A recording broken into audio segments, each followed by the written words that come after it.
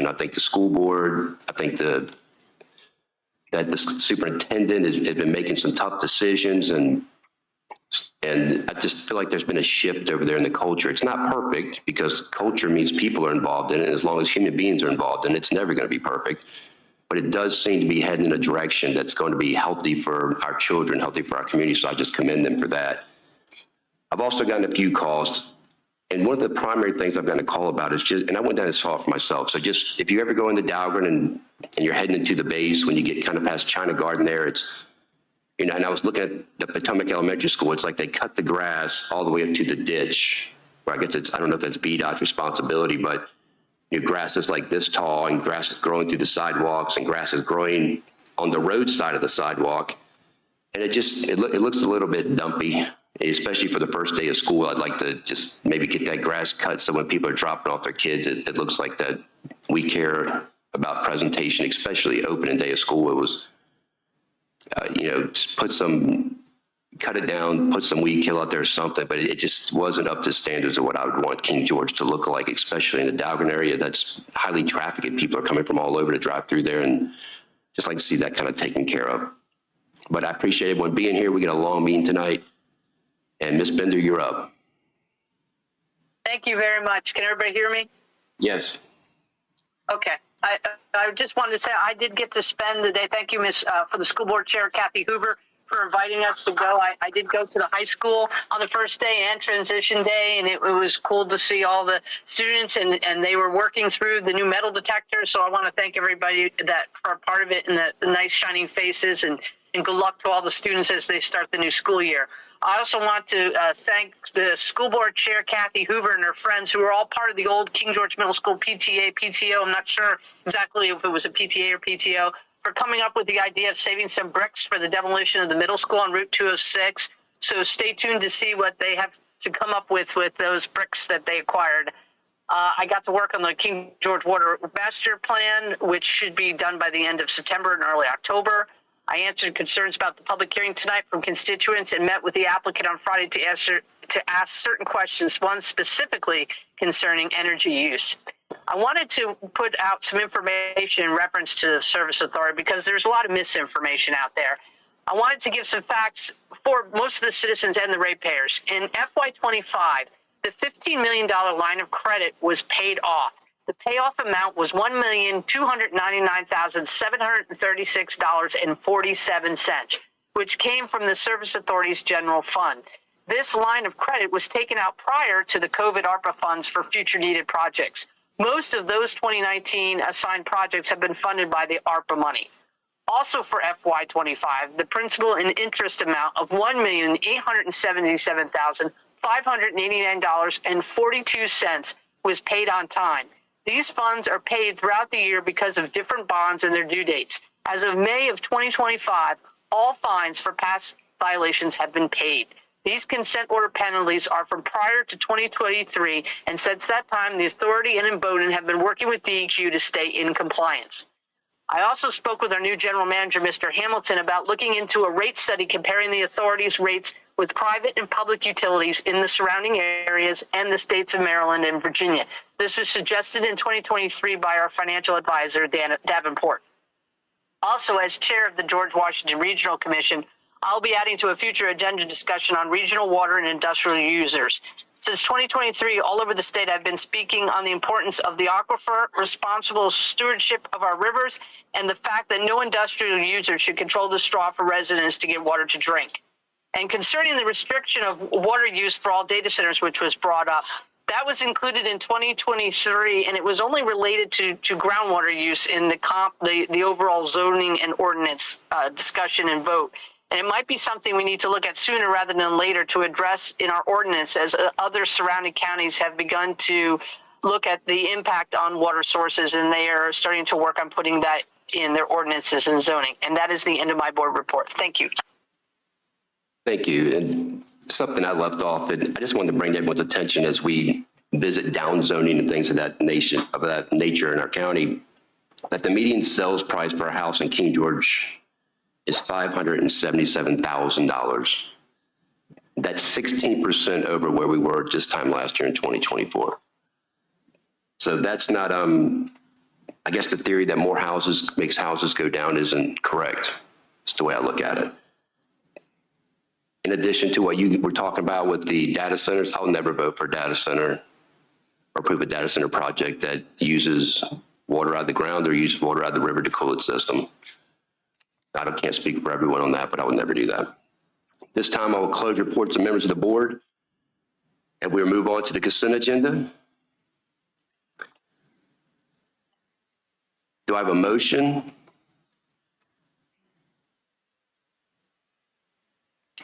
Mr. Chair, I move that we approve the consent agenda as presented in the online agenda for tonight. Second. Motion properly second. Any further discussion? By roll call, Mr. Stroud? Aye. Mr. Collins? Aye. Mr. Sullins? Aye. Ms. Bender? Chair votes aye, motion passes. Sheriff Giles?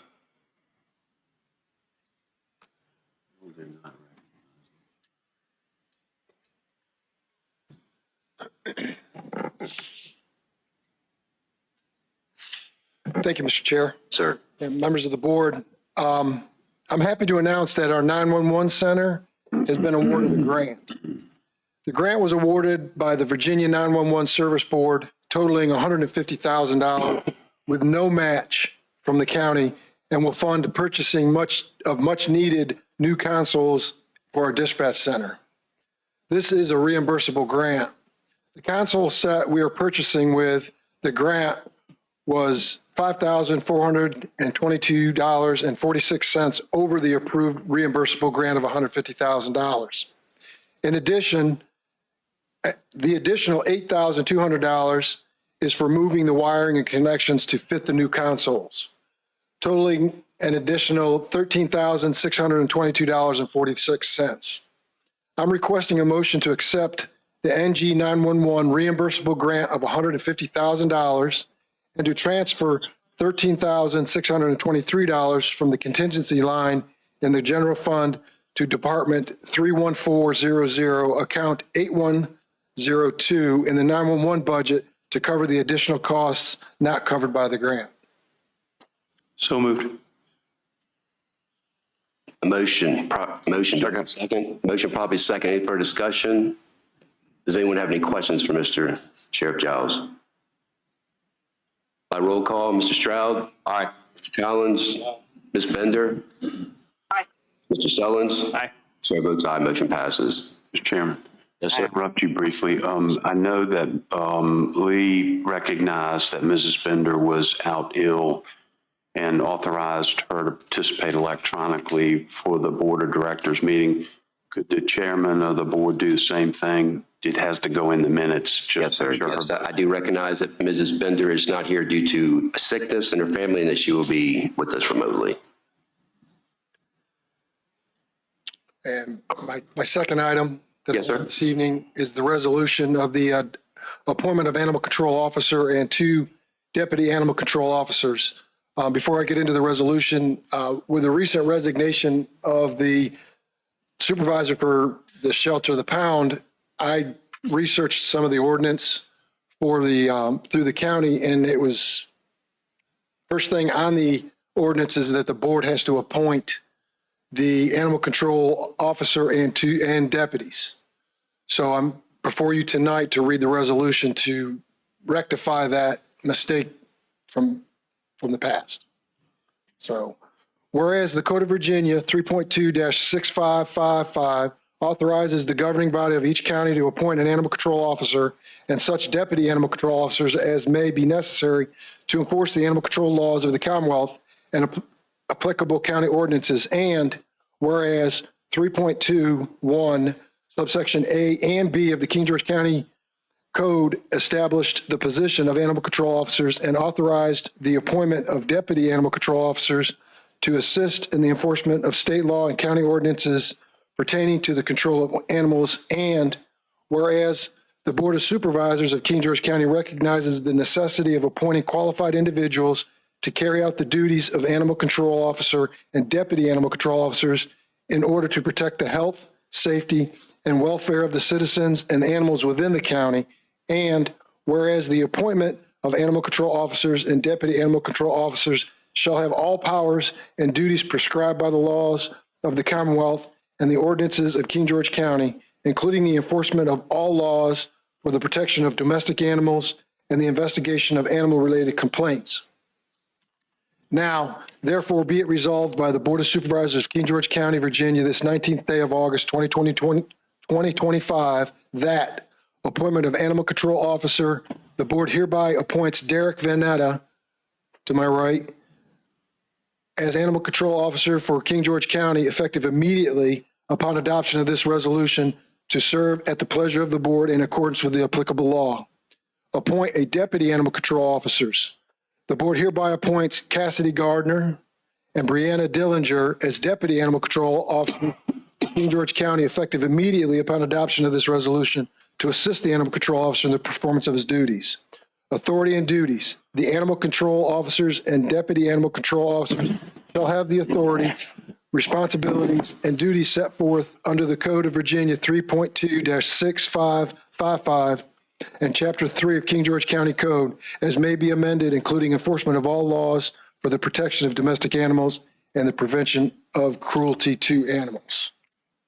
So I guess what I'm asking is that the board to go ahead and appoint these three as the animal control officers and deputies. Motion. So moved. Second.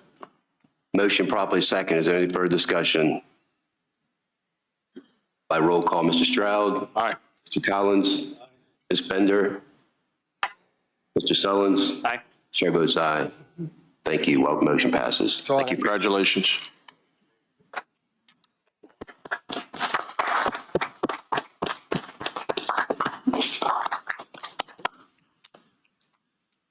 Ms. Courtney, you are up. Thank you. Good evening, Mr. Chair and members of the board. Tonight, I guess I'll wait for the PowerPoint to come up.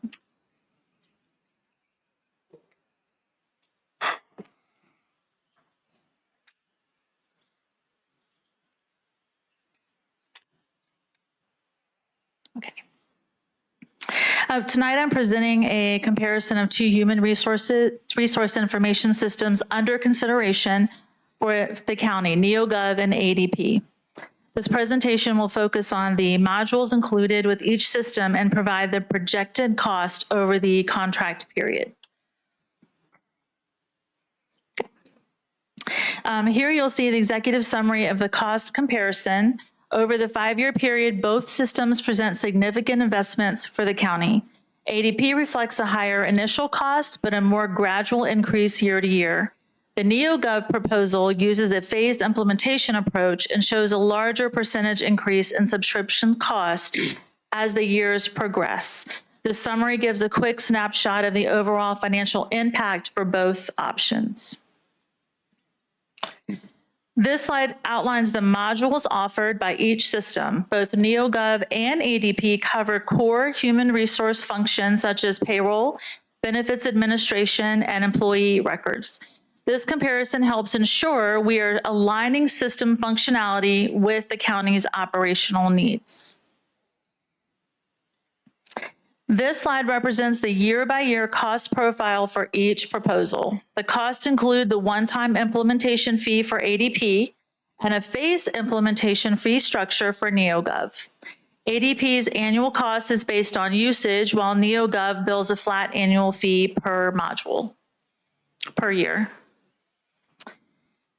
And so this concludes, I know it's kind of short, but the only thing I wanted to add that's different than information shared previously was that NeoGov, we did find there is a cooperative contract in Virginia, but it covers HR functions, not payroll. So maybe there's one out of state. Just wanted to share that. So I don't know if you have any questions. Mr. Collins, do you have any questions? Mr. Sullins, do you have any questions? Mr. Stroud? I do. I'd like to point something out. Can you go back to your second, I think it's your second slide. That one right there. Mm-hmm. Okay, so I don't have the piece of paper that I had stuff drafted on. I don't know if anybody does. Mr. Smolnick went to get it, but on this, if you look at the top row where it says head count, ADP, their basis is 475, where NeoGov's is only 285. So that kind of skews the math. That's not an apples to apples. You're correct, because NeoGov structure is based on full-time equivalent and full-time. So all are full-time plus any part-time, 20 hours a week, roughly 2 of those equal 1. So you're right, it's not compared in the same way, but it does include all the employees. We just had to go with what the proposal, what the quote provided. Right, but the thing is, and Mr. Smollett went to get the numbers for me, but Right. ADP is significantly cheaper over the length of the contract versus NeoGov. But this slide doesn't reflect that. Right, I understand what you're saying. Per employee cost, if you go by the 285 divided, I can't remember, I think it came out to 400 and something more for NeoGov based on the contracted, the way that they did the numbers for employee count. So you're right. So if Mr. Smollett makes it back, then I'll have that. But right now, just so the other board members are aware that ADP is significantly lower in cost. Mr. Stroud, so you were on that committee, so what do you advise? ADP, Okay. Make a motion for that? Were you? What do you suggest? You want to make a motion for that? Yeah, go right ahead. I was going to see if Ms. Bender had any questions first. Ms. Bender, do you have any questions? No, the only thing I wanted to point out is in the role I had over the last year and a half, I think it's really important we go to these services to have it all online because we use way too much paper, and I think this will be more efficient and a good use of taxpayer funds.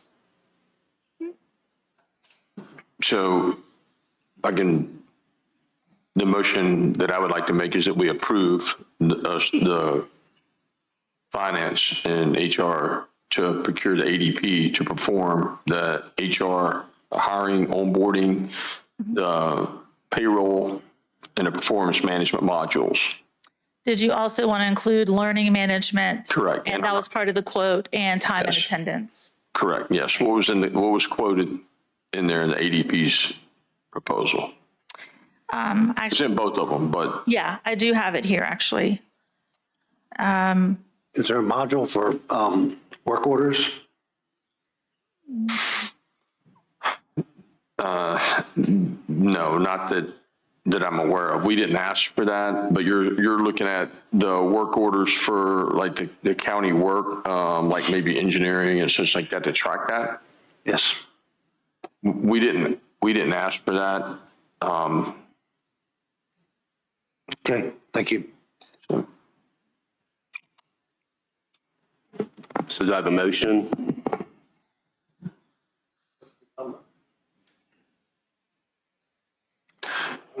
And the motion has got to be in the number. Yeah. So the motion would be with the approval of that would be for the implementation setup, which would be the $26,500, and the first year of $140,000. $466,041. Thanks. I do have the other information now. But that would be the motion that we approve the $26,500 for initial setup for ADP and $140,460.41 for the first year. So some of the advantages that the ADP offers is that they can start implementation anytime where NeoGov has to wait to the beginning of the year. But the bottom line is that ADP is $456.74 less per employee over the 5-year period. So. Could I amend your motion to be the total of $745,913.89 for the 5-year price lock plan? That's $2. So we want to pay up front for the entire contract or just to approve that at this point? Approve the total for the 5-year lock. Correct. Yes, sir. Thank you. Second. Motion properly second. Is there any further discussion? Ms. Courtney, do you feel confident the ADP will do the things that needs to be done? It will meet the fundamental needs that we have for onboarding, applicant tracking, and my brain went blank. It'll meet the fundamental needs of what we need, yes. Okay. By roll call then, Mr. Stroud, Aye. Ms. Bender, Aye. Mr. Collins, Mr. Sullins. Aye. Chair votes aye, motion passes. Ms. Courtney, thank you very much. You're welcome. Thank you. Mr. Clark, I think you're up. Smart Scale Project Application 08-09.14. Good evening, Chairman Davis, members of the board. I'm here tonight seeking your authorization for staff to move forward preparing smart scale applications for two critical transportation projects.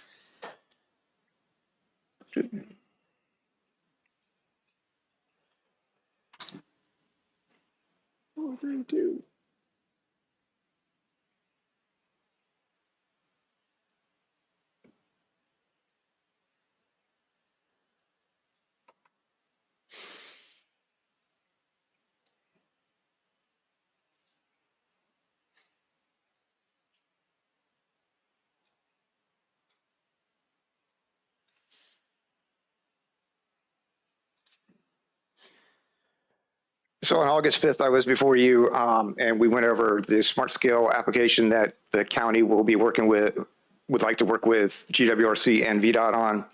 This is again, smart scale for VDOT is their funding program, how they decide and quantify each different project throughout the region, throughout this Commonwealth. For us, we are in category D, which promotes, the scores are highly on safety and economic development. So some of the projects we presented in the past didn't qualify. They're never going to score. So we did look at 6 projects that were brought up in the past. The one that we are recommending is the US 301 Owens Drive intersection multimodal improvements. Preliminarily, we've looked at a quadrant road. I do have a meeting tomorrow with the planners with VDOT at 2:30 to start hashing out more on this project and what steps it will need to take to come to fruition. GWRC, Carrie Eves, who's a transportation planner with them, who's assisting us with this through the rural work plan, will also be in attendance at that meeting. But the initial concept of this is right now, US 301 serves 22,000 vehicles a day, and by 2050, it'd be 38,000. Folks use Owens Drive as the cut through off Dahlgren Road to get to B-Gate. And by adding a quadrant road and eliminating the left turns, we will not only eliminate conflict points, we'll improve the future congestion grade, which will soon be an F to a B, and will allow for future development as well. This is not a new concept. VDOT is building these throughout the Commonwealth, and there's 4 that they're doing.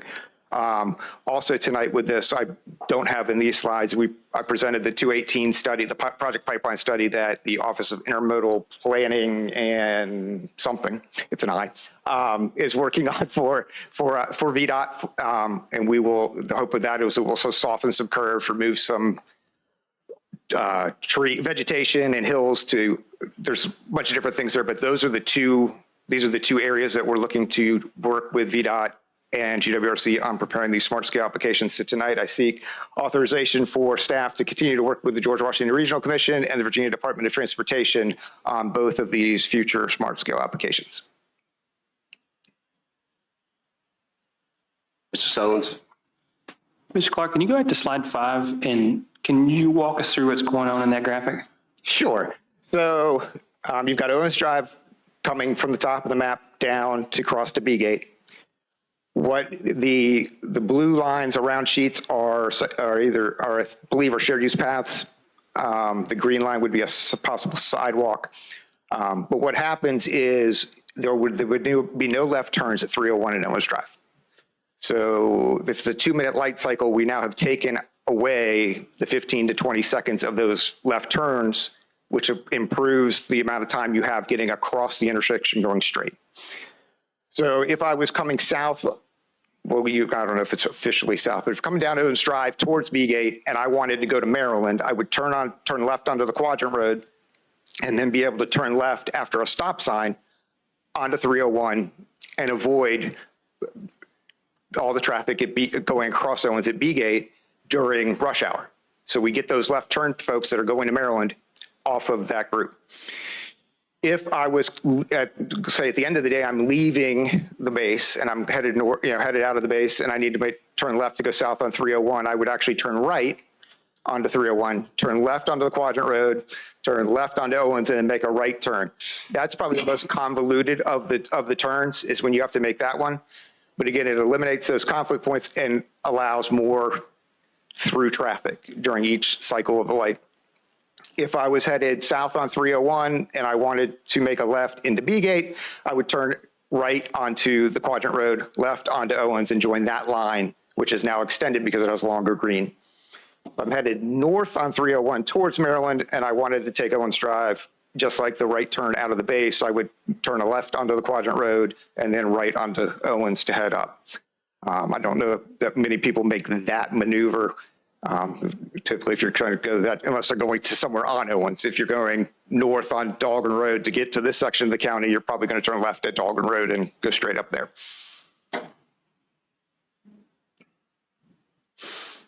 Very similar to what they have in New Jersey with jug handles that they've been using for a long, long time.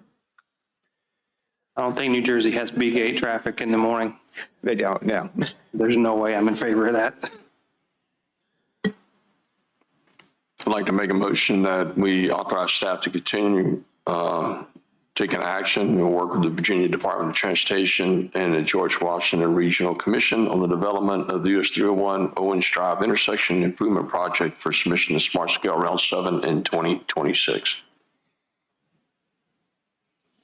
Mr. Chairman, and I apologize, don't mean to interrupt, but I'm just wondering if the base has had a chance to weigh in on this, since they cooperate with King George County on things, and we typically let them look at things that have an impact on them. We have not met with the base yet. We are in the initial planning phase of this. To be able to get VDOT on board, they need to know by September what project we would like them to help us work on.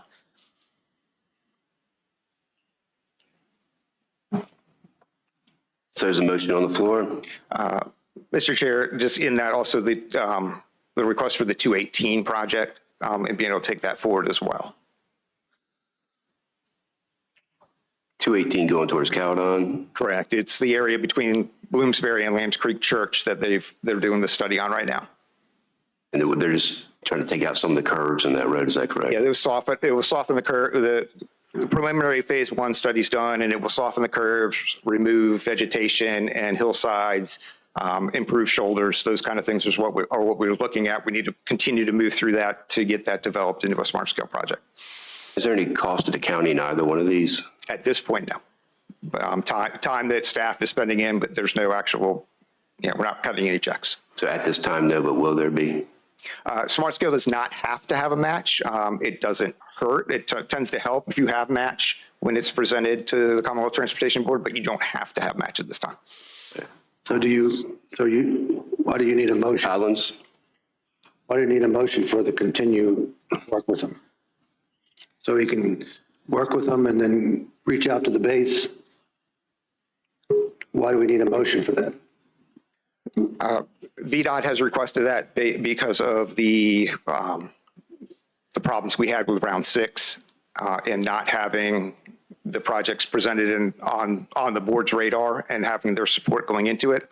Then when I submitted the pre-applications on behalf of the county, when it came time to get a resolution of support, I realized too late. One, late in the process that it was there because we were in transition. Previously, it was the economic development director who took care of these. And with some of the discussions the board had about different projects, I couldn't guarantee VDOT that we would have a resolution of support for those 2 items. So we ended up pulling them at the full application time. So we don't know what the cost is, so how can we support something just willy-nilly without a cost? That's what this additional work would be, is for us to be able to sit down with VDOT and GWRC and develop with the engineers developing what the costs are of this project. For our county, we have 3 locations that we can look at. It's this one, 218, which is that VDOT has already identified and has a study going on. And then 205, where we have a proffer that will be discussed later tonight about adding a turn lane. Mr. Beal, you had something to add? You have questions? Yeah, I'll just clarify, on the 218 project, the reason we're doing the study there, I'll put Mr. Collins on the spot because he doesn't mind. I think it was probably 2 years ago, you asked me, what can we do to improve safety on 218? Well, the first step is we do a study and we find out where the problems are, what we can do to fix them. And that's what the pipeline, so when they came to me and said, hey, where do you want to do a study? I said, well, let's do 218. And the purpose of the study is to generate a project that would be competitive in smart scale. So the intent of coming to you tonight to ask for support for these projects is to know that we're working on the areas that you want us to work on, so that VDOT's going to spend tens of thousands of dollars developing these applications, doing project refining sketches, doing investigations. There's a creek there next to that entrance. So my first question is, where are the wetlands?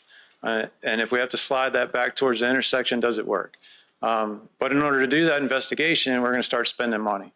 And if we get to you all at the 11th hour and you didn't want us looking at that in the first place, we've just wasted a whole bunch of taxpayer money and time, including King George County staff time.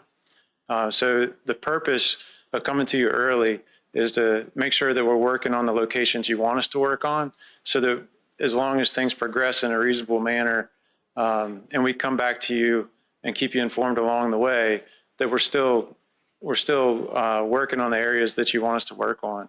What may be reasonable is that if this is something you want us to investigate further, is that you authorize us to do that, and then we come back to you in a month or two with an update. And if you want to kill it at that time, you kill it. But what we don't want to have happen is, as we get to March, we have a full application. We spent 50 grand developing it, and you all won't pass a resolution to support it for the application to be scored. As far as your question about dollars, Chris is obviously going to have some staff time. Smart Scale is a cost benefit score. So if you end up with a $10 million project and the county doesn't put any money on it, the score is divided by $10 million. And the score is what the score is. If the county wants to improve their score and they have a $10 million project and the county comes up with, say, $2 million of local funds, then they have an $8 million ask and their score is improved. But you don't have to include any local funds. You can ask for the full project, the full amount. And typically in the Northern Neck residency, actually in every Smart Scale application in the Northern Neck residency, the localities have asked for the full amount. Stafford and Spotsylvania, they'll buy down that price. But in the Northern Neck, the localities have asked for the full dollar amount, and no locality has spent a dollar other than staff time on the projects. Who owns that land right there that we're looking to cut through? I don't know. No one's spoken to that landowner? The Monmouth Limited Partnership owns that, so I have spoken to well, they're all minority owners, so there's no majority owner in the property, but I've spoken to one that their family is a decent piece of it about what could be done there. Okay, Mr. Sullins. So maybe I jumped on that a little too quickly before. I do want to ask another question. Can that be time of day dependent? And the reason I ask that is because in the morning, it takes a long time. Traffic backs up in all directions as it is, and you're adding 2 additional traffic lights and routing people back around to come down a 2-lane road instead of a 4-lane road. In the afternoon, because coming off the base, that's the base leaving at the bottom, you have 3 different roads feeding into 2 lanes to get off base. And the way that traffic light is set up, it can take anywhere from 5 to 20 minutes to get off. It's harder to get off the base in the afternoon than it is to get on in the morning. And you're adding with this 2 additional traffic lights for people to get off. That is, once again, prioritizing through traffic, and people are going to be locked into the base and you're really hampering one of only 2 exits where 15,000 people are trying to go home in the space of 2-hour time. Yes, sir. That's part of the research. So can you make it time of day dependent? I don't know that answer. I am not a transportation professional. Okay. I pretend I play one on TV. And that's why we're asking for this ability to meet with the experts at VDOT and with GWRC, FAMPO to really plan this out and look at it. Yep. I and a bunch of my friends are the angry people waiting in line to get off base in the afternoon. So you can see why I'm a bit passionate about this one. So, Mr. Collins? so can we let the motion die and then just continue working on it and come back in a month? I think what they're looking for is not a motion, but just an agreement from the board that, yes, continue doing your efforts. Is that right? That we're interested in pursuing to see what it's going to look like. What was the motion? So I need to either retract it or amend it Just retract. for the 218. So I will retract the motion as stated. Ms. Bender, do you have anything to add? No, working at least on the smart scale at GWRC, this is very important to put in applications that we have these studies done. But I understand the need possibly for more information. But I do have a question for Mr. Beal or Mr. Clark. Is this time sensitive, or could another meeting go by before this needs to be something, a resolution or some kind of papers in the board supports the further looking into this matter? Ms. Coffey and Ms. Lord from VDOT have asked that we have an answer by September. So I think I should be able to return the first week. I do have that meeting tomorrow. Ms. Coffey and Ms. Lord will both be there. And so we can discuss that, and I can come back for the first meeting in September. Could you, Mr. Collins? thank you, Mr. Davis. Thank you. Could you get with the base before September? Yes, I can get with Mr. Lynch and see who it is that we would need to speak, who would be the proper contact for us. So all this on Owens will definitely affect all that traffic, so they should have some involvement. Thank you. So it sounds like to me the will of the board is to move forward with your study in pursuit of this. I don't know if we need to wait till September. I think that you need to include speaking with the base into that. Is that what you need to hear from us? I think if I come back in September, the VDOT, Kathy Coffey from VDOT would like us to have a vote from the board saying that you would like us to move forward to this because of what happened with round 6. All right. That we know the board's on. So is there anything that's stopping us today from, our agendas keep getting packed because we keep kicking some things down the road that we're just going to vote yay or nay on to begin with?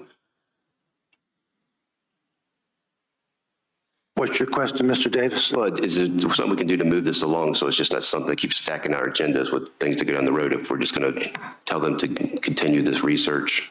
Well, they should continue the research so we can get a full picture of what the opportunities are and what the plan is, and have the base, put in on this information so we can.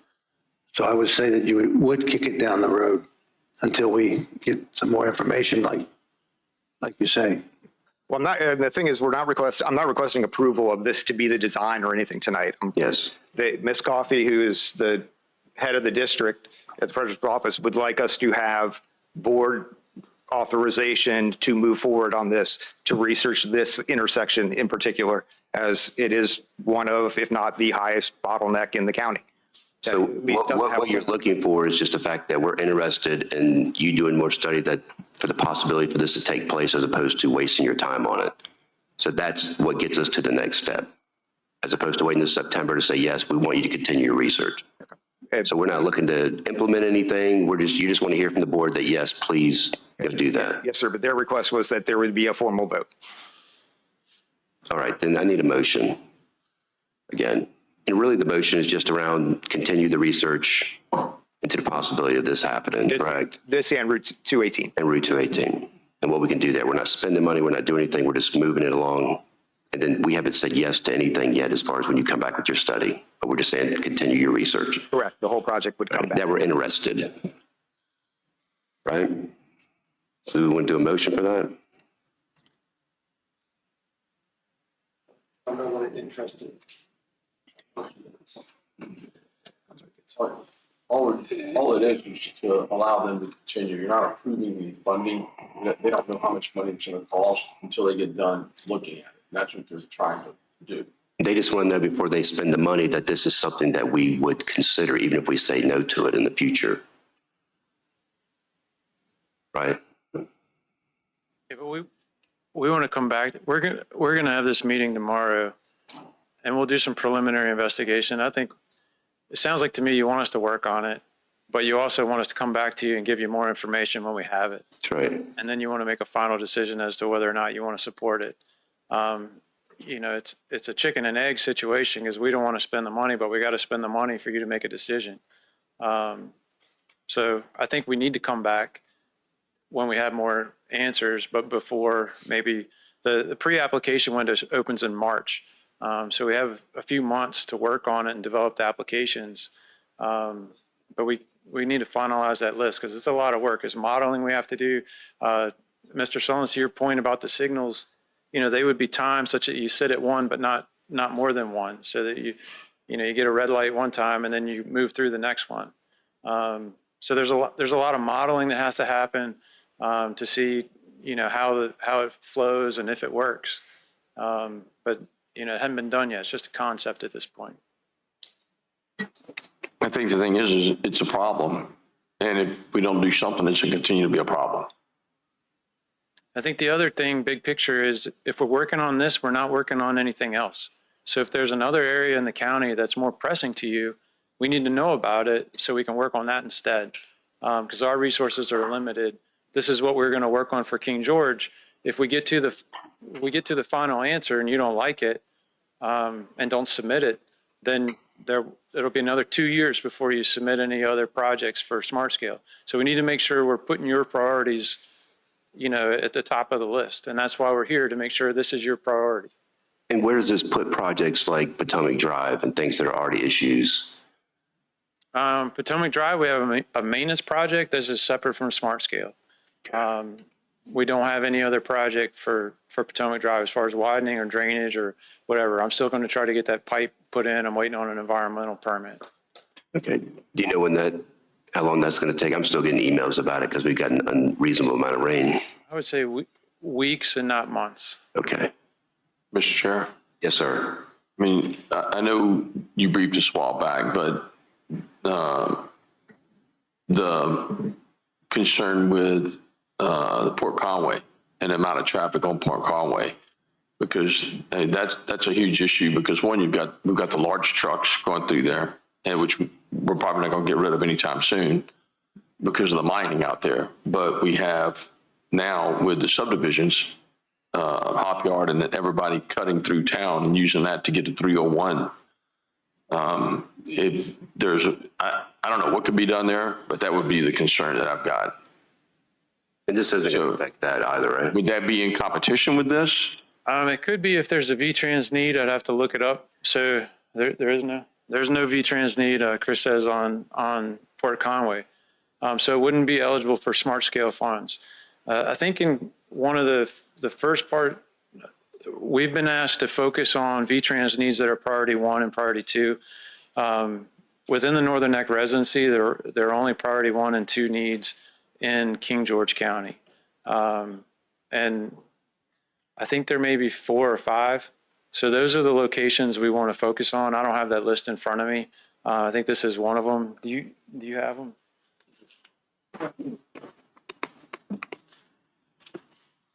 And the reason we're focusing on those locations is because if you submit a priority 3 or 4 need, it's not likely to score well. Correct. So we'll do the application, we'll get everybody's hopes up, and then you don't get funding. So we want to focus on the things that are going to compete. Mr. Sullins? So one of the things that's been brought up in the past that didn't get a whole lot of traction is possibly putting a traffic light on the other end of Owens Road, with the potential for putting a group of townhomes in there with the traffic that's going to be coming through because of the the Pyramid Healthcare Center that's there. There's going to be a lot more traffic on that, and I foresee this jug handle thing creating more traffic on the other end as well. Is it possible, since it's the same strip of road, if we do decide to go with this jug handle thing, to put a traffic light on the other end of Owens Road? That way, instead of people having to turn, go through, roundabouts and turn back and yada, yada, yada, just go straight down to the other end of Owens and take a right or left as appropriate. In other words, let's keep looking at what you're talking about. Let's do the modeling that you're asking for and look at the timing, but include in that a traffic light on the other end of Owens Road about 6 miles away.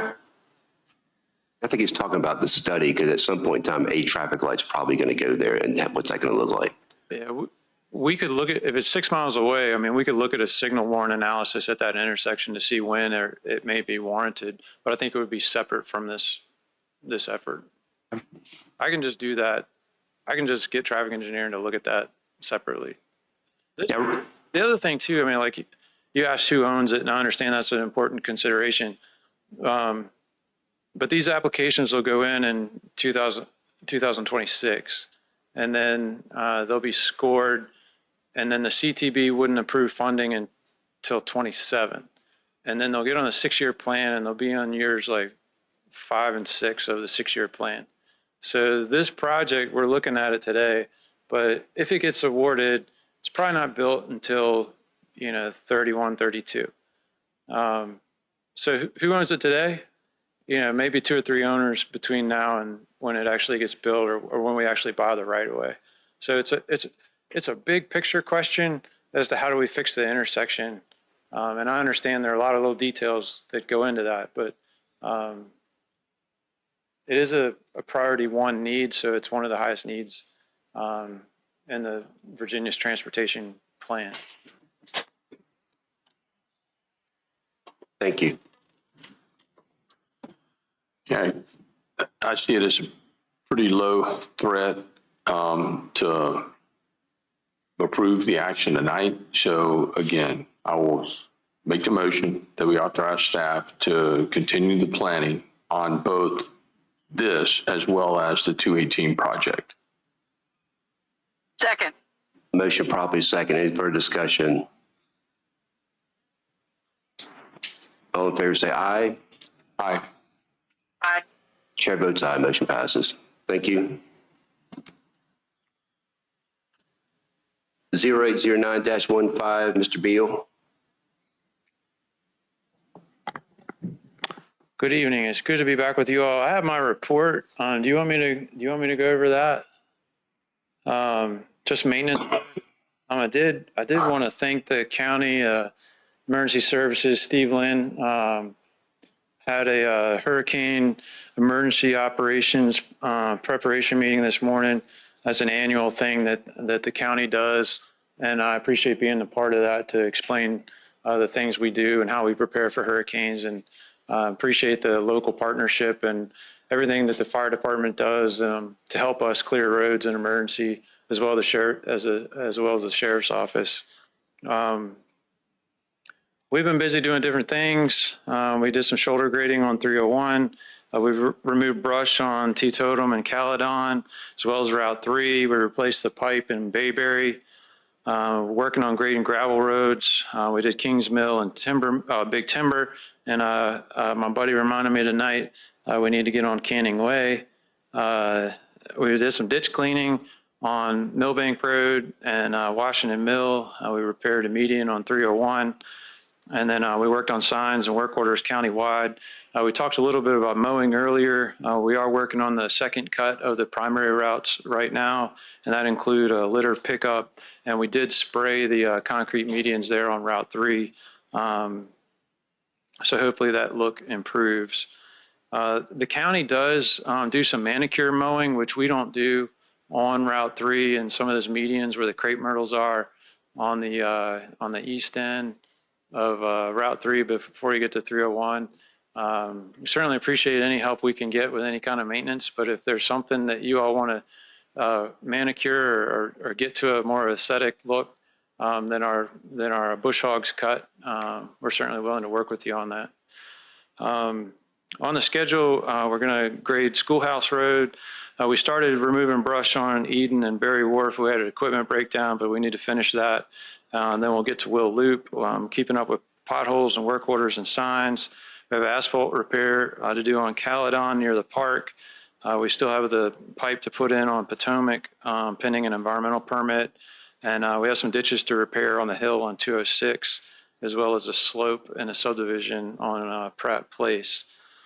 The middle school project, the county's administering that. I think we're waiting on a revised request to administer form, and then that one can move forward. The King George Middle Sidewalk was a transportation alternatives project, and that is federal funding, and we're planning to do that with state forces to save some money, but we do have to get federal authorization in order to do that and not put it out to bid. So that's where that stands. We're working on that federal authorization. The HSIP is Highway Safety Improvement Program. We're going to pave the shoulders on Route 205 from Route 3 to 301. That pre-construction meeting was this week. The contractor is going to start that work. Well, there are about 5 segments on that contract. This is one of the 5. And they're going to start their work right after Labor Day. And as soon as I have a schedule as to when they'll actually be on 205, I'll let you know. Bald Eagle, remember we split that into 2 phases back in the spring. We're going to start on the first phase later this fall. We've submitted our environmental permits for that. The 2 smart scale projects there, both of them are in the right-of-way phase, so design is complete, and we're working to acquire the right-of-way for those. Those are the updates I have for you all for maintenance. Do you have any other concerns for me, maintenance-wise, that you haven't already expressed? I think recently, about Brick House Road, do we need to talk about that at all? It was off of Brick House Road, the one that I brought you with the notebook. Kitchen Point. Have you had a chance to speak about that? So this is the, Mr. Beal, this is, I know we meet with Dr. Boyd's office. This is the addition of Kitchens Point into the 6-year secondary plan, but I believe that would be done next year. We would add that in, and then we could use telefees to pave. I think it's when you pull in Kitchen Point segment to the right is not accepted into the system. Right, there's one cul-de-sac there that's not in the system.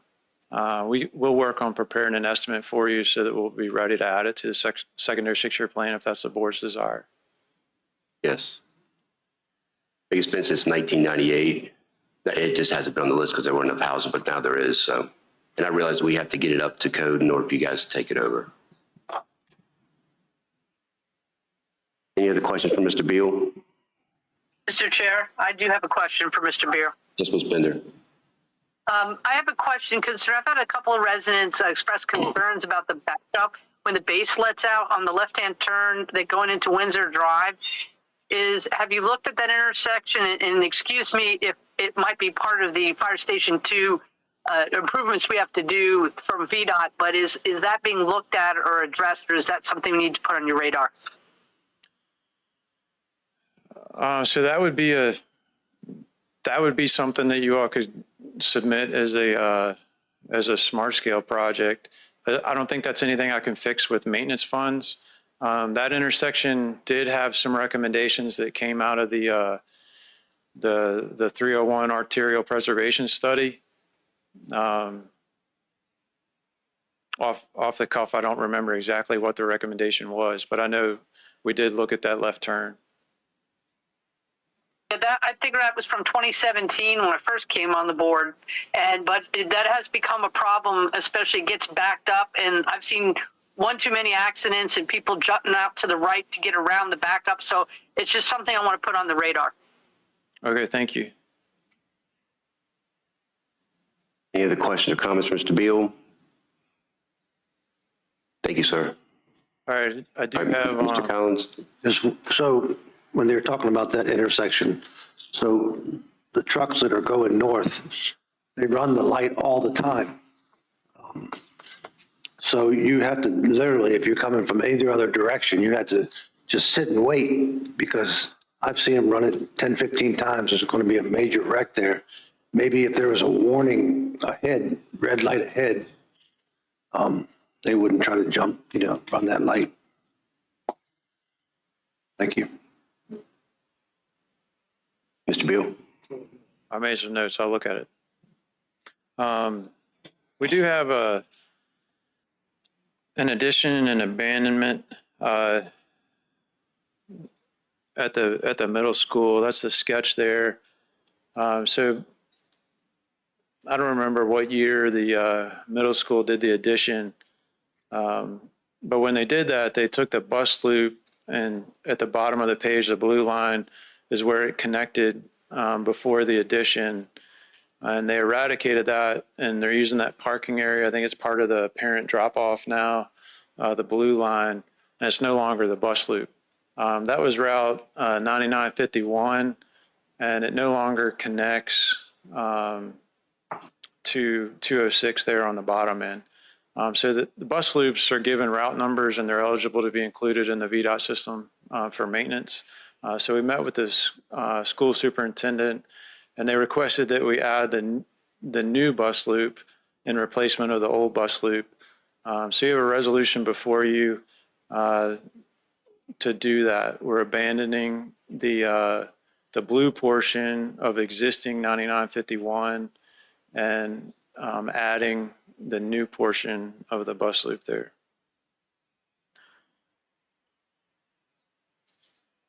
That's the section of the road that goes around the teacher's parking lot and where the farmer's market is. I'm not familiar with the farmer's market, but The big parking lot right there in front, yes. It used to be the teacher's parking lot. I don't know if it still is, but, and they blocked off that one entrance. So you're just saying take that road that they used to use off the list. right. That alignment is still in our inventory for maintenance, but there's no road there anymore. So this is we're just shifting our inventory to what the bus loop actually is now. Okay. Mr. Voigt, can you just bring up the diagram, or Mr. Dines, one of you too, so we can clearly state with the color. So the blue line is was the old bus loop that will be abandoned. The green line will remain, and the red line that goes in front of the school parallel to Dahlgren Road is the new addition into the system. So can y'all explain what abandoned means? Because, I mean, there's still parking lots on either side of that blue line. How will that be maintained? So the school would maintain that. You're just asking VDOT to abandon maintenance of it because it's not eligible as a bus loop anymore. Gotcha. Okay. We're just kind of cleaning up our records here. Gotcha. Okay. So it's part of the secondary system, and the secondary system is operated by VDOT at the request of the county. So we're coming to you, asking you to update the record here. Gotcha. And so does that make it kind of, I guess, a part of the parking lot now that the school maintains? Awesome. Yeah, it's just a drive aisle in the parking lot. Cool. Thank you. And you just need our permission to do that? You're gonna ask us to take in the new loop and to get rid of the old one. So do you need a motion from the board on that? Yeah, there's a resolution. Yeah, Mr. Chairman, it would be through adoption of resolution R-14-25. Do I have a motion? Mr. Chair, go ahead. Ms. Bender? I said so moved. Second. Motion properly second. Any further discussion? All in favor say aye. Aye. Ms. Bender?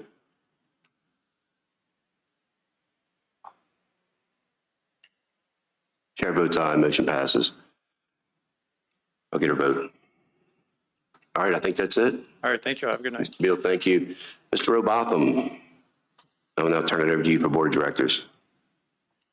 Thank you, Chairman Davis. So we'll move on to the consent agenda for the Board of Directors. And with that, I will ask if there's a motion. Mr. Chair, I make a motion and we approve the consent agenda as presented. Second. All right, motion properly seconded. Any comment or discussion?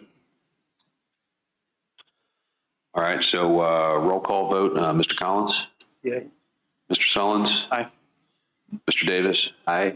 Ms. Bender? Aye. Chair votes aye, motion passes.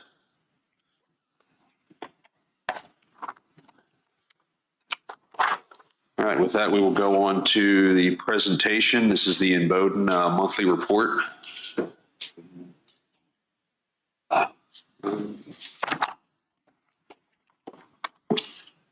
Good afternoon, everyone. We don't really need a slide deck for tonight. The month of July was pretty uneventful in water and wastewater. One thing I would like to report is all water samples, wastewater samples were collected. All of the water and wastewater systems are in compliance for the month of July. We had no operational issues. And with that, that really summarizes the whole month. It was pretty quiet on our end. And does anybody have any questions for me? Not a question, just a comment. That's an awesome report. It's good to hear that. It's nice to hear that, isn't it? It's nice when we don't have much to say. So if nobody has any questions, then we'll move on to the next meeting. Thank you. That sounds good. Mr. Stewart, I did skip over the minutes. Do we have to go back for that, or is that covered? It was included in your consent agenda. Got it. Thank you. All right, with that, we will move on to the discussion items. SA 808 is the DEQ grants update. Mr. Hamilton. Good evening, folks. I just want to introduce myself again. I'm Dan Hamilton. I'm the new general manager of the Service Authority. These next two items are just responses to issues that were brought up, I believe, at the August 5th meeting by Mr. Collins. And I wanted to make sure that for the record, I did electronically send you a copy of the most recent correspondence with the Department of Environmental Quality regarding septic receiving upgrades to the Dahlgren wastewater plant, and there what I'll consider optimism about the possibilities of creating a facility that could accept septic receiving, which is wastewater that comes from on-site septic systems serving residences and other businesses that are not connected to the wastewater collection system. And you had also asked about the deadline for the grant. And in fact, that deadline was July 25th of 2025 for the current year's grant funding availability. But I believe this program is available each year, and therefore I assume that we could go ahead and move forward with this type of research, design, and proposal and seek funding in the coming year with a deadline probably of July 2026. And this does time up well with the $4 million bond sale, the revenues of which we received this week, I believe. And we're going to set up a meeting with Bowden and in Bowden to discuss the operation of the Dahlgren plant and how we can best spend that money, and we'll certainly involve DEQ to see about making those upgrades. So I hope that addresses your questions there. And the second item was the Dahlgren water leak update, and I apologize. I should have been a little better managing my time today. I had intended to send you the results of the audit that was done by the Virginia Rural Water Authority back in September of 2024. And I didn't get that sent out to you today, so I promise you'll have that tomorrow morning. But just in short, they did send a technician out last fall. They identified some issues with potential leak near the production well that was there. They also used microphone equipment to survey and basically listen for leaks on parts of the water distribution system, i.e. fire hydrants and distribution valves. And they identified 4 fire hydrants, I believe, that were leaking on Dahlgren Road. And those fire hydrants were actually replaced within the last 3 weeks. The leaks there were, if you know how a fire hydrant works, there's a weep hole at the bottom when you close the fire hydrant. It allows the water that's in the hydrant to drain out so it doesn't freeze in the wintertime. And apparently the hydrants, probably because they're subject to groundwater there and of their age, basically were weeping water. So I'm not going to tell you that that was 1 million gallons a month or 2 million gallons a month of leakage, but there was leaks there and they have been replaced. So some of the concerns that were identified in that audit, and I still need to do some further research on this because I have some questions about the data, but it appears that one of the main production wells there was replaced, as so was the master meter. And so when you're looking at the amount of water that's produced versus the amount of water that's billed, The original production meters were likely under reading. Water meters, when they fail, they don't overread, they underread.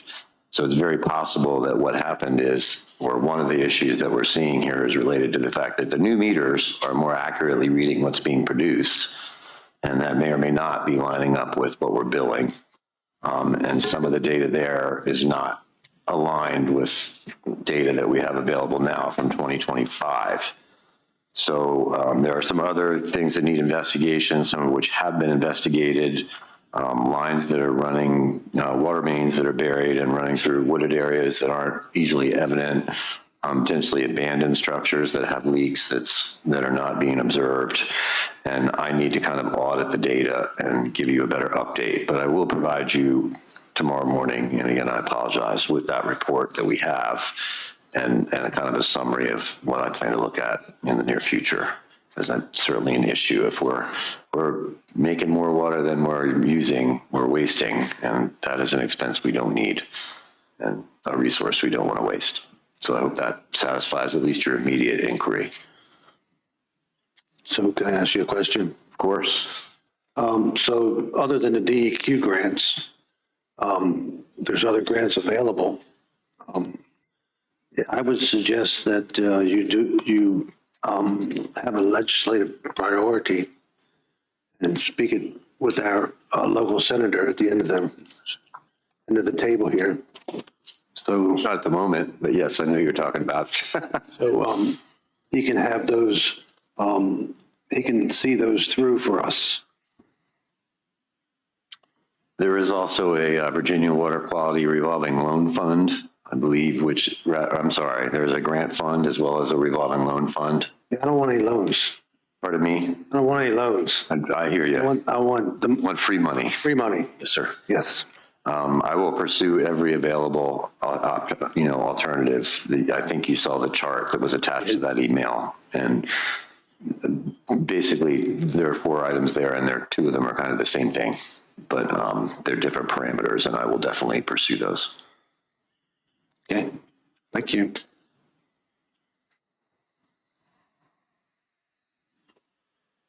You want me to just go ahead and continue with the manager's report, since that seems to be next on the agenda? And of course, that's essentially what you were just getting. So on the agenda, the word muni billing is listed under my report, and I apologize, that really shouldn't be there. But in reference to the comment by, I believe it was Mrs. Dodge earlier, and her concerns about debt service and what that cost is, and potential changes in the billing system that would eliminate her ability to pay by check, therefore cost her a fee. None of those are discussions that I'm aware of at this time. We're definitely taking a careful look at the current billing system. There are some issues. I just had a meeting with the treasurer and the finance staff today, and I'll certainly give you an update when it's appropriate, but I'm not planning on any, I don't have any obvious change or motions that are necessarily related to that. And I would welcome the opportunity to speak with Mrs. Dodge if she's out there. Please reach out to me. I would be glad to speak personally with you or answer anybody else's questions, but I certainly didn't come to King George County with the idea of doing anything except trying to be a good steward of our resource and improve the efficiency of the way we operate. And there are definitely some efficiencies that I've already identified. There's also a personnel issue that we've kind of been able to hopefully make some changes with an existing part-time staffer and move him into a full-time role. And that, I believe, is going to mean that effective within the next week or so, we're going to sort of restart our FOG program, which means fat to oil and grease inspections in commercial facilities that will hopefully basically one person doing 2 jobs.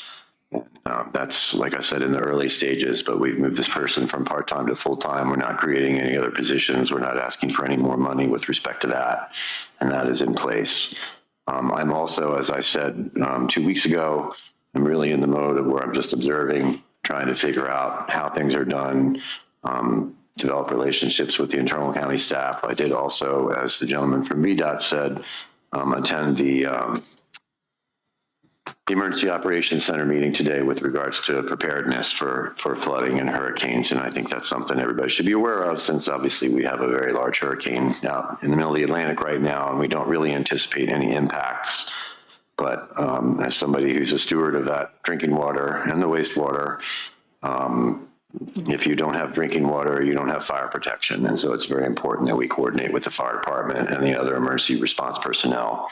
And I was grateful to be a part of that.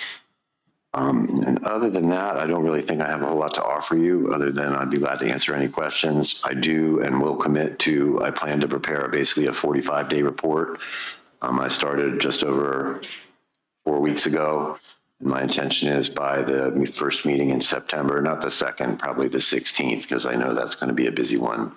I will present to you like a 45-day report. And then subsequently, my intention would be to commit to a 90-day report and to make recommendations, tell you what I've observed and where I think we need to focus. As I said before, I'm just trying to make sure that we fill existing vacancies within staffing. We're shorthanded, and find ways to operate more efficiently and be a better steward of your dollar as well as of our drinking water. So I think that concludes my report, unless you have any questions. Yes, sir.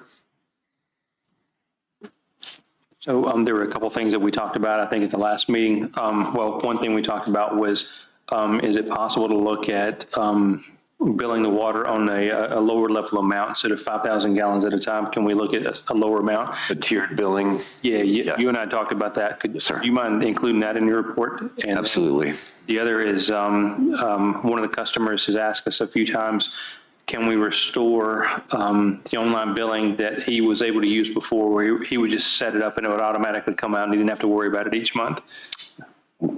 We had that conversation today, the treasurer and I and the staff from the finance office, and I believe that is what we are striving for. There are a lot of complaints about the current system. Again, I don't want to make commitments I can't keep at this point, but I wanted to make sure I communicated with the relevant staff, and we are well aware that there are problems right now. People are trying to pay by phone, and that's difficult. There are some people, I think, who were used to the auto pay system and who are now realizing that they don't have that. We have a solution, and I believe we just need to pursue it and put it in place. And I suspect within the next 2 to 4 weeks, you'll be hearing from me again about that. Yeah, I appreciate you. Tiered billing is going to be a long-term thing. Now is an update. Yes, sir. Yeah. And just to be clear, the tiered billing is something I absolutely think is the right thing to do. When you have a brewery, for example, that maybe needs 100,000 gallons of water today, the impact on the system and the amount of resources it takes to have that available is a far greater financial demand on the utility than your average home that maybe has 3 people in it that's using, a few hundred or 1,000 gallons a day. But we're going to probably have to do some type of a rate study. But it's very common in this industry now, and I would absolutely tell you that I would support it. It's just going to take a little while to get that done, and hopefully do it in a way where we only do it once and get it right. So yes, sir. Any other questions? Ms. Bender? No, I just wanted to make sure we put that rate study on Mr. Hamilton's list, but Mr. Solons put that up. It is there, Madam Chair. Excellent. With that, I will move on to the secondary public comment to address meeting items. Real quick, I'm sorry. Sure. Chair, did we address the Dalgren water leakage? I thought that's what we were discussing when I mentioned the water audit, and maybe I wasn't clear about that, and I apologize. Are you looking at, I know that we have pretty much spent all of our free resources into that, right? Pardon me? Pretty much used all of our free resources into that. That is correct. And I have a proposal in hand right now that would involve a reasonably significant expense to do a second level audit. But before I wanted to present that to you as something that I think we should pursue, I need to take a second look at the numbers and make sure that there is in fact a large disparity. I want to go and make sure that we've identified every account, that they all have an active meter and that they're being billed. I want to double check, because we're billing by every 2 months, that we're aligning the billing and the meter readings that we are charging for against the production readings that we're getting, and that involves coordination with the BOD staff. And before I come in and suggest that we spend any money on additional resources there, that we've eliminated all possibilities internally, that there's just a mathematical problem that we haven't identified. Does that make sense? Is there a timeline on when we're going to pull the trigger on? I would say, I would shoot for like by the end of September, early October. We either need to identify, do we have a leak that we can't find and spend more money looking for it, or was there an issue with the data? And I say that sooner rather than later because it's right now, as far as any economic development right now, I understand. Kind of shut down. So I can also say that because we've been in such a drought, other than the last couple of days, we've identified a number of leaks. We fixed 9 leaks in the last 2.5 weeks. And according to the maintenance staff, that's very unusual. They may or may not have had 9 leaks all year. And some of those were in Dahlgren. In fact, 2 or 3 of them, a couple of them were related to the fiber optic cable being installed on what I believe is Dahlgren Road. Utilities that weren't correctly marked, and unfortunately they drilled through our water mains and we had to fix them. But those you find pretty quickly. But the long-term leaks, service line leaks, fire hydrant leaks, things like that, this is the time of year where they appear because you don't have a lot of groundwater and surface water to kind of mask them, if that makes sense. So, yes, sir, I will make that a priority. I understand there's issues there. So are we producing 1 million gallons of water more than we're using? Or we don't know? That's a question I'm not confident that we have the accurate data to answer. That's a lot. I have data through February. What does that look like? Pardon me? What does that look like? There are some negative numbers in the data that don't make sense. So I'd say I have no confidence in it. So do you think we have 1 million gallons of water leaking? I think there's a pretty good chance that there might be an unmetered connection.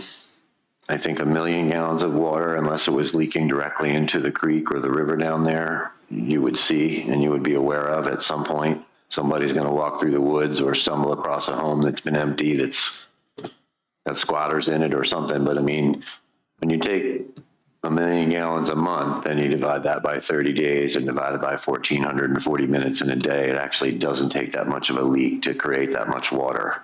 1 million gallons a day, that would be a lot different. But like I said, I'm not confident in the data that I have. Some of it appears to me to have negative numbers in it, and how do you get a negative reading, and was that used in the spreadsheet calculation that was presented to me is just an analysis I haven't performed yet.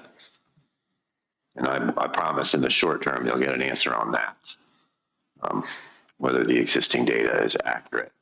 I'm just going to look at the last 3 or 4 months. Leaks don't get better, they get worse. So if you've got a leak, it's going to still be there in the data. The question is, where else could it be? And like I said, I think there's a better chance that, I don't want to make any accusations, but what's the possibility that there's a water line that feeds Dahlgren that no one knows is there? Well, I guarantee there's a high rate. I've seen that before. Let's put it that way. From the history of the Water Authority, and we're also seeing, we're seeing fluctuations. Some months are higher and some months are lower. And again, if there was a leak, it would be getting worse and worse and worse. So I'm suspicious of the data, but I'm certainly not discounting it. I just think there may be another possible answer here. Okay, thank you.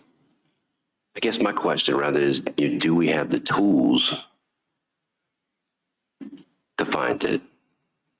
Is where I'm kind of at. Like, are we just, I know that the data you got through February, I'm not sure why that's all you have, but I know that they're so far behind on some of that stuff. But I'm just wondering, do we have the tools to locate this? We may not. I mean, there's acoustic equipment, and then in today's technology, there's drones with LiDAR that can fly around and use heat signatures that look for water leaks, as well as computer correlated microphones that can identify baseline sound versus high-use sound and what's happening at 3 a.m. versus what's happening at 3 p.m. We certainly don't have that technology, but as I said, what we need to do is go and make sure that every connection in Dahlgren is actually got a meter on it and that we're billing it. Because there could be a meter out there that somehow slipped through the cracks that's just not in the billing system. And if you take the data out of the billing system, and you're not billing for it, then it looks like you're losing it, when in fact you're not. You're just losing the income. And that's what concerns me. I know there was a transition 2-3 years ago from a manual read system to an automated read system. And I know there's been at least one case since I've been here where we found one that's got a meter on it that wasn't being billed. Wasn't in Dahlgren, but if there's 10 of those in Dahlgren, that could be a big chunk of what we're talking about. All right, and do we have the ability to locate those as well? We do. Okay, that's So as far as I'm concerned, we do. We will, if it takes all hands on deck, I mean, that's what we'll do. I'll go there too. And this precedes you, I understand this has been going on for a minute, so. But if there's 682 accounts in that system, I want to go and make sure that all 682 of those meters have a serial number that's in our billing system and that they're being billed. And if they're not, is it off? Because we also could potentially have one that somebody turned on after we thought they were shut off because they were non-payment or maybe a resident passed away. All right. There's things like that, like I said, I don't want to make excuses. I'm just telling you, I'm not confident in the data that we have, though I could sit here and say, there's 2 million gallons a month that's just going out in the ground that we're not billing for. Yeah, and the reason why I'm asking, I just don't want to stretch this out, knowing that we don't have the abilities to locate it on our own, no matter what it is. And I think it's something like $20,000 or so. What's the cost on that?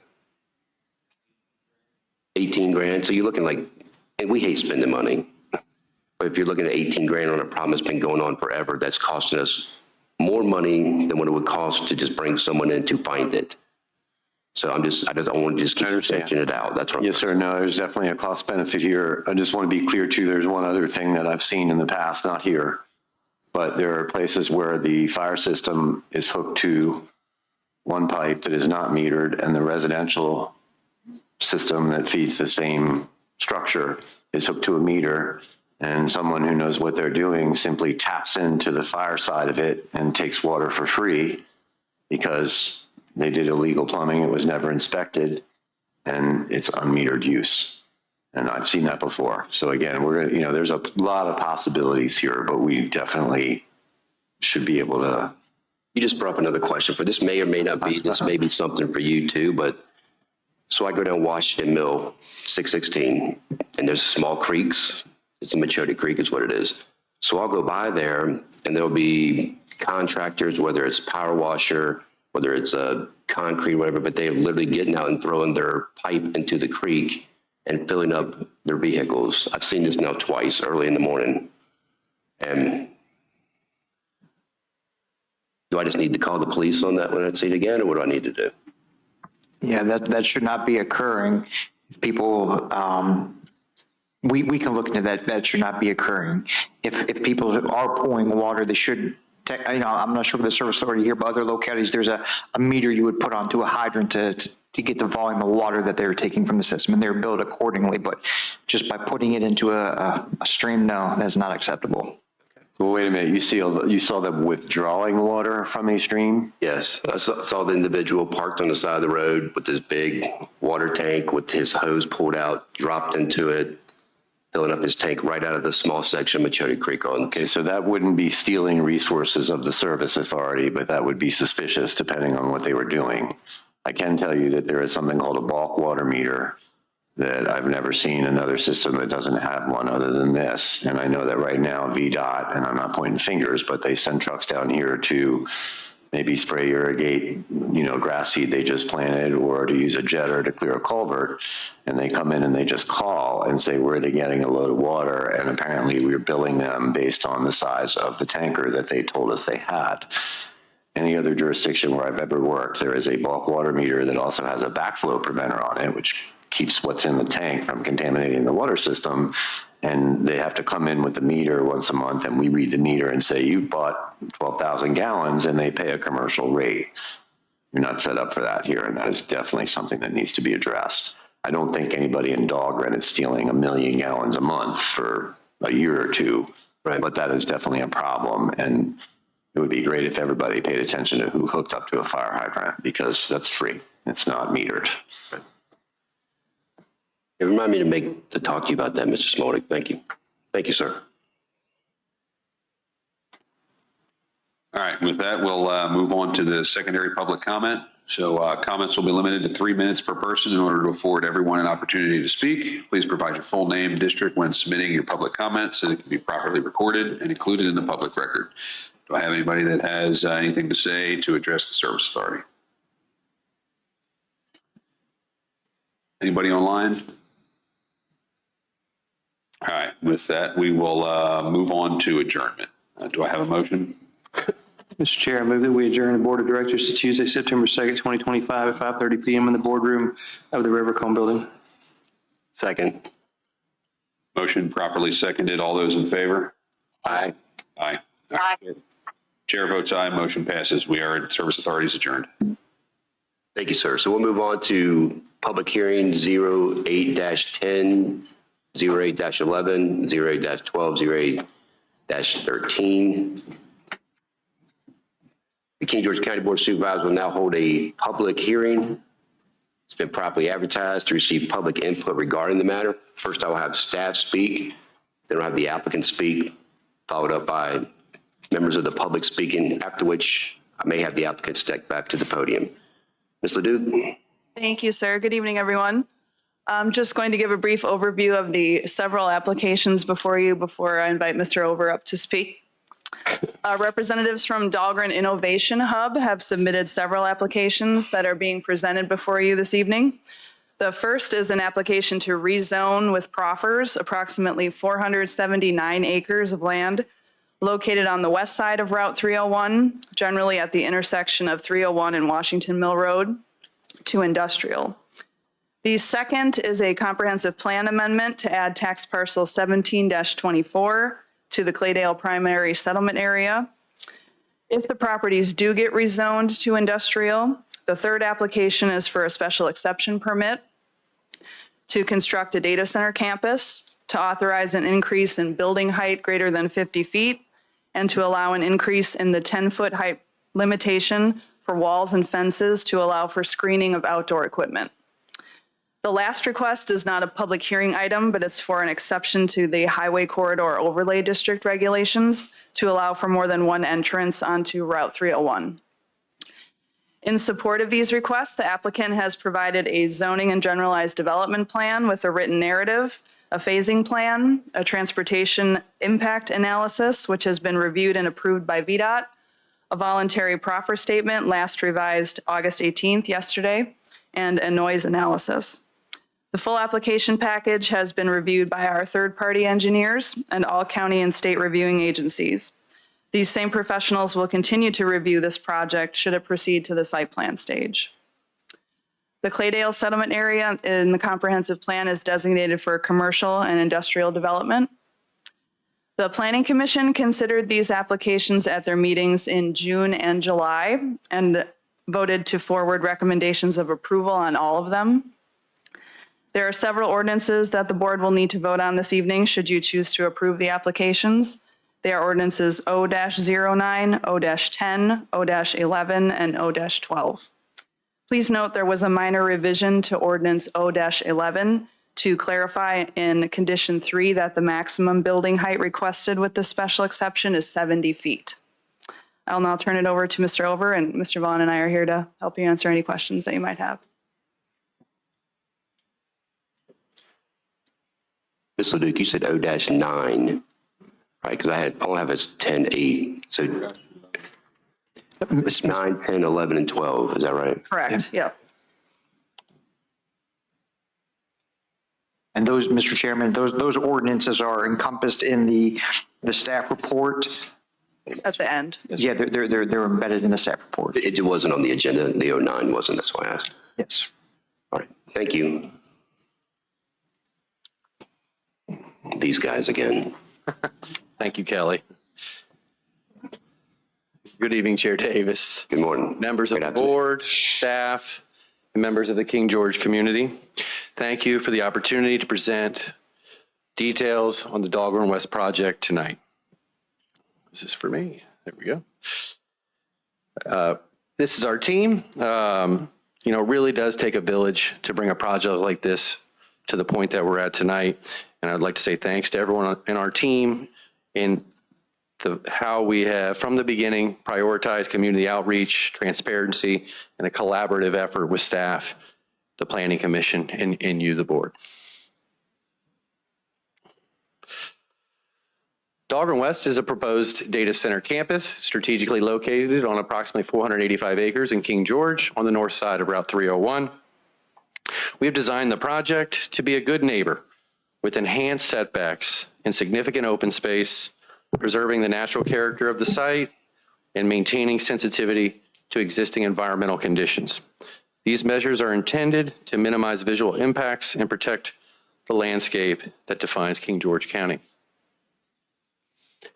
This slide here takes us back in time a little bit to when we first introduced the concept of the project to the community. I think it's important to note here that our path to where we are today and really involved getting out there, reaching the community, hearing their insights. We met with the community prior to filing our application, prior to even creating our application, so that we could hear their input, take their ideas, which were great ideas, and implement them into our application.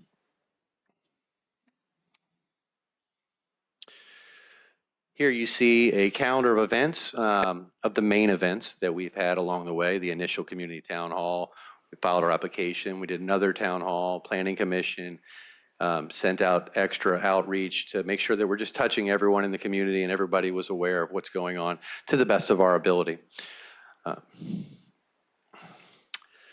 Here is details of the favorable recommendation that we received from the Planning Commission. We worked extremely hard with the Planning Commission on this plan. They gave us lots of great ideas and feedback that we implemented into the project.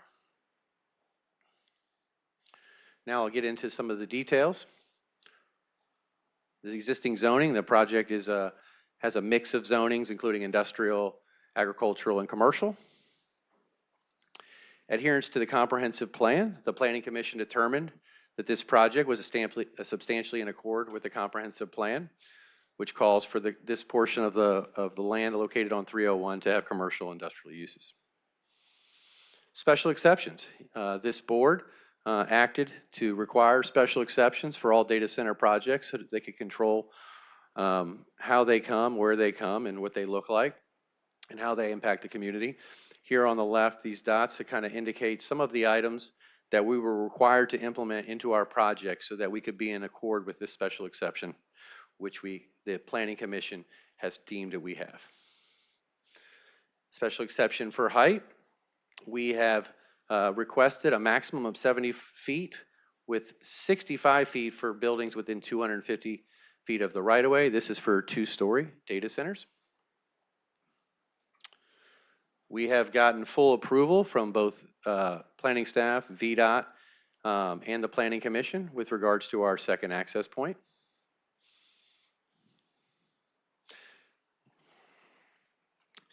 Here we have our development plan.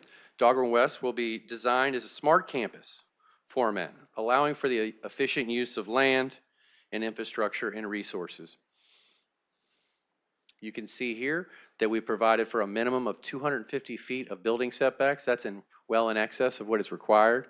But we felt that was some of the input that we received from the community in some of our meetings.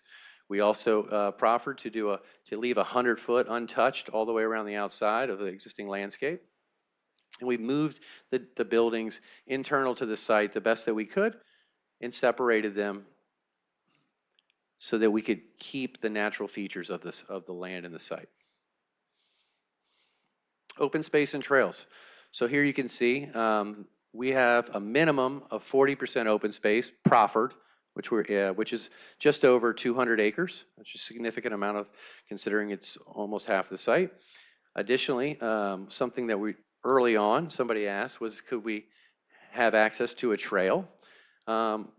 Which we proffered to do. We will build that trail at our cost. We will maintain that trail at our cost, and there will be a declaration that is going to be recorded against the property that will set forth that. Can I ask you a question about that? Yes, sir. So this just recently came up just after our meeting. Okay. Okay, but I've had mothers with strollers who have reached out to me about this trail, if you know what I'm saying. So they're wondering, will the trail be paved? It was We have not designed the trail at this point. The intent was to make it more of a nature trail, mulched in with bridges where needed to get over any ravines that we may have, but we could certainly explore that with you and the board. Mr. Solons? Will you guys be maintaining that trail, or is that something that's going to come back on the county? Nope, that is 100% to be maintained by the project and will be recorded against the site as our responsibility. Cool, thank you. It's proffered as such. Please continue, sir. View sheds. When I was here last, we showed a bunch of view sheds, but I just limited it to the main one here, that where we have our building is the closest building to 301. So this is the existing conditions on Route 301. This shows a 65-foot roof line with a parapet above that, so we're reflecting everything that you would potentially see. As you can see, the building is well set back from the road with a great natural. One of the great things about this project, or this parcel, is that we have this existing landscape berm that we're going to keep in place with all these large native trees. In addition to what you see here, since our last meeting, we have agreed to add to our proffers a 20-foot live landscape wall that will go on top of that berm for any buildings that are within 250 feet of the right-of-way. And here we can see a summer condition. Okay, transportation and infrastructure updates. As I said earlier, the two yellow dots that you see on the plan are our two main access points. In the middle there with exclamation points are for fire and rescue. They'll only be accessed by them. On the top of the plan, you can see that the two access points, and you can kind of make out, sorry, it's hard to see there. Coming into the site, we will be creating a decel lane to make it easier to turn in to the site. And as you're coming to make left turns, we will also be creating a decel lane on Route 301, both of which are not there today. Through our study with VDOT, we had to look at interchanges all around the project and they identified this as a potential upgrade that we have proffered to do on behalf of the project at Ridge Road and Route 301. If you're coming up Ridge Road and you're trying to make a left, today there is no dedicated left turn lane. This will create a dedicated turn lane, and then we'll have to also do some additional improvements to the nose head as you're making a left turn in. So you will see, I think that will make, as I came here tonight from Taste of Himalaya, if you've ever been there, it's right near there, you know where this interchange is. Okay, a quick summary of where we are. Proffers benefits to King George County. Top line is that our proffers are asking only for data center uses and ancillary uses within our industrial district, a minimum of 40% open space with the community trail, increased setbacks, sound mitigation measures, a max height of 70 and 65 feet. I'm going to skip over to additional items here. Road improvements that we just discussed, our emergency action plan. Number 3 is critical, after everything we've heard here tonight, is that we have proffered to not use county well water system for any cooling purposes. So that is, hopefully that addresses the concerns that were addressed earlier. Additionally, something that came out of the Planning Commission was number 4 is to use Tier 4 compliant generators. This is by far the best in class generator that you can use. Most projects use Tier 2 and just use Tier 4 to get over the testing lines. We're going to just use the best that there is. And we've also agreed to do soil and water testing during construction and for 3 years following construction of each building to make sure that we are protecting the natural environment. As we get to the proffer contributions, Parks, number 1 is a cash proffer of $1 million for Parks and Rec. All cash proffers are to be provided at building permit, not at occupancy, which is normally done. So the county will see that money sooner. We estimate the public trail at, I did estimate it at 500. We'll see now if it's paved. Workforce development, $500,000. The water tower and all the infrastructure underground, the line that goes from that water tower over under the Machotic to the Dahlgren system. We estimate that to have a value of $5 to $6 million. We have also added, per your request, that we will only take that after all necessary improvements, or we will run a report, a third-party report, to make sure that it's in good working order. Any repairs that are required will be done at our expense. Public safety. Sir, Yes, sir. before we get on past the water tower, so the water tower needs to be compliant with current building codes. Yes, sir. It needs to be inspected by a third-party engineer of our choosing that you pay for, Correct. and it has had to have a serviceable life of 40 years. Okay? Yes, sir. Do you agree to that? The last part we'll have to check on, but I do, if that is the standard for water towers, that is. Well, we don't want a water tower that we had to take it and it's not usable. That's standard, 40 years. It's not really brand new. It's just we'll make sure that we're getting what you say we're getting. If we will certainly give you the water tower in good working order, as if it were brand new. It has not been used to date. Well, in compliance with today's building codes. Yes, sir. And serviceable for 40 years. Serviceable for 40 years. Yes, sir. Okay. Okay? Yes. Okay. Thank you. Sorry, the only reason I hesitate is I'm not an expert in water towers. I guess the statement would be, and I concur, but is that feasible? Is that possible? Let's say if it is, then. I'm looking to my engineers. They're nodding at me, yes, that it is. So. All right. Mr. Chair. Yes, Kathy? Bender? Ms. Bender? Yeah, I just want to clarify, because this is something I've brought up several times, Mr. Over, is to, that for the water tower and the infrastructure, this makes it be able to possibly be a place to store some surface water, but the infrastructure that is going to be or is in place is compliant to be able to properly hook up to our service authority, either in probably the Dahlgren system, correct? Correct. Most of that. Yeah, I just wanted that clear. Thank you. Sorry, Thank you. Did I answer your question? I'm sorry, I didn't mean to interrupt you. Yes, it does. And Mr. Chair, just to let you know, when they're done, I have two other questions to get clarification for the public when he gets to them. Thank you. Okay. Public safety, $3 million. Additionally, we will pay for the rental of a ladder truck if it has not arrived yet.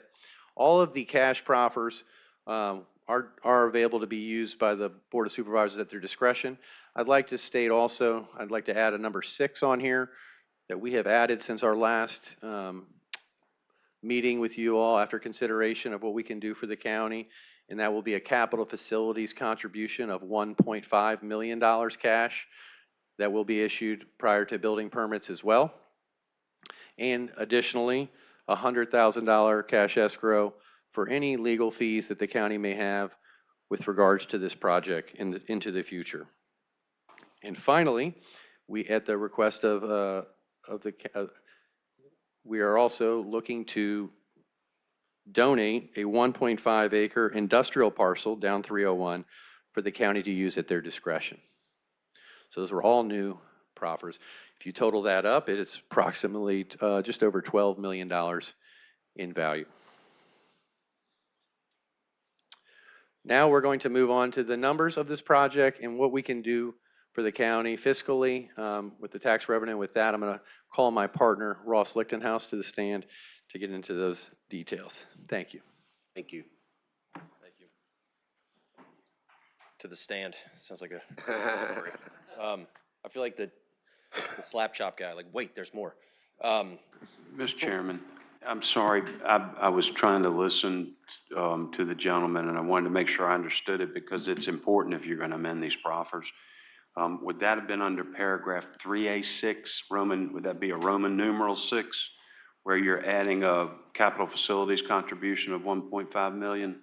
Let me just double check, but I believe that is correct. I heard you say 6. It is. Yes. So that the 317, we're adding $500,000 to the 1 million.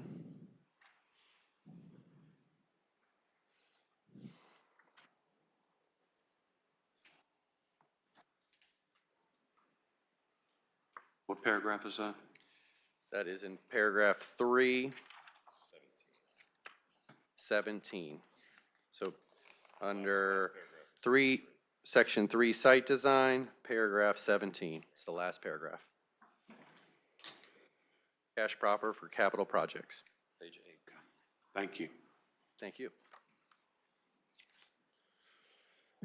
Thank you. They continue? Okay, great, thank you. So in evaluating real estate developments, specifically this one, generally we look at the accretive benefits to the bottom line of a jurisdiction based on either an economic impact analysis or a fiscal impact analysis. Fiscal impact analysis is inherently inside of an economic impact analysis, but an economic impact analysis generally speaks to things that I believe are a bit more subjective and fungible. So in terms of the numbers that we're showing here tonight, this is a direct fiscal impact analysis. So this is revenue versus public service costs. And what you're seeing here are what we consider, what I consider the known knowns. So things that you can effectively bank on. The real estate and the personal property taxes. For data centers, disproportionately, call it the 80-20 rule, 80% of the local tax revenue that's generated from these data centers comes from the tax on the equipment inside of the data centers. The other 20% comes from the real estate, which incorporates both the building, the shell itself, as well as the value of the land. So the numbers that you're seeing here are really based on not really, they are based on the real estate and personal property taxes, do not include any other tax revenue benefits such as sales tax, gross receipts tax, also known as BPOL, and any number of other indirect taxes that may be generated from construction workers on site that are going to galleys or any of the surrounding businesses that we've talked about tonight.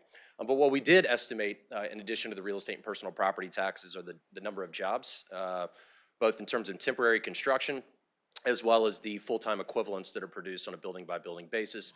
These are based on industry averages as well. We can expect to employ about 1,500 construction jobs over the 15-year build-out of this campus. And then each building, we're estimating 10 buildings on this site, will generate approximately 50 to 60 full-time jobs per building. I wanted to include a slide as a follow-up from previous conversations, but that the Planning Commission and here in front of the Board of Supervisors. I sat in the seat that you're in. I've served as an elected member of City Council in Northern Virginia. And generally, when we talk about economic development projects, I find it useful, and I found it useful for constituents and folks that may be dialing in remote or in person here to kind of understand the reason that data centers produce the revenue that they do and the comparative equivalent to other types of real estate. I mean, economic development is about choices, and it's usually choices in the built environment. Generally speaking, what you're looking at here is tax revenue to public service costs. On the lowest end, dollar to dollar, in some cases negative, is residential, single-family homes, townhomes, and then on the farthest end of the spectrum, you have data centers, which generally produce $20 or more in local taxes per $1 in public service costs incurred by the municipality. The main reason for this being data centers, pound for pound, unequivocally, being the highest net positive fiscal producing asset on planet Earth, mainly because they don't incur the public service costs, which are predominantly borne by the public school system, which you fund on an annual basis.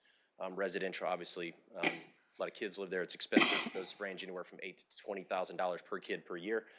Data centers, there are no kids living there, or they shouldn't be. That's why you see these types of ratios. And in other areas in Northern Virginia, they're starting to creep up to $26, $27 to $1 in public service costs. In putting together our analysis, I wanted to provide a tax rate comparison. So you can look at this project and also understand, and be careful how I say this, the runway for potential additional tax revenue growth. On the upper part of the chart, you see Loudoun County's tax structure. The real estate tax rate is about 12 cents higher than King George County. And then the personal property tax rate, which is specifically for data center equipment, not machinery, tools, and other types of tangible personal property, is $4.15 per $100. The depreciation schedule you can see there is a bit different than the King George County model. And so the reason that I put this up there is that our estimate of annual taxes upon stabilization of between $100 and $120 million, I think is conservative, especially when you consider the fact that your tax rate structure has got some runway in terms of competitiveness amongst other jurisdictions of Virginia that host a number of data centers. Yes, sir. So the $1.25 per 100, ours is $3.50 per 100. It's $1.25 for data center equipment. You have a higher tax rate for machinery and tools. And Supervisor Collins, I did remove the labeling on this chart specifically because you bristled at it last time. It was labeled as part of the Fredericksburg Regional Alliance, which is where that tax rate comes from. And there was robust discussion about King George County's participation in the Fredericksburg Regional Alliance, and I understand your position. But that is the estimate that we used. If you did change your tax rate to $3.50 per 100 and didn't change that depreciation schedule, it would obviously increase the tax revenues that we estimate for this project substantially. I'll leave that up to you guys, but the reason I show this is just the model that we use. We didn't change our tax rate for $1.25 for data centers. Okay. So it's $3.50 per 100 for personal property, period. There is no special data center number. Yeah, the $1.25 for data centers was done. It's not that was done with the FRA with Amazon and their performance agreement. That wasn't for any other data center. No, I think that not this board, but a prior board in cooperation with the region adopted a $1.25 tax rate. I think that's still in the books. Well, you can change it if you want. It's not on any books that I'm aware of. When you look at when we approved the tax rate, it's real estate tax, personal property tax. It doesn't have a data center number. So it's $3.50. Do you understand that? That's, you guys can put the tax rate at whatever level you would like. If it is $3.50, I pulled that from the FRA. There was a board action back in 2022, I believe. That board's long gone. I understand that. I'm just saying, these are the numbers that I use for that estimate. The good news, Supervisor Collins, if it is $3.50 or you change it to $3.50, the estimate that I just provided is woefully short. Woefully short. So Right. $100 to $120 million, and now multiply that times 3, all other things being equal, that is a substantial increase in the tax revenue. So Yes. okay. Just want to make sure that you understand that it's not $1.25. Okay. Okay, thank you. The fiscal analysis that I put together here are the other inputs.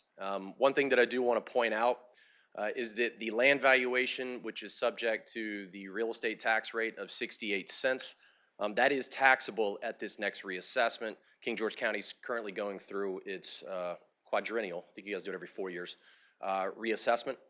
That valuation date for the next reassessment, which is being currently produced by a third party, is effective as of January 1, 2026.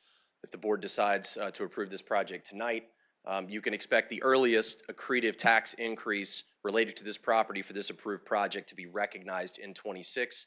All other things being equal, purely based on the increase in the assessment to the land as approved for data center development.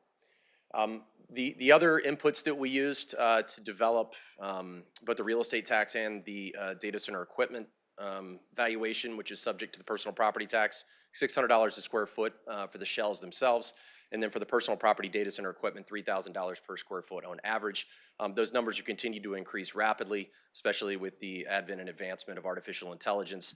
Generally speaking, most of the legacy data centers that people see from 15 years ago are CPUs. A lot of what's being put into some of the newer data centers, if there's an AI application, or GPUs. Those graphic processing units are significantly more expensive with the chips from NVIDIA, Blackwell, those things that are going in there. So I would expect for that value to continue to increase. And as these returns are filed each year with Regina and the Commissioner of Revenue, any new equipment that is put in there is recorded at its original cost and then applied against that depreciation schedule.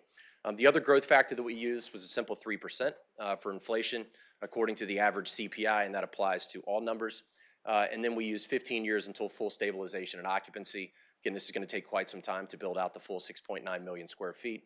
And then the other variable in any kind of analysis for data centers for local tax revenue is how often that equipment is refreshed. Because the new equipment comes in, that cost basis goes up. The industry average is 3 to 5. We used 5. If it's shortened and equipment is turned over more frequently, that would result in more tax revenue. There was a question, but the Planning Commission here and the Board of Supervisors last time to show the fiscal output on a yearly basis. As you can see over this 19-year period, the taxes continue to grow. That 2026 number is ascribed to the methodology that I just described, which is a $200,000 per acre at rezoning, at reassessment next year. And then it climbs to full stabilization of around $110 million based on the assumptions and factors that I mentioned. If you add that up in aggregate over this 19 to 20 year period, that's about $1.3 billion in personal property taxes and real estate taxes over that time period. And again, these are just the known knowns that we feel you can quote unquote bank on. There will be other indirect taxes and economic benefits that flow from this project, which are frankly related to many of the things that we have talked about.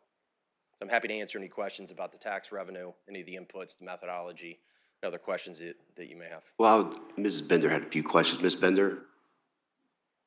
Yeah, I'm going to circle back to the tax revenue, but I know I spoke to, because I had a couple residents that are very concerned about the energy use and tapping into the grid. So if you could clarify a little bit about how your project will use the grid and maybe the batch system that Dominion has come up with. Sure, I can handle that, Ross. Thank you for that question. It's a good question, and I'd like to educate the community and the board on this matter. So several months back, Dominion called together the data center community and told them how they were going to, moving forward with all the applications that they received for power. If you're pursuing a project such as this, you request a load power study and you give them your estimated load that you're going to take off the grid. You pay a significant amount of money for that study. We started it back in June of last year and received a favorable response from Dominion and Northern Neck, who we're working with.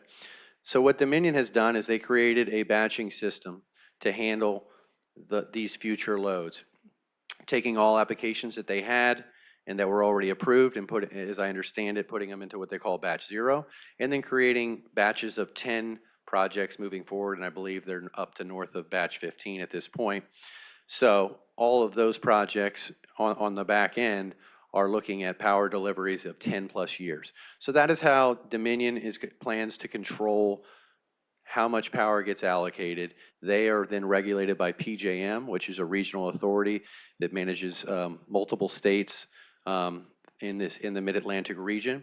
So it is clearly been established that no one is getting power unless you have been put in line and you're already in. And this project is, and we are getting to the stage now with Northern Neck, where we are designing our first substation for the site.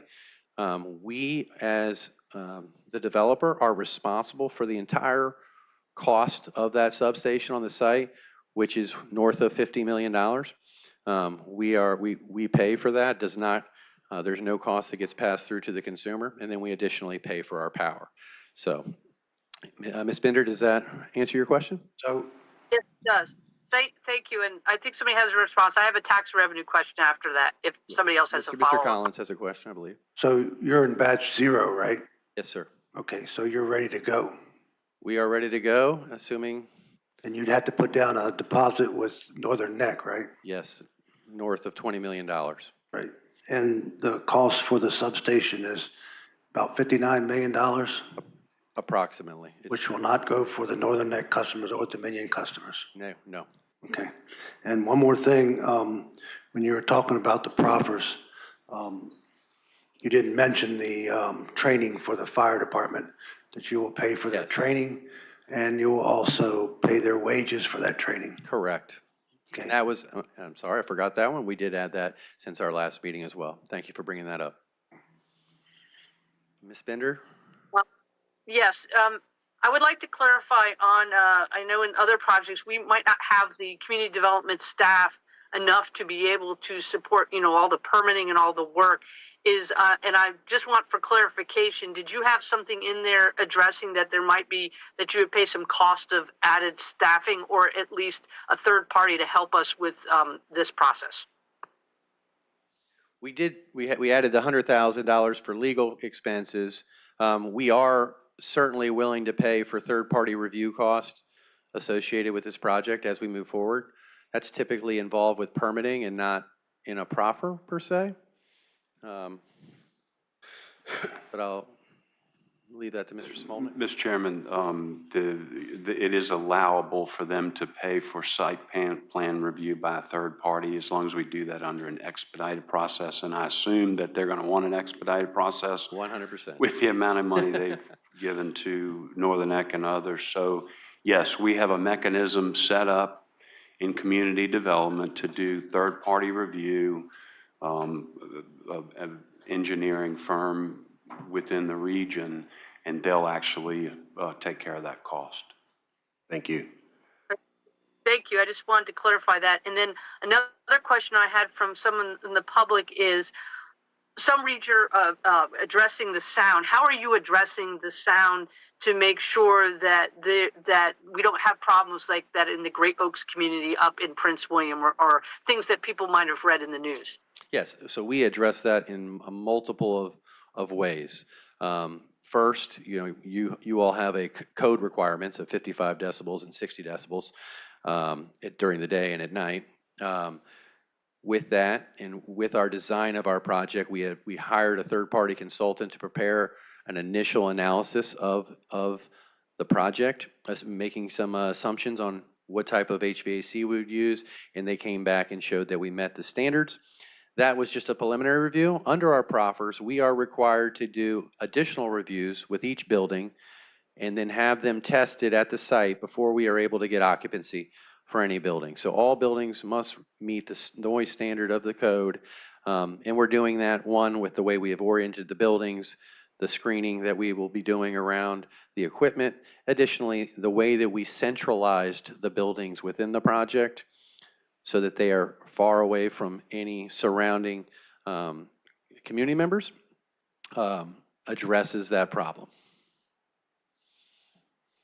I would also add that any new data center that you visit and drive by and get out of your car and stand next to you will hear almost no sound. They have gotten extremely more efficient.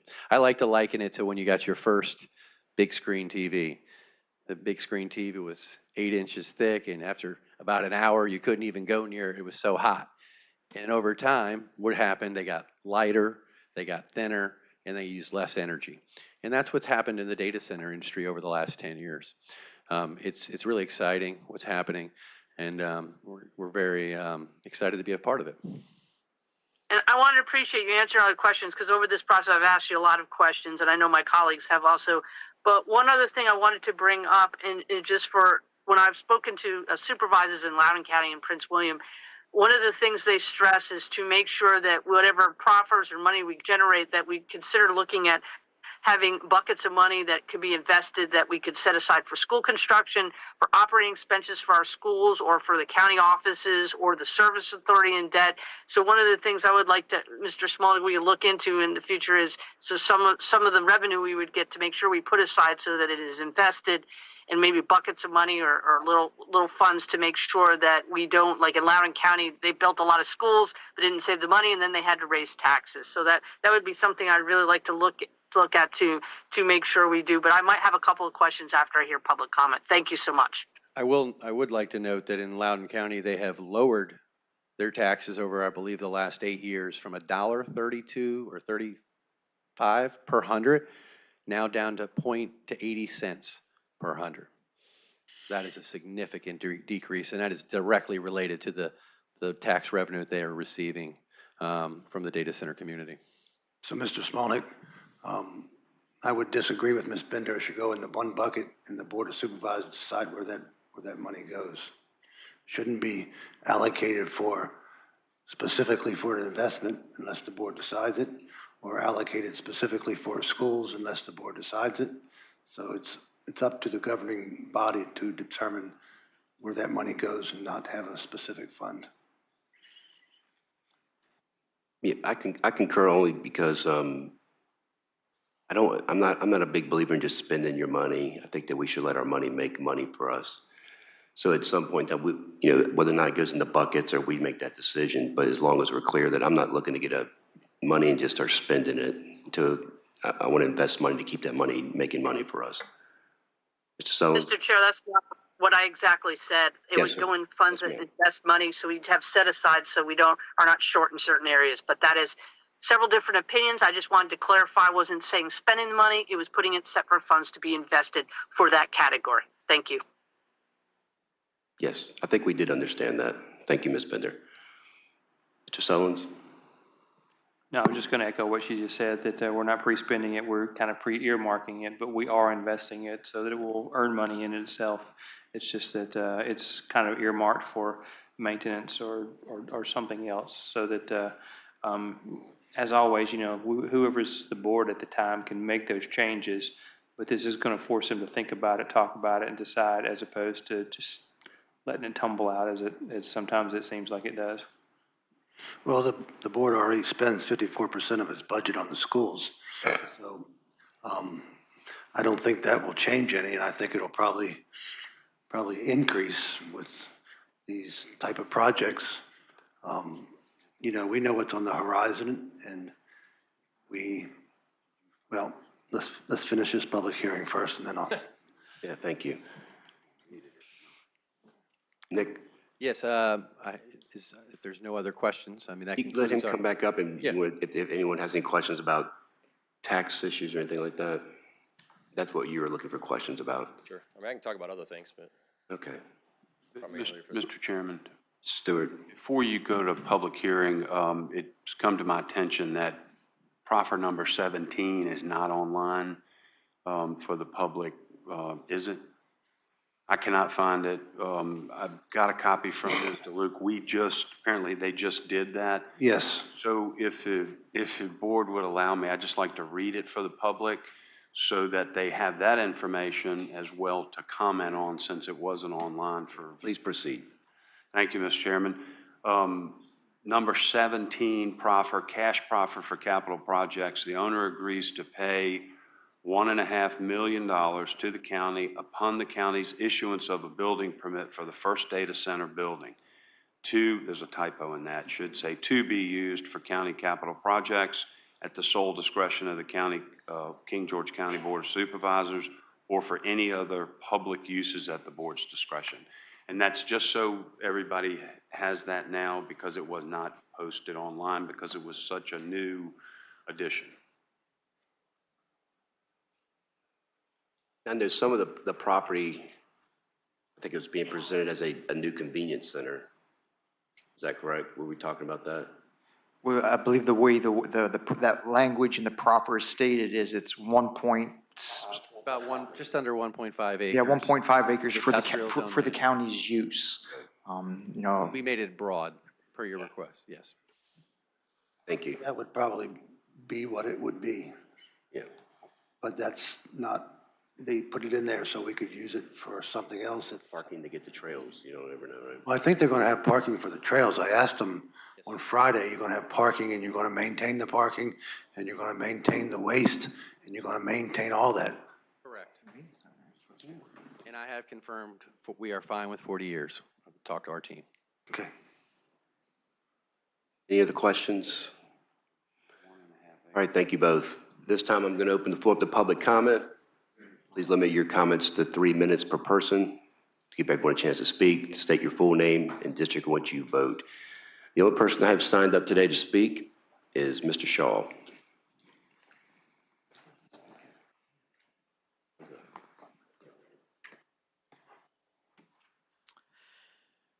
James Shaw, James Monroe District, columnist, Northern Next Sentinel, citizen journalist, kgmedia.top. I will initially start speaking in my capacity as an EDA member. We as a county are trying to get high-tech, low-impact on county services businesses to come into this county. This is promoted on the EDA webpage. This business and the infrastructure they are providing, like a 20,000 gallon water tower, fits those kinds of basic criteria. I say yes, approve. Now I'll start speaking in my capacity as a Claydale resident adjoining this property. It's 0.9 miles away from my house as the crow flies. Data center cooling using well water is no-no, has been discussed throughout tonight's meeting. Therefore, water, for the most part, is a non-issue for this project. However, toilet flushing using service authority water, I think we can do that. We have in the county development pipeline 3 data center campuses.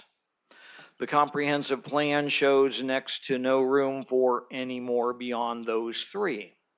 3 is it. We planned for this. Amazon Data Systems, 869 acres. Dahlgren Innovation Hub, which we're hearing tonight, 497 acres. And then the King George Tech Park down on Route 3, next to Fred the Horse, 352 acres there. And that's about it. It's important that we maintain multiple competitors. 3 is a good number again. They help keep each other honest. For those who've been watching this closely, every time a presentation gets made, you get kind of a sense that, yep, they've been looking at the last guy who presented and they're making adjustments. A monopoly, we don't need or want. I look forward to walking or biking along that perimeter trail that they're going to provide. And lastly, as a citizen journalist, I am going to be neutral. I will report whatever you decide as representatives of the residents here. God bless the King George Renaissance, where well-managed incremental development under the comprehensive plan is still possible. Thank you, Mr. Shaw. Is there anyone else that'd like to speak? Thank you, Mr. Chairman. Members of the board, my name is Renee Parker. I live at 7144 Peppermill Road in the Claydale subdivision. So everybody's pretty much said everything that I would say. So I just want to thank you and the Planning Commission, because I did speak in front of the Planning Commission for the first time on this topic some weeks ago. And just to assert that when we hear somebody coming down the road that has an idea and the return on investment is nice, it seems nice. Mr. Nicely made a comment during that Planning Commission meeting that a lot of times we have the pie in the sky attitude. If you read the impact statements, which is really all I ever care about when I hear about a big thing coming down the road, I want to know what fire and rescue says, what law enforcement says, and what the return on investment is, what it's really going to do for us financially. If anybody's paying attention, obviously they know that if we don't have significant revenue on the horizon, you have to raise taxes. People don't want to hear that. A lot of you campaigned on not doing it. I appreciate Mr. Sullins being a little more vocal in his social media communications, letting people know one thing has to happen or the other thing has to happen. In this case, this developer, like Mr. Shaw says, probably learned a lot in previous applications from other parties. And this is, in my opinion, just a huge benefit for the county, not just financially, but they care. This looks like something, I believe that we've become so jaded that we can't believe that a developer or anybody with money would actually care about our community, about staying rural, about the money, about not just taking their money and leaving, but this looks like they do. This really looks like they do. I live in Claydale. I had the same concerns everybody else did when Amazon hit the road with us, with the noise, with the EMF, with all the stuff. And we learned a lot listening to people, residents, the Planning Commission, all the research that you guys are doing, that the Planning Commission is doing. It's greatly appreciated. And we know when we watch you that your concern is that you're responsible. You're responsible for making that decision. And for us, you're responsible for us, your constituents. We appreciate it. We really do appreciate it. I'm a huge believer in this is a great project for us. It's going to be a great revenue source for the county, and I implore you to approve it. Thank you. Thank you, Ms. Parker. Is there anyone else? Is there anyone online? Any correspondence? Mr. Chair, no correspondence, but I do have one more question. When we get done with this, I'll call them back up. Yes. Like a closed public comment? Well, just in case the public would like to comment to what I'm about to say. So keep. We're not going to break. Miss Emery, come on up. Hi, my name is Ana Maria Lobo. I live in Presidential Lakes. Put the mic down, Ms. Level. Nobody can hear you. Thank you. My name is Ana Maria Lobo. I live in Presidential Lakes.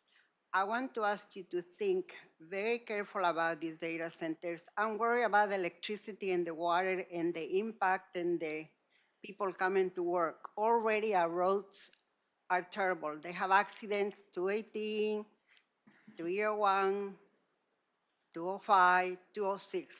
Especially 206 is terrible. Now, I want you to think very clearly about this. Okay, thank you. Thank you, Mr. Collins. So, Nick? So you didn't mention in the public about the water and sewer that you were going to pay to bring the line to your development? We are required to bring, pay for any of our own costs, and we will be paying to bring our own water and sewer to the site. Water is connected to the courthouse system already, as we spoke about with the water tower. I think I misspoke earlier and said Dahlgren system, but it's the courthouse system. And we plan to work with the service authority on connecting to the sewer as well. Right. Thank So I you. just wanted, just for the public. It's a great question. I Water and appreciate you sewer. bringing it Okay, up. thank you. Are you ready to bring it back in front of the board yet? Mr. Chairman, I've discovered an electronic glitch, and there's some things that did not get online in the proffers. The most updated versions, it was more than what I just read. So if the board would please just leave the public comment open, let us make sure what we need to report to the public, and it may invoke some more public comment. That's why I say to leave it open. With a 5-minute break? Yes, sir, please. All right, we are in break. Public comment still open.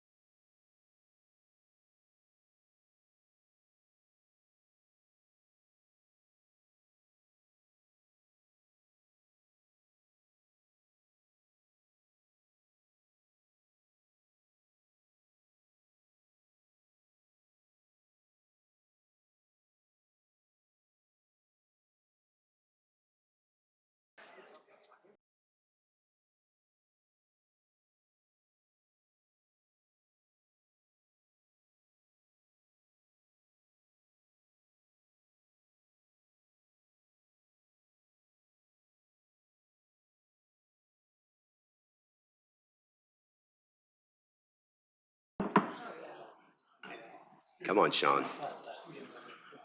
Yes, sir.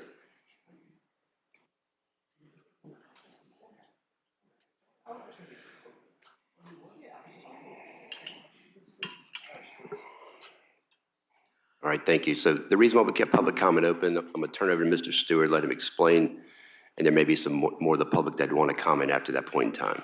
Mr. Stewart. Thank you, Mr. Chairman.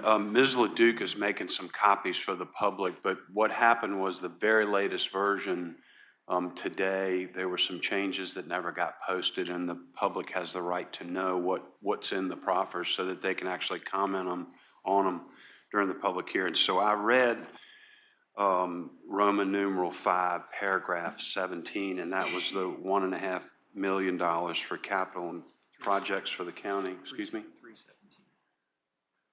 Roman numeral 3, subparagraph 17. Thank you. And then Roman numeral 4, Roman numeral 5. I was educated in Westmoreland County. I'm having a hard time with this tonight. I still love Westmoreland County, but that's where I grew up. Roman numeral 5, subparagraph 4, emergency services training. Prior to the issuance of the first certificate of occupancy for the project, the applicant shall provide materials, education, and on-site training regarding safe responses to potential on-site emergencies to emergency services personnel in coordination with the department. The content and scope of this training shall be determined through coordination between the applicant and the department. The applicant shall provide refresher training upon request of the department up to once per calendar year. Additional training shall be provided on an as-needed basis for newly hired department employees at the request of the department, up to once per calendar year. Applicants shall be responsible for paying department employees their respective hourly pay rate for the time spent attending training sessions and any other reasonable cost incurred by the county in the course of conducting the training. And then there is Roman numeral number 8, subparagraph 1. The applicant will provide the county with a one-time cash escrow of up to a maximum of $100,000 to reimburse the county for attorney's fees and costs associated with any enforcement actions filed to enforce the provisions of these proffers or any other applicable provision of the zoning ordinance. And so, Mr. Chairman, that is all 4, including the $1.5 million one that I read. Those are all the changes that just didn't get online because they were late in getting in. I've reviewed all the proffers. The language is good. And I think Ms. Leduc will be back shortly to hand out copies if anybody wants them. But you may want to ask if that invokes any further public comment before you actually close it. All right. Is there anyone else that would like to speak pertaining to the new knowledge we've received today? Anyone online? There hasn't been any time for correspondence. Ms. Parker? I'm going to make you come and say it on the microphone, though. Okay. I knew you were. All right. So at this time, I will close the public comment, and I will bring it back to the board for consideration, discussion. Mr. Chairman. Mr. Collins. I have a motion. Yes, sir. I move that the Board of Supervisors approve Ordinance 0925, rezoning request applicant Z20240024, Dahlgren Innovation Hub to rezone approximately 497 acres to the Industrial I zoning district and voluntary proffers, including 17-24, 223 acres for A2 rural ag to industrial, partial 1727, 13.7 acres from A2 to C2 to I industrial, parcel 17-72 for 262 acres from R1 to C2 to I industrial, currently split zoned, parcel 17-27A, proffers to be applied to the existing industrial zoning. The properties are generally located at the west side of Route 301 as intersection of Washington Mill Road. Also, Ordinance 010-25 10-25 comprehensive plan amendment, Clydell primary settlement area. Amend the comprehensive to. Okay. That's one. Second. Second. Mr. Chair, a discussion point? Motion properly second. Is there any further discussion, Ms. Bender?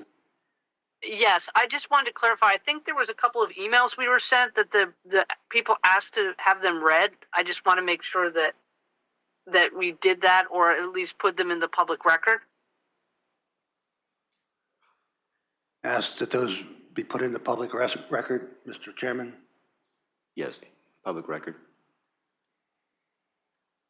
My question for you, Mr. Stewart, is do we need an action tied to this motion? That was the motion to approve. Yes. As an action. Sometimes it has to go to someone, the action of the person who's going to be signing it, and That's afterwards. okay, I just want to make sure. You as chair. It's been you made as in the chairman. past. Yes, no. So motion properly second. Is there any further discussion? We'll go by roll call. Ms. Bender? Aye. Mr. Stroud? Aye. Mr. Collins? Aye. Mr. Sullins? Aye. Chair votes aye. Motion passes. Next one will be ordinance 01025 comprehensive plan amendment for the Clydell primary settlement. Ask the board to amend the comprehensive plan to include parcel 17-24, 220 acres in the Clydell primary settlement area as requested by Dahlgren Innovation Hub. That's the next one. Second. Motion properly second. Any further discussion?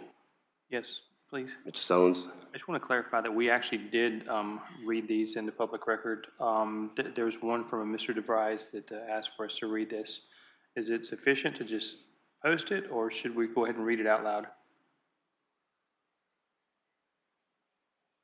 It's preferable that you read it, but it's enough that it is posted with the public record. I'd like to go ahead and read it if y'all indulge me for a minute. Can we finish after the vote and then read it? Sure.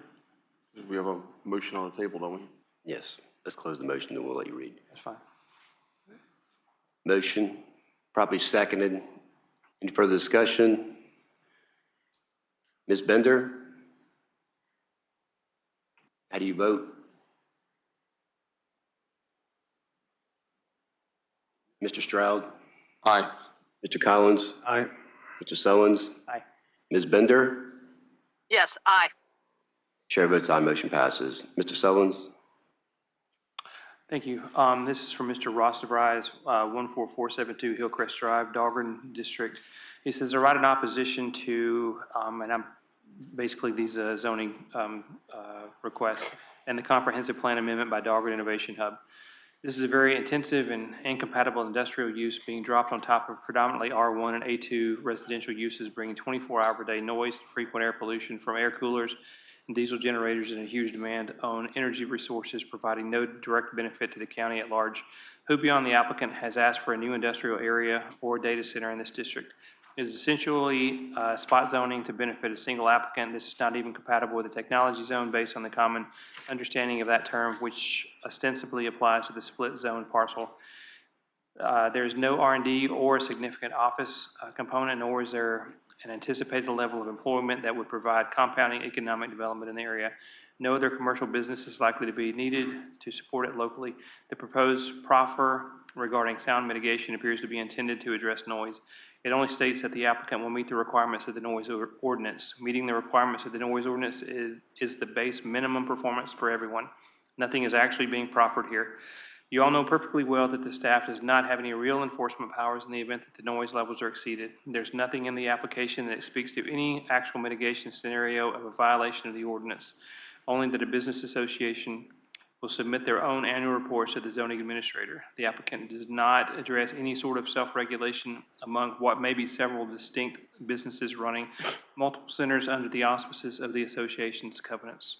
Since noise is the most common complaint against data center operations across the Commonwealth, the weakness of this application on that score alone should be sufficient to reject it in this location. Mr. Nick, you want to stand up and address that? No. This was supposed to be read earlier, so I'll allow it. Come on. Yes, we are required to have studies. We also proffered $100,000 for any legal fees for enforcement, which we added to the proffers. Additionally, we will not be able to get our occupancy permits if we do not meet the standards when we open the data centers up. We're required to run them and have them recorded and approved by the county. Thank you. Thank you. Mr. Chairman.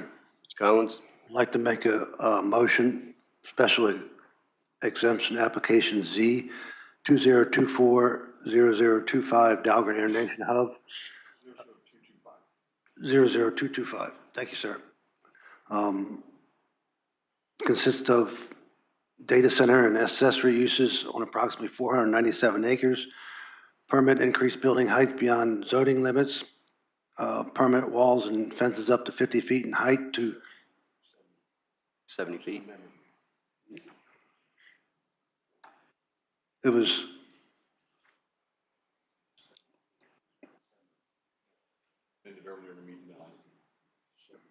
that's include parapet walls. 70 and includes parapet walls. Huh?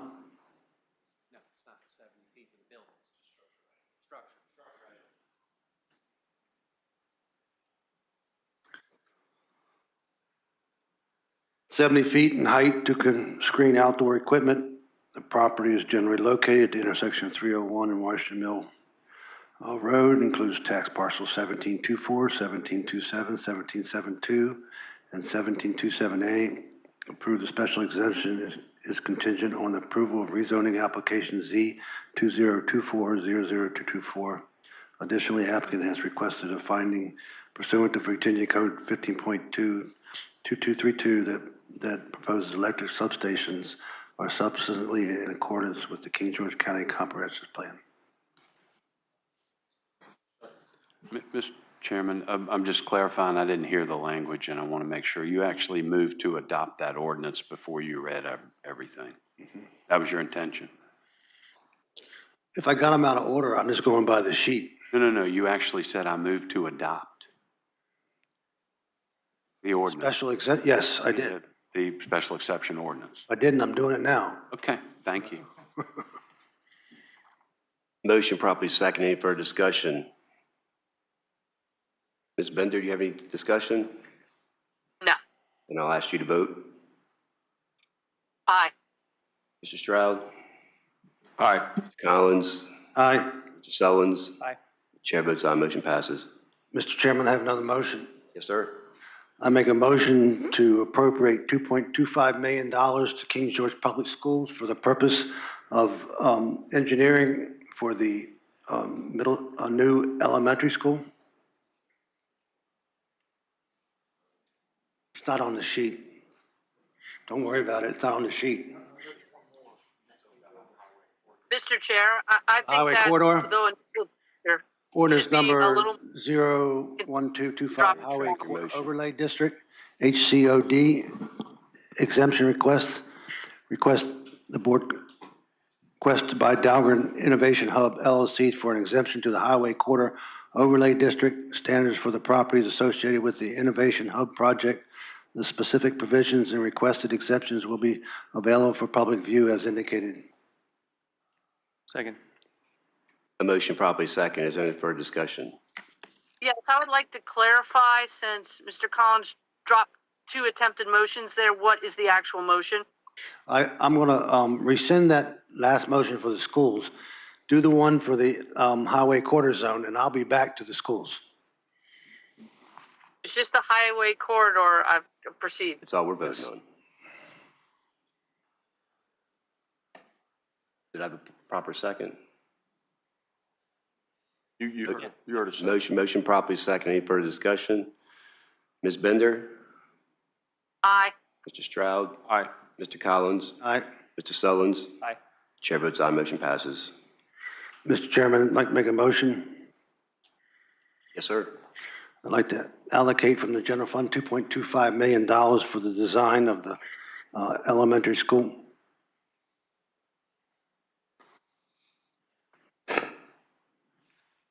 I'll second, but I do want to discuss it. Then a motion properly second. Mr. Stones, I'll turn to you. So where did you come up with that number, and what are we going to be doing this for? This is for the engineering for the elementary school. I came up with a number from Dr. Boyd that he sent when I asked him. That's a lot of money. I feel like that's something that should be brought in and presented and discussed properly before we just do it. Okay. Well, I'm not against it. I just really want to make sure that we think through what it's going to be used for and we understand what's going on. The purpose is for the engineering for the new elementary school. I understand that, but I want to know, what does that mean? Are we buying building plans, or are we grading out the land and throwing a concrete No, so I didn't make a motion for any type of building. I just did it for the engineering. That's a very broad term. The construction of the elementary school. So the motion's on the table, it's second, and you all can vote how you wish. Mr. Chair, can I add to the further discussion on that? Yes, Ms. Bender. My only also concern is we haven't had any discussions, just in elementary school. Does that also include Head Start? Does that only preschool? I just think that there needs to be a little more discussion than just being dropped on us. Thank you. Mr. Stroud. Thank you, sir. So I'm not against some figure, but before we approve any funding, we need to have a discussion on what we expect as far as design before it ever goes to engineering. So in the county, the problem has been that somebody would go to engineers and say, we need a courthouse, or we need a firehouse, or we need something, and let the engineers come up with what it's going to look like or design of it. And before that ever happens, it's like building a house. You need to figure out, whenever you sit with your wife or whoever and you say, I want a 2-story, I want a single story, I want a basement, I don't want that. Those discussions need to take place, and we need to have some form of an idea of what we're going to get. Is it going to be brick? Is it going to be made out of sticks? What's it going to be made out of? We need to have these discussions before it ever goes to an engineer, because every time we go with it back to the engineer, they're going to spend our money, come up with a plan, and we're looking at it and say, nah, we didn't want bricks, or we wanted sticks. These conversations need to take place first, and the school board, should come together with something. I've got an idea, and I have met with the superintendent, and it's been over a year ago, or close to a year ago, with a plan that I had seen out west that would, I believe, cut the cost in half of what was approved during the vote. But I don't know what's been done with that. So I support Mr. Collins' initiative, but before we get that far, I would like to see something. And as Ms. Bender said, what do we expect to go into the building? What are the requirements for it? For spaces, for how many kids you're going to feed and such like that. Thank you. Mr. Stroud, Mr. Chairman? This might address you. So, Mr. Stroud, is there language that he could use as far as for earmark for a future date when we make that decision, where that money is set aside for that purpose, not after, discussions have been made about what we want it to look like, things like that, but that money's been set aside for that purpose, not that we're going to run out and spend it tomorrow. Does that make sense? That's correct. I was going to amend my motion to after the appropriate design and, right. You can go with Mr. Ms. Bender? A point, before I had made an idea of having these pots of monies for this, and Mr. Collins he's going against what he was against before. He's supporting what I said before, is allocating that as a set aside. So I just feel that we should be able to have more discussion than just dropping this in this public hearing. Thank you. Waiting for my next motion, if you think that's bad. Well, I just think this is not the right way to do it, Mr. Collins. We all agree that we need an elementary school. My reason is because we need to get started. Because I understand that, Mr. so Collins, it but takes I a just good 3-4 years before you ever start a construction. Ourselves, Mr. Collins. So are you still talking while I'm talking? Okay, please continue, Mr. Collins. Sir, Continue your thought. I finished it. All right. This has been, we've been talking and talking, but we need to have some type of forward motion. And this is forward motion. So what I heard is that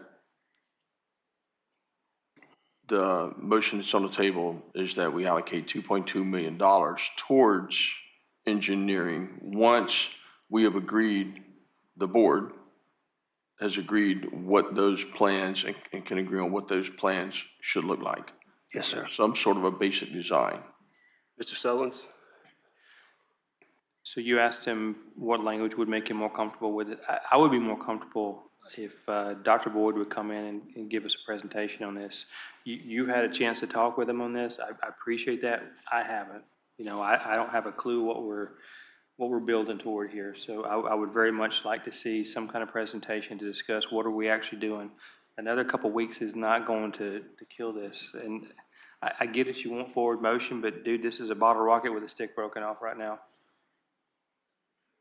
Must be an Alabama thing. They go all over the place. Yeah, I got it. All right. So it's on the table. Alabama laughed at you.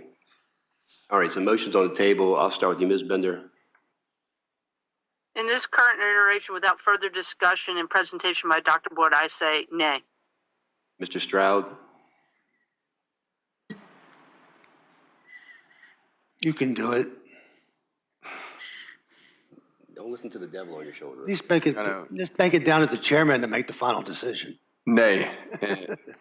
Nay, because we can approve the funding once we have an idea of what the design looks like. Mr. Collins? Yay. Mr. Sullins? Nay. Chair votes nay. Mr. Chairman, I have another motion. Yes, sir. I'd like to make a motion to approve $7.25 million for the CTE buildings renovation. That's already been discussed.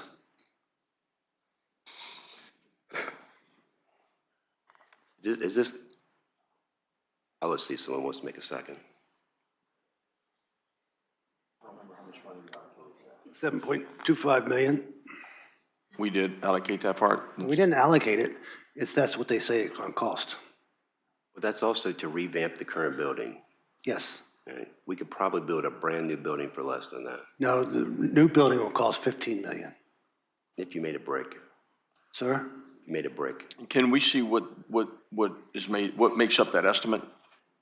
It's rehabbing the current CTE building for CTE. Right. So I support the effort strongly, but for them to come up with that number, they have to have an estimate so we can see what the buildup is. Yeah, they got it from RM&R or whoever that folks are that they deal with. That's where their estimate came from. Those are the engineers you don't trust? No, I don't trust the other ones. Okay. Mr. Chair, I sent during this board meeting an email to Mr. Smolnik asking for the study because I could not find it online from the school board. And there are different options there. And once again, we're putting a cart before the horse. And I feel that we should be able to evaluate that presentation that has been made for the school board so that we could look at all the options instead of just throwing money out there to get the ball rolling. I think there needs to be more discussion in bringing the school board and being allowed to look at that presentation. So may I make a comment? So they have already said that that's what it would cost to rehab that building. And Ms. Bender, you've been on the board for 8 years, and that building's been sitting empty for 8 years. So why not move forward on this? Mr. Smolnik. Mr. Combs, if you're hold on one coming second, back Ms. on- Bender. Ms. Bender, hold on one second. Thank you, Mr. Chairman. So at tonight's meeting, Ms. Bender requested this information. None of the board members have seen this yet. This was a presentation I sat through with Dr. Boyd and RRMM probably about 3 or 4 weeks ago. I've requested that information from Dr. Boyd. He tried to send me the transfer link. The transfer link has expired. He will send it to me first thing tomorrow morning, at which time I will forward it to all the board members to look at the study to determine what needs to be done and an approximate dollar value for that building. I have a, Mr. Stroud. Sure. So whenever we do something like this, we have an idea what needs to be done, and we usually put it out for bid, and we get like 3 bids on it. So we can compare costs, and we get that. Is there just one quote right now, or is there more? This was an architectural study, looking at, a full renovation of this building. So, my understanding is we would take this study and then we would draft an IFB, invitation for bid, and we would put that on the streets. So these are just one architectural firm's analysis of what they're thinking it may take, but this would go out to bid. So the 7.25 million is the max ceiling. The problem with that, yes, that is the ceiling. The problem with that is, once you say that, this is public, and everybody knows what the max is. Yeah, but you're not gonna, so knowing what you know about the building, you know that would probably be a fair number. No, what I know is that I would rather say, here's what we want done, and let people bid on it and see what it comes back. Yeah, but I'm just saying that's a max. But I would rather not even have a max. Okay, so you want me to re-amend my motion to open for bid the renovation of the old CTE building? I would support that, but I would like to see what the ideas are. But we need to approve this plan, and then absolutely, yes, sir. Mr. Chair, from my understanding, there were at least two options and possibly a third option to build a new building with 2 stories to alleviate some pressure from the high school. So I think that should be part of the discussion.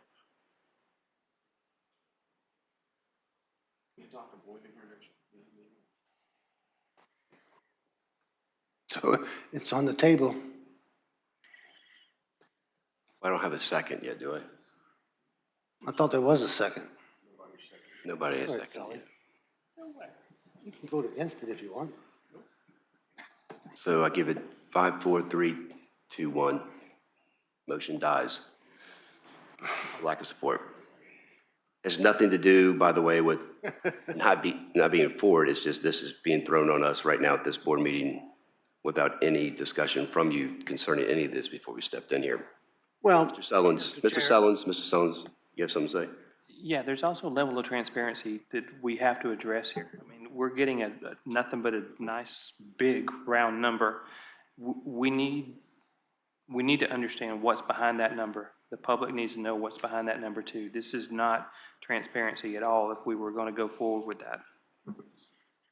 So the 7.25 number is the max. So, I mean, you don't just start out by saying, here's 7.25 million, go fix the building. You come up with what they want to do, are they going to do this and that. So, but anyhow, it sounds like it died. It did. But it was a great idea. So I would like to make one more comment, please. Yes, sir. So just back to the Dahlgren project, I just want the taxpayers to know that that it's all being paid for by the developer. There's no loss to the community if they never built it. It would only be a gain. So there's nothing negative that would happen for any financial or other burden for the county. You sure you all don't want to do the 7.25 million?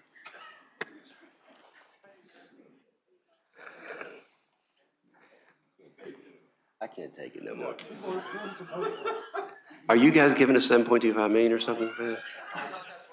Yeah, get back up here. We got things to talk about. Where are y'all going? Come on. Yeah, you all better leave before it's too late. Chief needs something too. Here we go. Thank you. You guys are the best. I appreciate your team, Mr. Kelly. Duke, all you guys. Thank you. Kelly, I just want to let you know that we've gotten a lot of comments about you and your staff about how great it is to work with you all. So I want to make sure that you know that. Thank you. Bye-bye. Don't ask her for your money. All right, so at this point in time, do I need a vote to close the public hearing or just close it? Okay, good. So at this point in time, the public hearing is closed. Yeah. All right, so we are down to I believe Old Court, is it Old Courthouse? I was looking for you. I was like, he left. There you are. Man, that was quick. I'm at the podium, sir. Thank you. You're up. Thank you, Mr. Chairman, members of the board. So June 15, 2025, at the request of the board, we made several documents available to the public on previous studies that were done. We've had some discussions, and I That door, Sean, can you shut that door for me? and I let the board of supervisors know that I would make a public presentation on those studies that have been done. So building, apologize why this got cut off formatting, but buildings 21,000 square feet in size, built in several different phases throughout the 1900s. Currently houses the Historical Society Museum, temporarily houses the General Properties Department until such time that their building is completed. Multiple entrances to this building with a shared parking lot with a Revercombe building.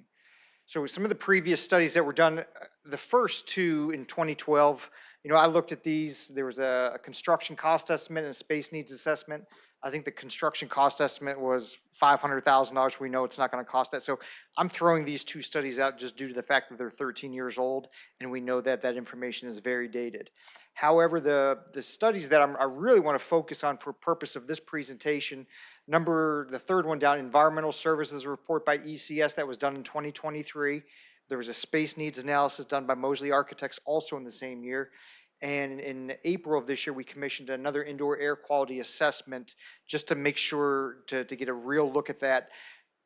As I stated, I think it was last month, asbestos materials, they're not going to change. The quality of the air may change from those last couple of years, so we wanted a real look at what we had in this particular building. So I'm breaking up into a couple different segments. The first, I'm going to focus on the 2023 Environmental Services Report by ECS, and the purpose of this study was to determine if there was asbestos-containing materials and lead-based paint in the subject material, and also to determine if mold or moisture impacted the building materials. So I want to point out that it was noted that the Museum and Research Center was not included in the scope of this study, so the entire building was not studied back in 2023. And then ECS suspects additional ACMs or asbestos-containing materials may also be located in inaccessible areas of the building. So that's important point to note. I wanted to make that very clear to the board and to the public. So this is just focusing on asbestos-containing materials. So the results, and some sampling, widespread presence of ACMs throughout the building. And I've got some pictures here, but black floor mastic, floor tiles, window caulk, the glazing. There's slate sealant for the shingle roof, and then 9x9 tiles pretty much throughout that entire building. And I've got some pictures here to show you what they found of the areas that they could access. We looked at. What they looked at in 2023, estimated quantities. These are just estimates. This is based on what they could see. I'm not going to read you the list here, but everything from CMU block to floor tile, down to the roof sealants, and to door lintel caulk. So everything down to 10 linear feet is broken out in this study. So I'm going to go through, these are just some pictures. The bottom is just the highlights. Don't pay attention to that first number. There were numerous pictures in these reports. This just happened to be the first picture. So that first number, that's why it's not, you may see a 1, a 2, then a 4, then a 6. That's why there's a discrepancy there. But all these pictures are in the reports that were made public in the middle of June. So these are the base tiles containing asbestos. So this is a Commonwealth Attorney's office. There was actually a raised floor in her office, and beneath it there were tiles underneath which also contain asbestos. Floor tile and mastic. This is in the clerk of the circuit court records room. This is the slate roof sealant that I had mentioned on the particular slate. So the sealant right down the middle there does contain asbestos. After all the pictures and all the reports, they had some recommendations outlined in these reports. So in this, again, asbestos, it's only bad if you disturb it. So, but if it remains in place, they recommend development and implementation of a site-specific asbestos operation maintenance plan. And if they are removed, it needs to be done by a licensed accredited asbestos abatement contractor. So this will come into play with a couple of my different options that I'm going to talk about at the very end. They also recommend, and these are the recommendations from ECS. These are not my particular recommendations. These came right out of the report. Recommend that we retain a project, an asbestos project monitor or an industrial hygienist to inspect the abatement to make sure it's done with all applicable laws. And then really, if we want to move forward to really delineate known quantity. Right now, there are a lot of unknowns due to the material or the areas that they could not access in this building. Second part of the 2023 study focuses on lead-based paint. It was detected in numerous, the red structural lattice steels, beige and maroon wood treatments. This is by the, I've got some pictures here, but this was the old main entrance. There used to be a mounted eagle there. As soon as you see the pictures, you'll recognize the area I'm talking about. Maroon wood door components, some of the original wood components, and then some window sashes in the Commonwealth's attorney. And they also found detectable traces in numerous items. I'm not going to list them off here, 12 to 15 different materials throughout the building where detectable concentrations of lead paint were identified in these surfaces. So some pictures, these are the red structural lattice beams that were used in the construction of the project, beige window components in the circuit court's office. These are the maroon wood components by the old front door for the main part of that courthouse. The wood doors, components that face Route 3 along the windows, and then also the doors and even in the background there where the cork board is, that contains lead paint also. So their 2023 recommendations, so there are no specific OSHA standards for acceptable levels of lead paint. However, if the building is demolished, I had some discussions. Lead paint needs to be treated obviously as a hazardous material, and the how this is disposed of, it can get quite expensive. So they're just recommending that it be done in accordance with all the applicable laws, which is obviously the right course to follow. But the big thing is there's really no level of acceptable levels of lead paint, and again, you don't disturb it, you don't have to worry about it.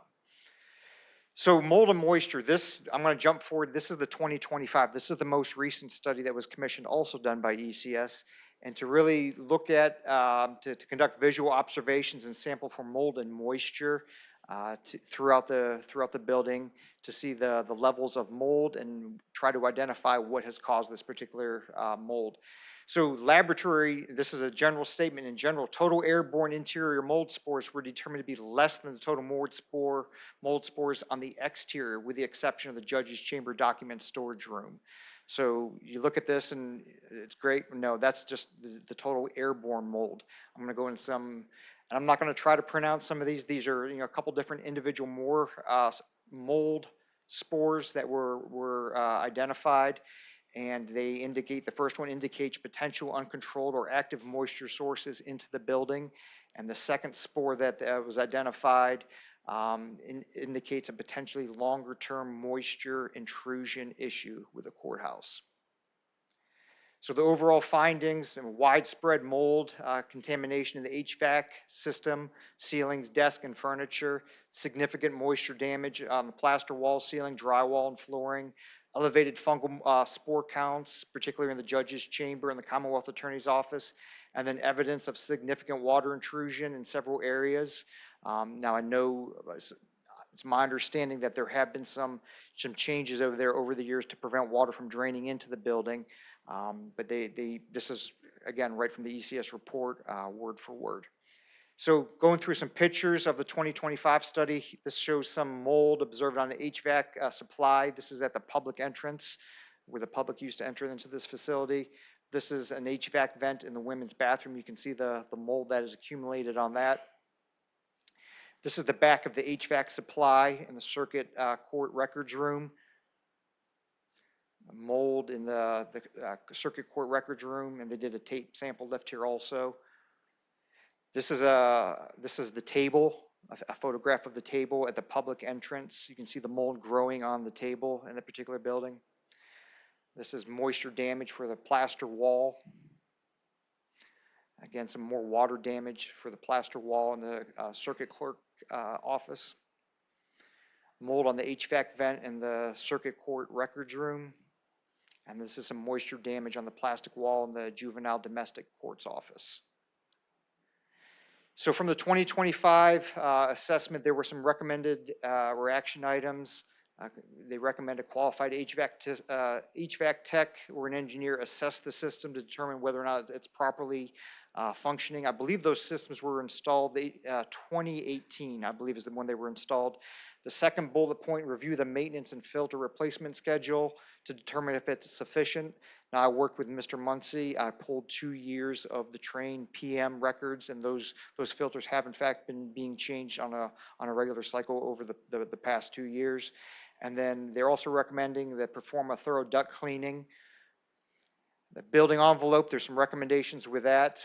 Hire an architect engineer to assess the building envelope, provide recommendations for correcting any compromises, to identify, correct, or prevent further water intrusion.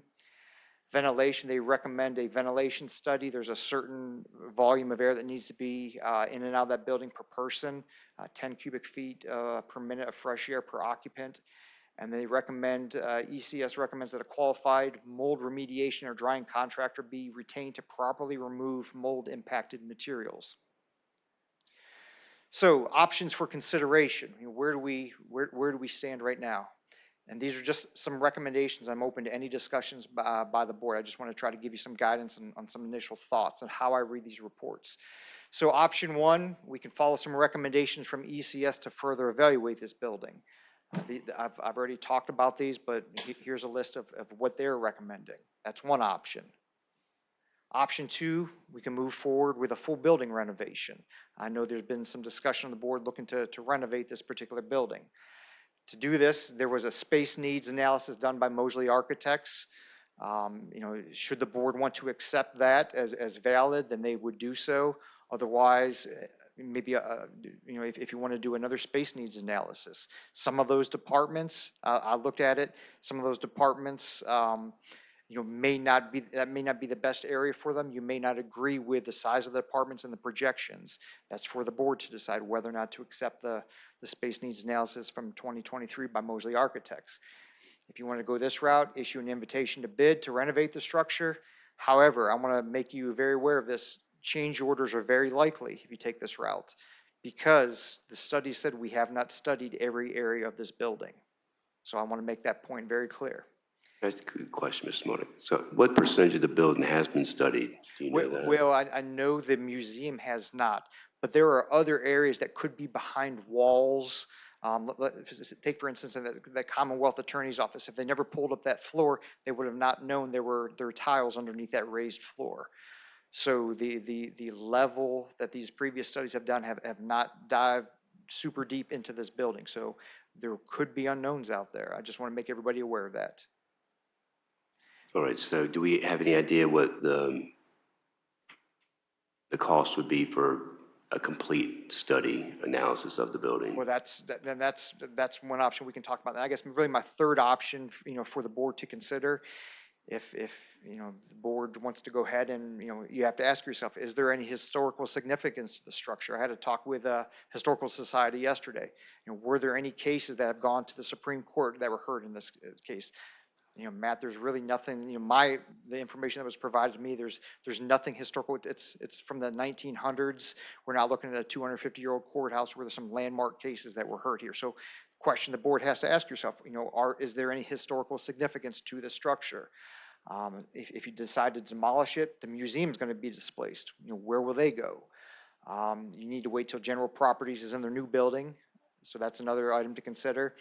And then again, that last bullet point, if you decide to demo it, there could be change orders, once the IFB and the contractor gets in to really start tearing things out. So really 3 different options right now. And I'm up for a blend of this or a 4th option should the board want. But I just wanted to put this information out there for your consideration and more importantly for the public's consideration of what we've done so far and the condition of this particular building. Mr. Stroud, do you have any questions? Any comments? I don't think I have any questions. I have a comment. My comment would be option 3 and demolish the structure. Mr. Sellens, I'm coming to you last, Mr. Collins. I know you have more to say. I don't think any of these are great options. I mean, no matter what we do, it's going to cost a ton of money. And I do have one question. You mentioned a couple of times with different things of the asbestos as well as the lead paint. As long as we don't disturb it, it's okay. What does disturb it mean? I mean, if there's asbestos on the roof, a hailstorm's going to disturb it and it's going to wash off into the. I'm not an environmental hygienist. Yep. So I, to disturb it, my understanding, my basic knowledge, and please don't hold me to this, is, removing tiles, pulling them out, sanding paint, The chances of it not being disturbed are very low, only because the space, the way it's set up now, may not be congruent with how we would want to use it to house people anyway, as far as room size, things like that. So you're looking at interior walls that aren't load-bearing walls coming down and floor coming, so there's no way we're not. I think either, renovating it or demolishing it, there's a very, very good likelihood. I mean, you're going to disturb that asbestos. Yeah. One way or the other. Seems like if you want to not disturb it and you want to minimize the cost, you pretty much have to tell, this is what you got, make it work. Yeah. Ms. Bender, you have any comments? You know I am, but I'm going to bring it down to the main floor is what I'm looking at it, because I'm a big history buff, and there is a slight historical value in the bricks of the original structure, because in the original bids for the courthouse from March of 1922, and I actually have the documents to prove it, it is stated that the bricks that were used to build the original structure came from the second courthouse that was on the property that went back to the pre-Civil War. So saving some of the bricks to do maybe a facade or a wall or something would be very important, because they do have historical value, and the jail also has historical value, because from my research, it was possibly moved there and is much older than we think. The building especially was done in several different decades, including the part that used to be the entrance until we closed it, that was built rather cheaply in the 70s. And then Ms. Gusman's area was originally a porch, and it did have a fire when the sheriff's office was there, and then it was redone. And so I look at the cost estimate. Is it going to cost more to renovate and mediate all the issues of it, rather than add on to the Rivercombe building, because there are plans, and the Rivercombe building was built to be added on to? What is the cost for the citizens? Is it to add on to the Rivercombe building and build a newer structure, or renovate a building that was kind of done in 5 different stages haphazardly in some respects? I mean, including the 50s edition, that in the bid for it was $11,000 to construct it. So my concern is there, but I am very passionate about making sure that we address all the issues of the environmental. And when they did those environmental studies, there were people in the building, so they couldn't access some areas safely, because having parents and others that are immune compromised, it's very important to make sure that that building is safe for anybody that occupies it. And it is still my belief, and I've said it many times, that what was done previous was surplus, and it didn't really address the issues of the mold and other that made some people sick in the building, and possibly could have. So that is very passionate for me, and so I want to do those cost considerations to think about before we just slap some new paint on it and change some filters. Thank you. My view's a little bit different. It's the same, but a little bit different, only because I look at property and go, what's the possibility of what it could be used for? Not what's there today, but what's the best use for downtown King George and a piece of property that's right on the road there? What's the best use? When I look at the old elementary school where the school board is and the pit and all that, I look at that property and go, what would be the best use for that property as far as our county, as far as recreation, as far as making money, whatever it is. So I'm looking, what's the best use overall, right? Mr. Collins, you have something to add? I did. Yes, sir. So I would go with option 2, because it will cost you nothing to get an invitation to bid. You put out an invitation to bid for the remodel of the building. It'll be up to the contractors to tell you how much it costs, and then see if it's the value it's worth it. But you also, when Mr. Davis talks about the pit and all that stuff, in order to really do something with the pit, to have these venues, concerts, and so forth and so on, the school board will need to move. And so if they can move into this building, then we could get that property and do what your vision is for the future. So kind of one depends on another. So I don't think there's anything to lose by putting out an invitation to bid. You just don't. I agree with that. I want to be able to look at constituents and so that, why do we tear down that building? I want to be able to answer the question, not because I want to pursue it to the end. It's not going to cost money. What is it going to cost to redo this building the way it is? That way we have a hard number of going, it's just not worth pursuing that anymore. That would be my way of looking at it as well. And if the price is too high, then I'm all about, I think, the third option, which would be to tear down the building. But I think we need to expend our resources. My own opinion, Mr. Sullins. I'm in agreement with both of you all on that, but I want to remind you the caution that he brought up earlier, the change orders.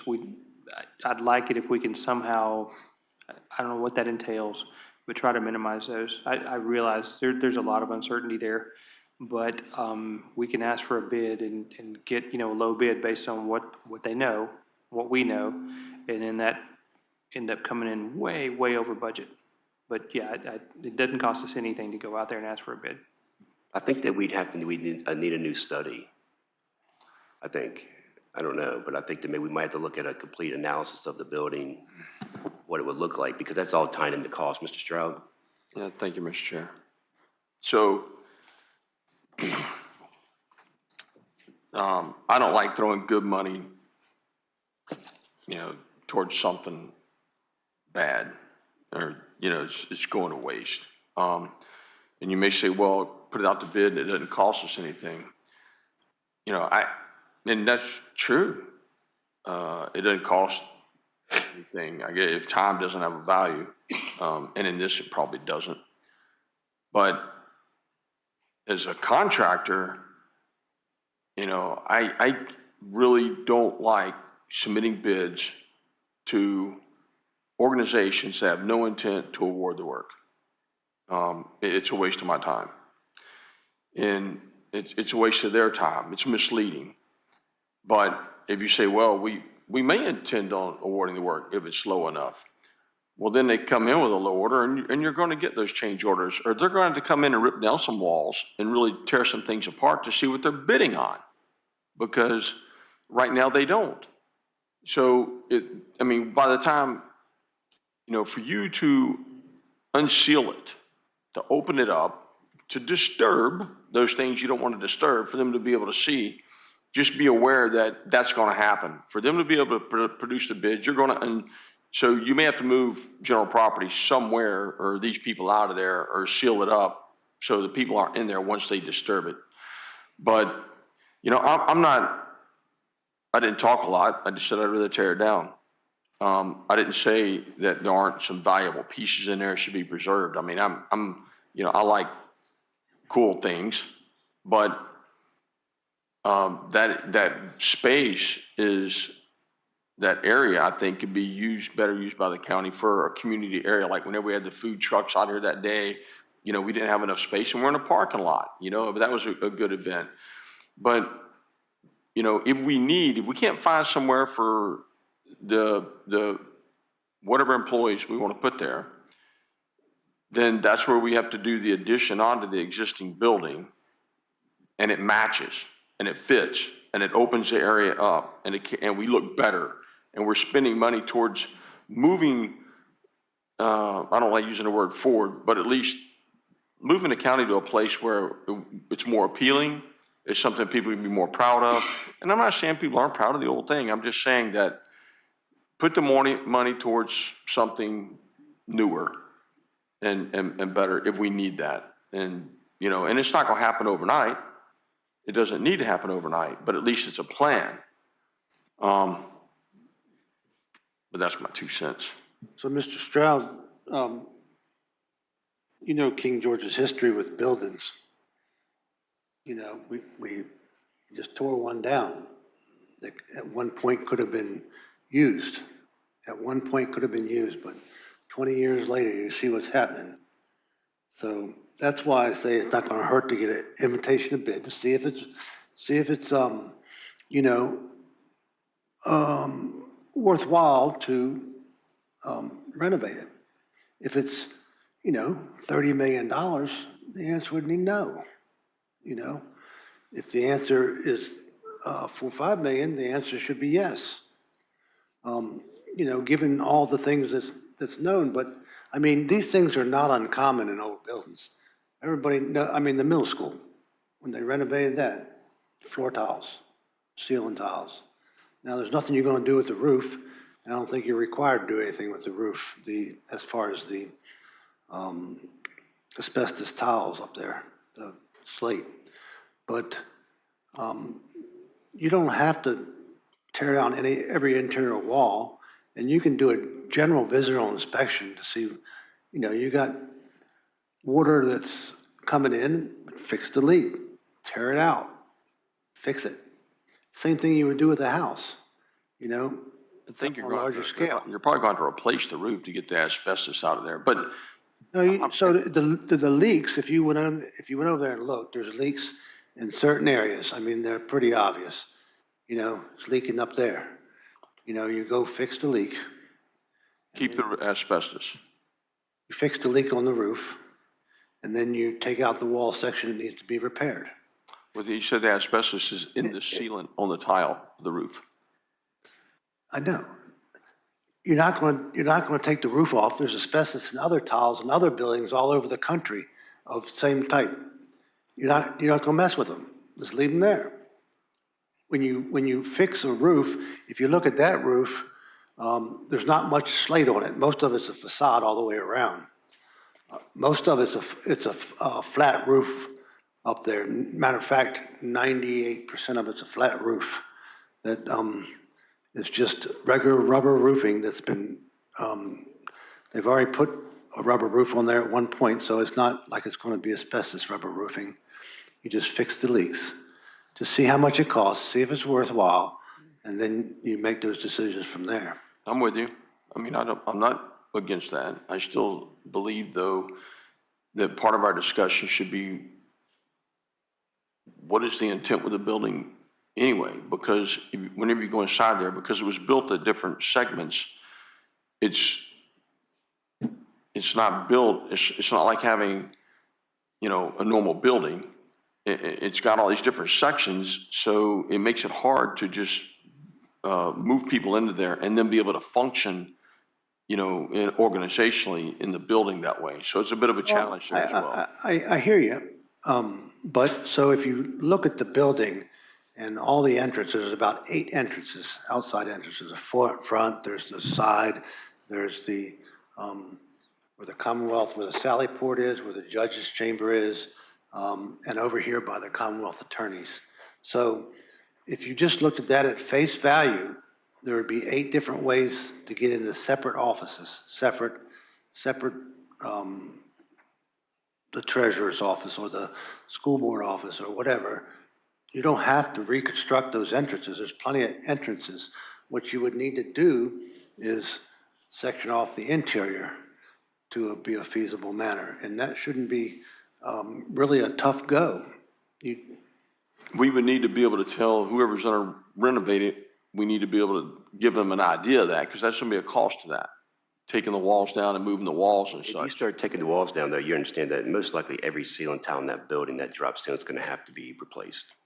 Well, I would hope so, because if you look at the mold on the drop ceilings. So we're going to disturb things. I mean, we're going to disturb things. So you're going to disturb things in any renovation. So taking out a drop ceiling is a pretty simple operation. And then you bag it up and put it in the can for the waste removal, for the, any asbestos or mold. It's not that tough. People make it tougher than it is. Ms. Bender, you have anything you want to add?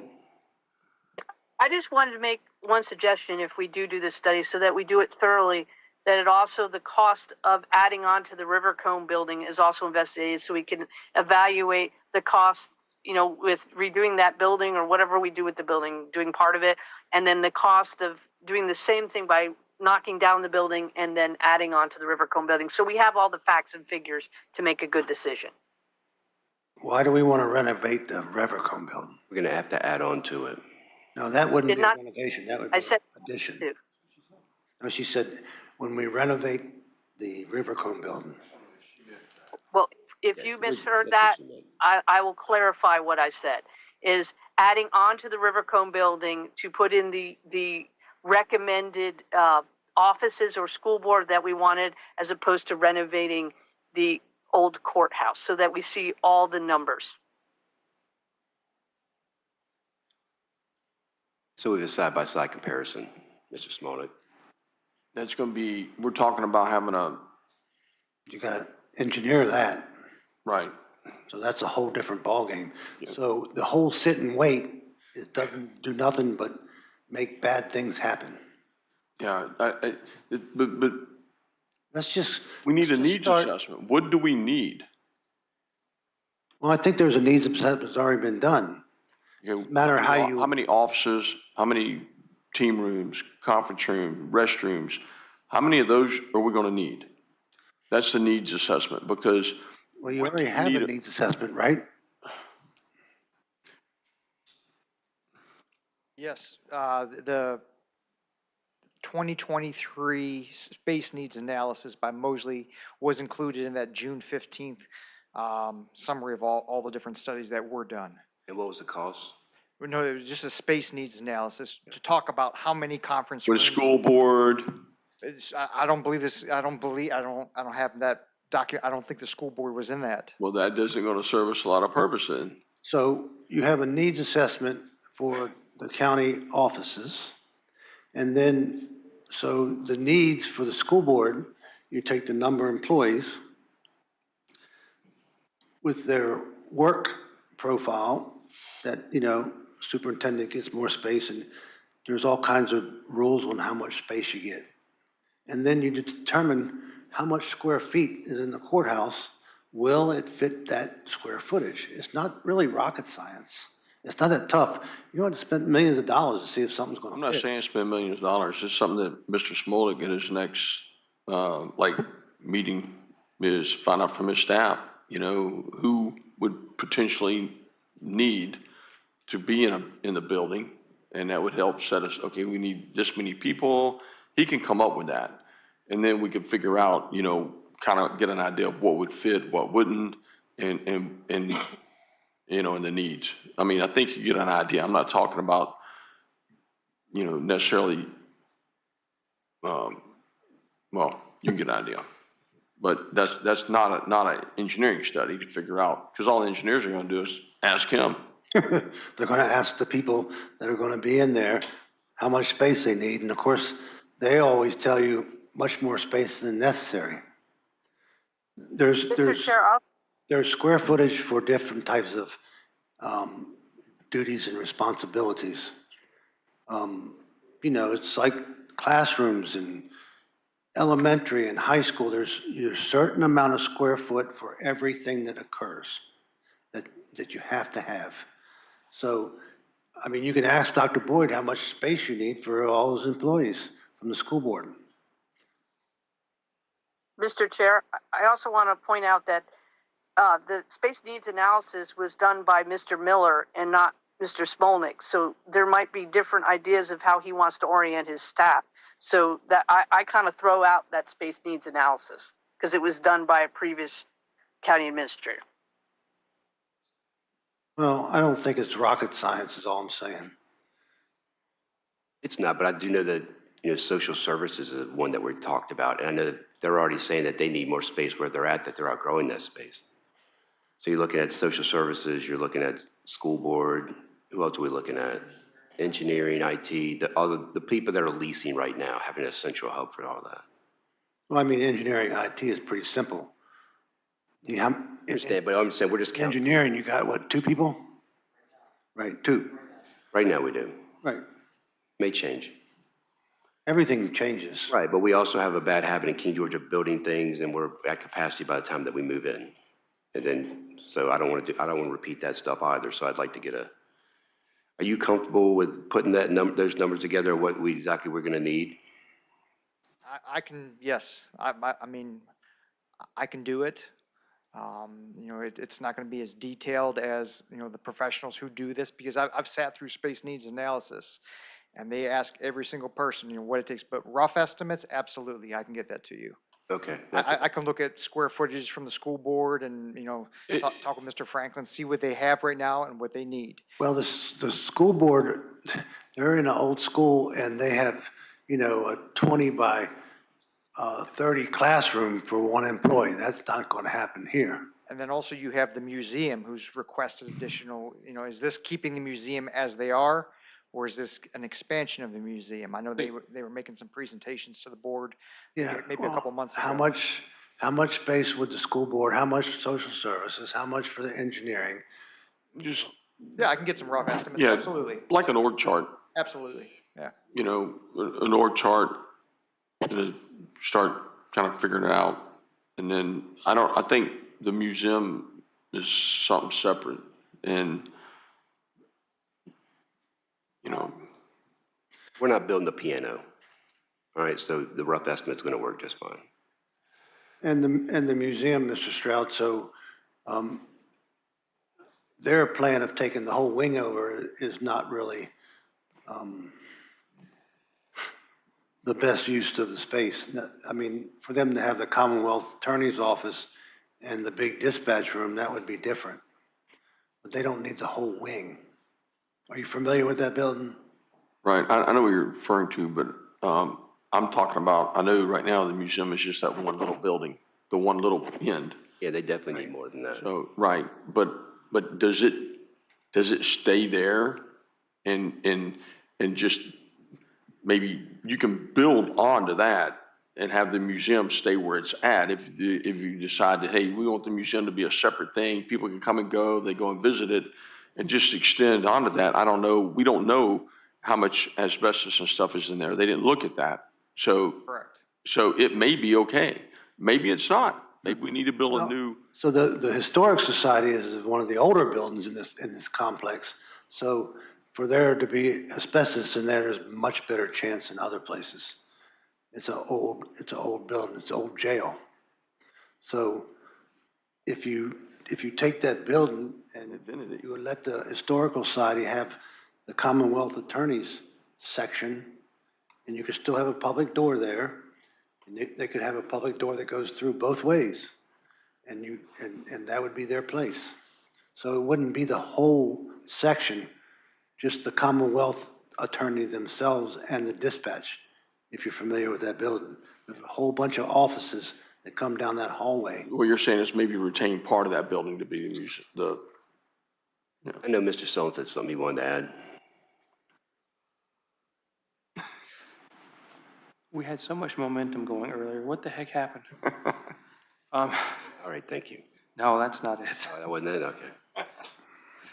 When you're looking at the school board and what they need, take into account, don't just say how many square feet do you have now, because there was a presentation a while back on that, and there was some discussion on whether or not the hallways were included in that or not. And the hallway, it's a school. They're really wide. There's a bunch of wasted space there. So make sure that we account for that as well. Yes, sir. So let's just get to it here. What's the consensus? I move that we do the analysis and go and see exactly how much it's going to cost to make it look the way that we need it to look and to function the way that we need it to function. And what those renovations would look like. And if that comes out, that doesn't cost us anything. If that comes back being too expensive, then I would move on to option 3 myself, so. Well, so Mr. Davis, the space needs, you got an engineer and another guy up there, and I'm sure that they could do that process without taking his time from other things.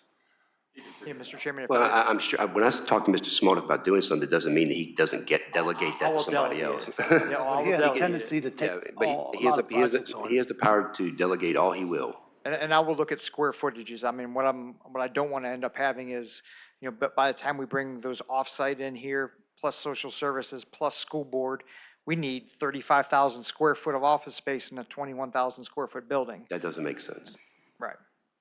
You don't have to bring them all. That's what I'm saying. You can pick and choose. You could maybe bring the school board and the engineering and the IT. And then make a hot desk.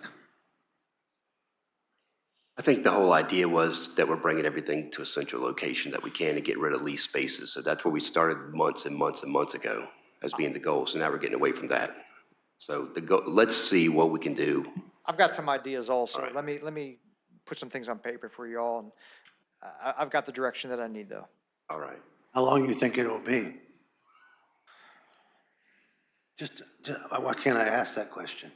Just want to have an idea. Into September? Will it happen before December or not? Yeah, I was going to say, yeah, I'd like to have something to you by your second September meeting. Okay. Or not, if not by then, at least by the end of September, even where we could begin to discuss it amongst ourselves before we discuss it in the next meeting. How about that? Yes, sir. Thank you. Thank you, Mr. Smolnick. All right, Daisy's not here. So 08-16 Dahlgren and KDC Fire EMS, Mr. Richard Stewart, Chief Moody. Chief, how are you today? I am doing well and hope you are too. Thank you. Long night, right? Yes, sir. Well, hopefully these items won't take too much more of your time. As you may recall, back on your June 3rd board meeting, we talked about this item, and wanted to come here tonight and give you a little bit of an update. I wish I had some better news, but I think we are at a standstill where we are on Section 8. I think the presentation's pulling up here, and I'll go back to where we were.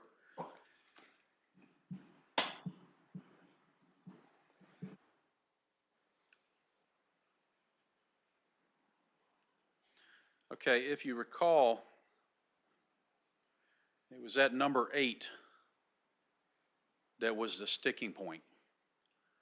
And that number 8, I'll read it, is the parties are entitled to obtain reimbursement from the appropriate federal or state authority for all or part of the cost of providing fire protection on property under the jurisdiction of the other party in accordance with federal law.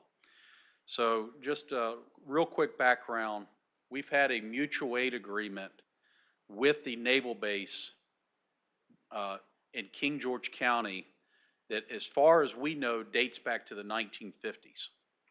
This is the first time this section has ever been a part of that agreement.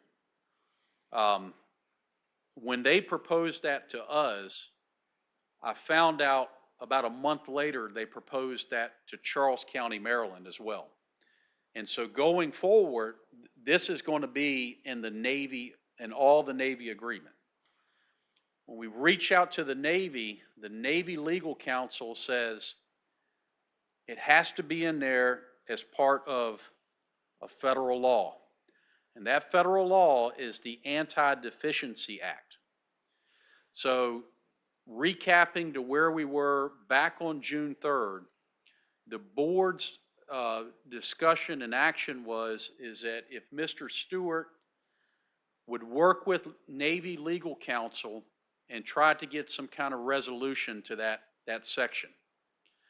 And I don't want to speak for Mr. Stewart, but the last time that we had discussed is that we were at a standstill. And I don't think they're backing off, and it's certainly still a point with us. But operationally speaking, you know, I had provided Mr. Smolnick a report a couple weeks ago on our mutual aid, how much we provide and how much we receive. And I can just tell you that having the Dahlgren and Indy Naval District Washington Fire and Rescue Department is an essential part of us being able to serve our residents, particularly in the Dahlgren area, and also the public in general. I think we counted up, we used them like 259 times in 2024, last year. So if there was any mutual aid agreement that I would stress not to do away with, it would be that one, because of their heavy involvement and impact that they have in our county. Now, I want to go back real quick So I found out that Charles County, Maryland, they signed this agreement with no problem with that section. And so I dug into that a little further. And I said, well, what was your reasoning on that? How you find that there's no potential liability exposure, or you're going to get a big bill sometime down the road? And their thought and their counsel's part or thinking on this was, it says that the parties are entitled to obtain reimbursement from the appropriate federal or state authority. And their thought on it was, you can build another federal agency, or you can build the state all you want. We're a local government. And that was their reasoning behind that. Now, myself and Mr. Stewart, we think that is, we think that we still don't like that language. And you know, when I see it, I know when me and Mr. Stewart had spoken, that comment at the end of that sentence that says, on the property of under the jurisdiction of the other party, is kind of still bothersome. So I don't want to speak any further. Mr. Stewart, if you'd like to take it from here. The issue is this, there are no guidelines, there are no caps, we don't know. And I talked to their counsel, and I don't believe their counsel has any authority to deviate from this. And so the only way you get around this is if you go above them, and I can only speak with lawyers. And that's an ethical issue. I'm an attorney representing you all. I can only speak to the attorney on the other side. If I were to go above her to a supervisor, that would be unethical. And I think that's the only way we ever get anywhere, is to see if somebody higher up in the echelon is willing to do this. That issue, Charles County, I would never suggest you all do that. If you enter into this, you need to be prepared that you may get a bill, you don't know what it's going to be, and it's all going to be governed by federal law. And I can't advise you to sign that. I mean, you do what you want to do, but I can't give you any parameters. I can't tell you what it might be, how bad it might be.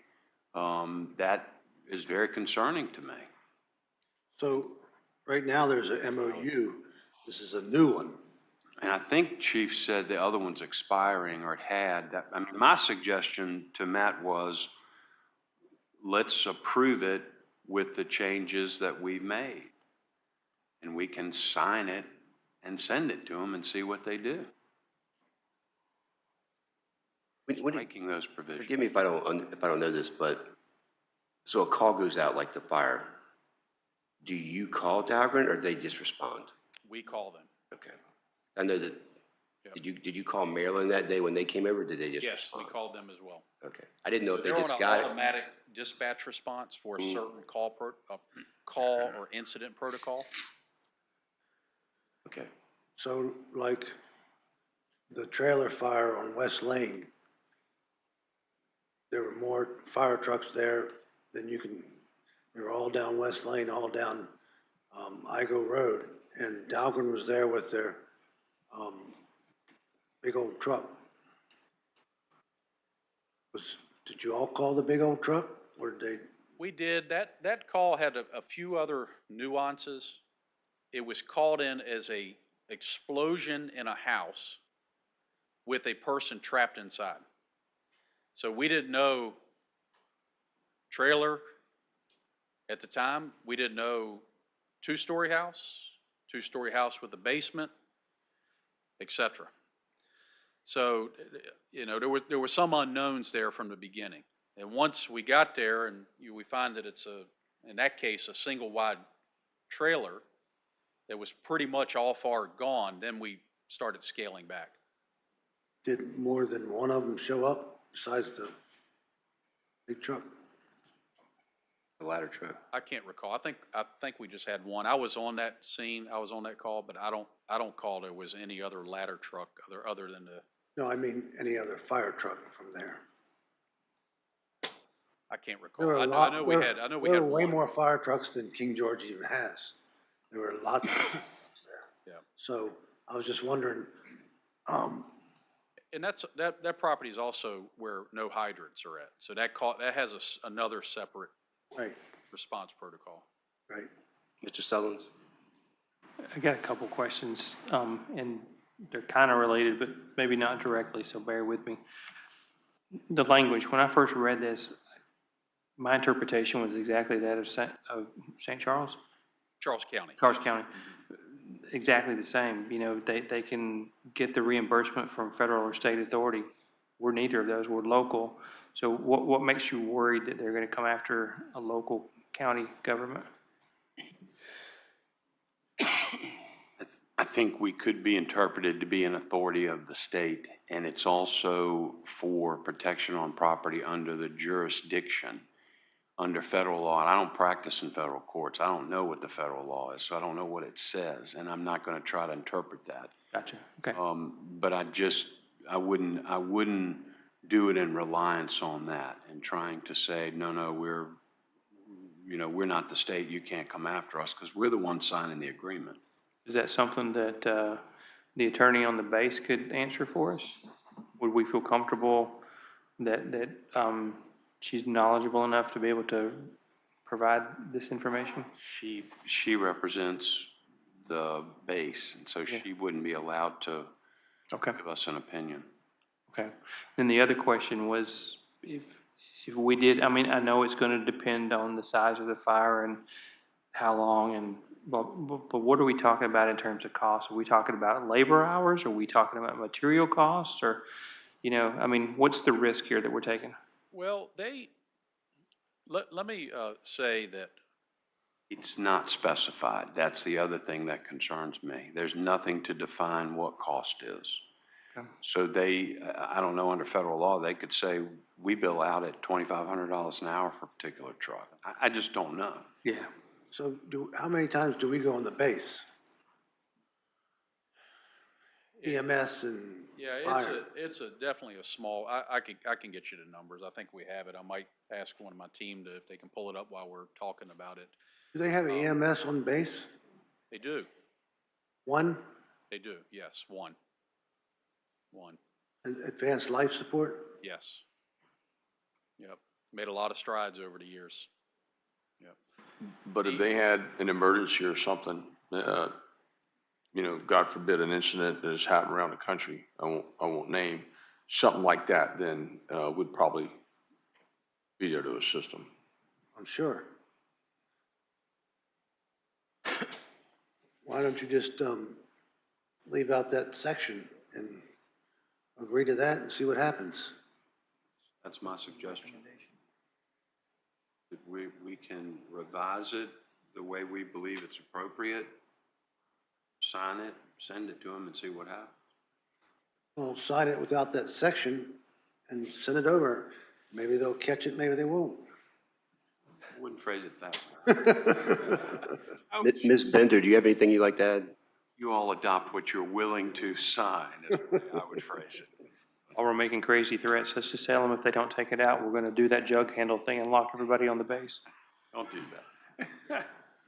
Lock it. Mr. Chair, no, my questions have already been answered. Thank you. Okay. So your advice is let you work on the language? I would suggest you all adopt it as amended by Chief Moody and me, and authorize us to enter into that agreement with the changes that we've made, and we'll proceed on from there. So there'll be no section 8? Or 7. We struck 7 and 8, actually. What's 7? And we made a change on E. I'm having trouble with my Roman numerals again. 4E, we made a change. We made a change on 4F is now E. Could you restate your recommendation again? I would suggest you all authorize us to enter into the agreement with them with the changes as made by Chief Moody and me. So we made several changes in here for the county's benefit. So moved. Oh, so can we hear the changes? Second. Whoa. We haven't heard the changes yet. You're going to make a motion on Your changes packet. you don't know about? They're on your iPad. I don't have an iPad here. In your book. It's in your big book. Where are they at? Tell me what page they're on. I don't know. I operate off of electronic medium. It says draft. Starts with draft. Didn't you read his? You want to find it for me? Why, thank you. Draft MAA with NSASP. That's the title of it. Well, you all talk about Russian, and now you're going to rush to this. Russian. I don't know where you're talking about now. Mr. Chairman, I would be happy to go down to Mr. Collins' seat and go through the changes on my iPad with him if you would like. Can't you just tell me? I can read them all. It wouldn't make sense if I just read the If you'd like change. to walk down and talk to the old guy, you're more than welcome to. Mr. Stewart, just to add, the Navy legal counsel actually recommended to remove that number 7, and that was their own language. So, We've been negotiating with them for a little while on this. The sticking point was 8. yeah, well, correct. I think they could agree to everything else. The size of this print? Everything else, all the other little changes. That's how lawyers do it. No, it's not. T.C. Collins, Esquire. I can't see the print. Then you have to approve it. No, I don't. You all can go ahead and make a motion. I'll just say no if you want to go on with things. The glove doesn't fit. No, he doesn't.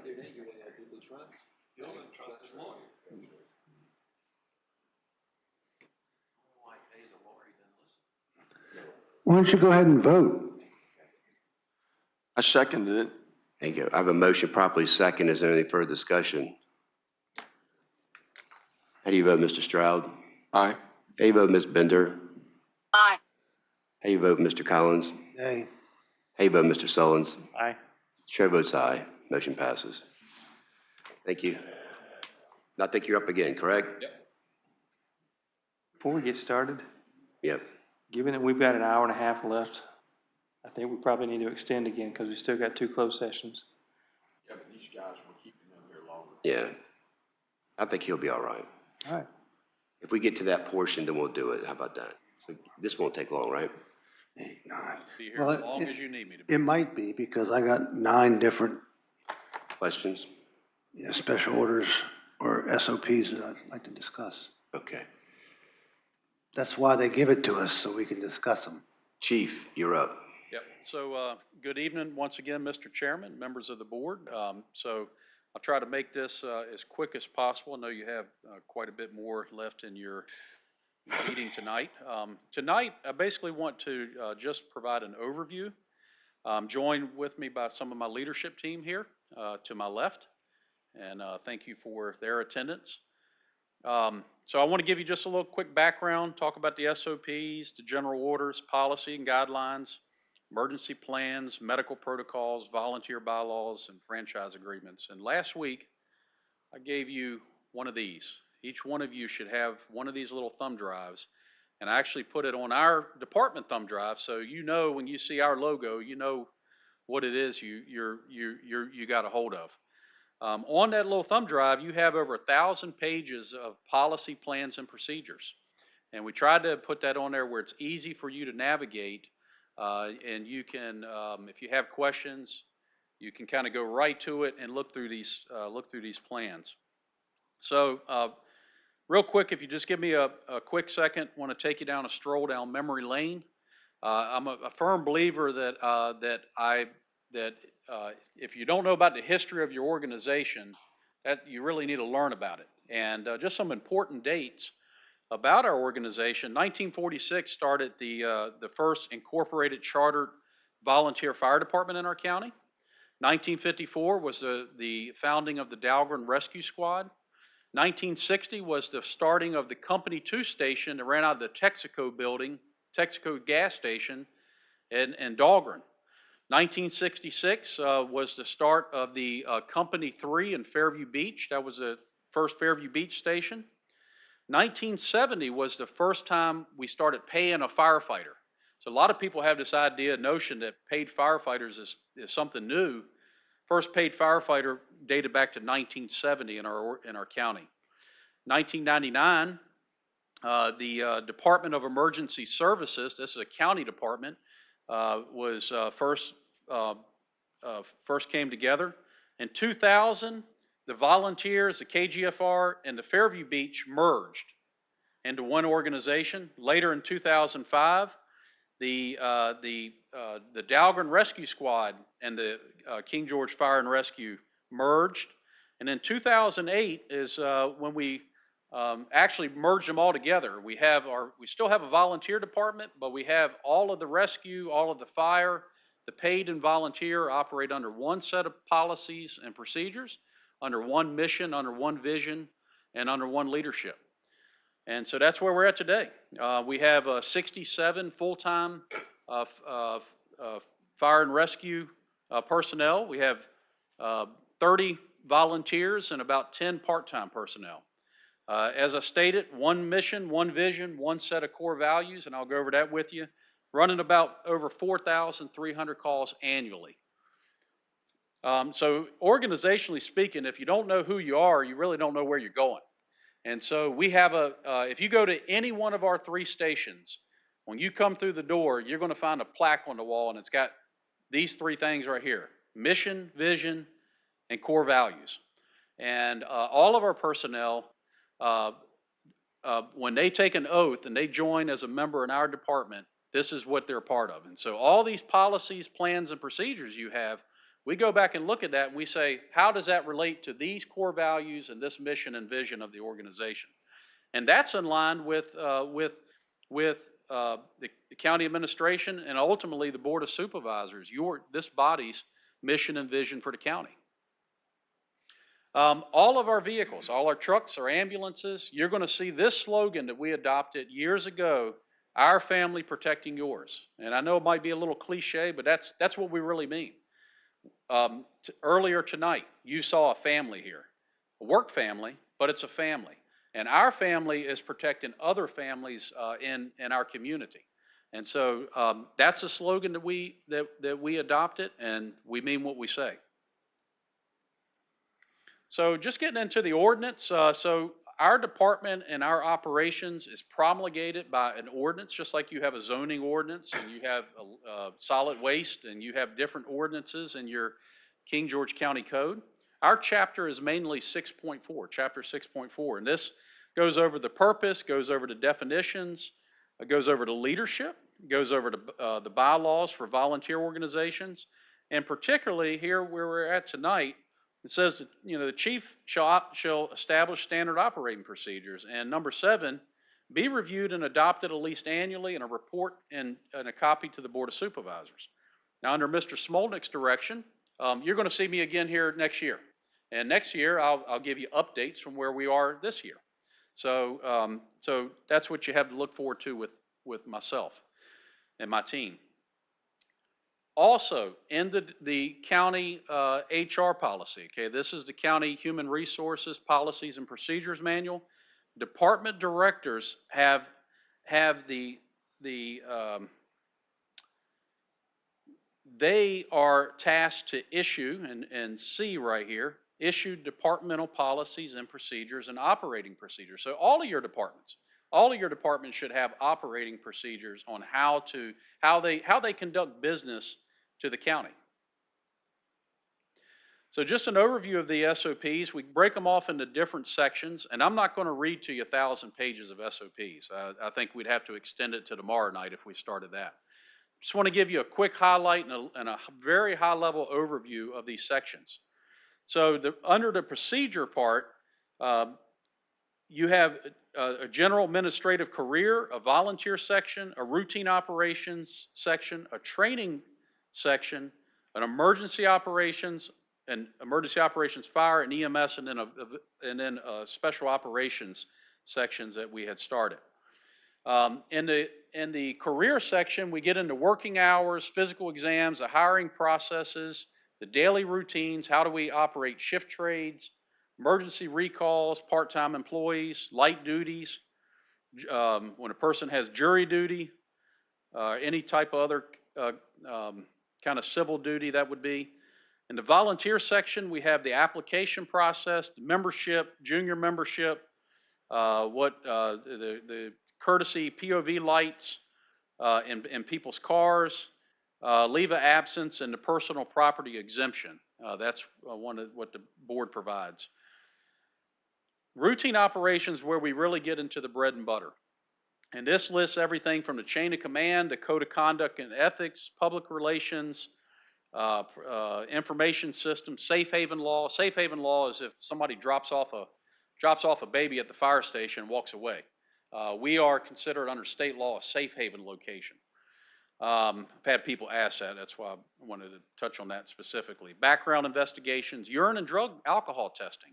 This spells out those, everything from PPE inspections, uniforms, grooming standards. How do we want our people to look? How do we want them to dress, etc. SCBAs, breathing apparatus, complaints. How do we deal with discipline?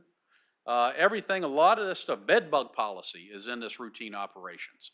Yeah, we have to worry about that from certainly time to time. And training, we have a training section. We have live fire training, operating procedure, ride along, training vehicles, fall protection, training in extreme conditions with extreme heat, extreme cold. And emergency operations, everything from the incident command to general strategic guideline. Public service requests, staging of apparatus, hazmat, highway incidences, helicopter operations, critical incident stress management, structural collapse, clandestine drug laboratories, you name it, it's in the emergency operations. Then that breaks down into between fire and EMS. And in the fire portion, we have the personal alert safety devices, personal protective equipment usage, that's our gear. 2 in, 2 out, that's a federal OSHA law. Carbon monoxide, how we respond to vehicle fires, structure fires, sprinkler buildings, how we deal with E85 fuel, 85% ethanol fuel, etc. So EMS is a little bit different because we operate under a regional set of medical protocols, and that's really the bread and butter, how we treat patients, what type of medications we use, how do we use that. And you have a copy. All these are in that little thumb drive. So you're welcome to go through and look and learn about our policies, how we operate in those. We also operate through an operational medical director. So that's why I just put that in there. In EMS, we look at social services referrals, ambulance restocking, drug boxes, routine transports, how we deal with deceased patients, patient restraints, transfers, patient documentation, transportation of prisoners, treatment of minors, mental patients, and also the quality management program, what we call QIQM or QIQA. So this is a new section we've been working on, is technical rescue and rope rescue operations, water rescue. Some of the other different SOPs and operations, one of the big ones, and Mr. Stewart may notice at the state level, they put an unfunded state mandate on us, and they said, hey, every locality, you got to become a pharmacy, and by a certain time. So we actually have a pharmacy license and have to run our own pharmacy now. That's been a milestone undertaking. So we have a whole separate section of pharmacy, medication, policies and procedures we're required to have by the Board of Pharmacy and by the DEA. One of the ones is we're putting a general order together for football standbys. These are something that we haven't had in the past, but we feel there's a need and necessity for that, and that's us participating in the football games at the high school. Also, the creation of an EMS division. When we deal with EMS, just EMS staff alone, they are regulated differently under the Federal Fair Labor Standards Act when it comes to wage and hour. So we had to have a separate section that really addressed personnel that are not fire protection but EMS only. And then there's a special operations section that we talked about. Some other policy and guidelines that you have in there is our professional development guide. That provides guidance and on how people move throughout our organization, how they get promoted. Our annual training plan, our communications manual, our driver operator release manuals, our exposure infection control plan, and again the Rappahannock EMS Council protocol. So all of these are in that thumb drive. All of these are in the thumb drive. These are all of your county emergency plans with the exception of one, and that's the active shooter plan. And the active shooter plan is a trifecta plan that our department, the King George Sheriff's Office, and the Virginia State Police have come together, and we operate under that plan. That's the one plan you don't have on that thumb drive. The King George County All Hazards Emergency Operations Plan, what we commonly refer to as the EOP, which will be on your agenda sometime next year for ratification, has to be adopted every 4 years by state law. The mass shelter plan, the animal shelter plan, we have to have an animal shelter plan. That's required under state law. So you have to have a plan for the people. You got to have the plan for the domestic pets. So we have that. That's in that thumb drive. We are within 2 ingestion pathway zones from 2 nuclear power plants. We often think of North Anna and that's the one in Virginia, closest to us. However, we're within the same fallout. We're actually a little closer in the fallout zone to Calvert Cliffs in Calvert County, Maryland. So we fall within 2 of those ingestion pathway zones of the 2 nuclear power plants.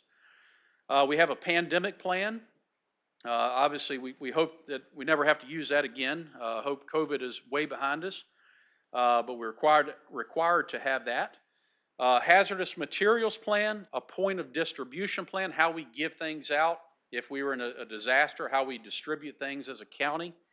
Also, we partner with the GWRC on a regional hazard mitigation plan. So we don't have our own hazard mitigation plan. We have a section, and we're a part of the GWRC hazard mitigation plan. All right, so talk about real quick about accessibility and compliance. So how our members, how our personnel have access to all this is through a program called Fire Manager, which has storage of all these documents. So they can pull out their phone, they can look on their computer, and they can see these things kind of in real time. Vector Solutions, we use Vector Solutions for if we push out a new policy or new training.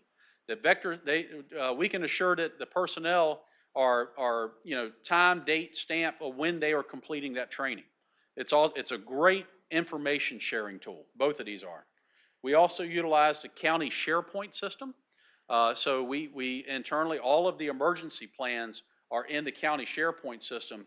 And we highlighted that today. We had a county hurricane preparedness training with all staff, all department heads, constitutional officers, and we talked about these plans and how they can gain access to them in the county SharePoint. And we also use the old true and tried method, and that's 3-ring binders, manuals, bulletin boards on at the stations, and we post things. So that's how we kind of accomplish the accessibility and compliance part. I hope that was as painless as possible. I know you've had a late night, wanted to cover all that. Most of the information is, again, back on that right there. So anytime there's ever any questions, whether it's I'm here, talking about this, or something pops into your head at 2 o'clock in the morning, you say, I want to ask about this. How do they do business? Please let me know. So, any questions? Yes. Mr. Collins, go ahead. So 6.4-7, number 4, number 5.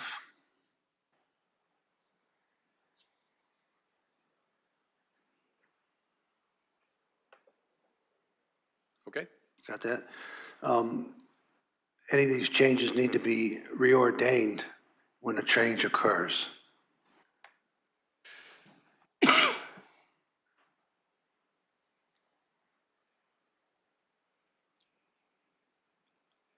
Can you say those sections again?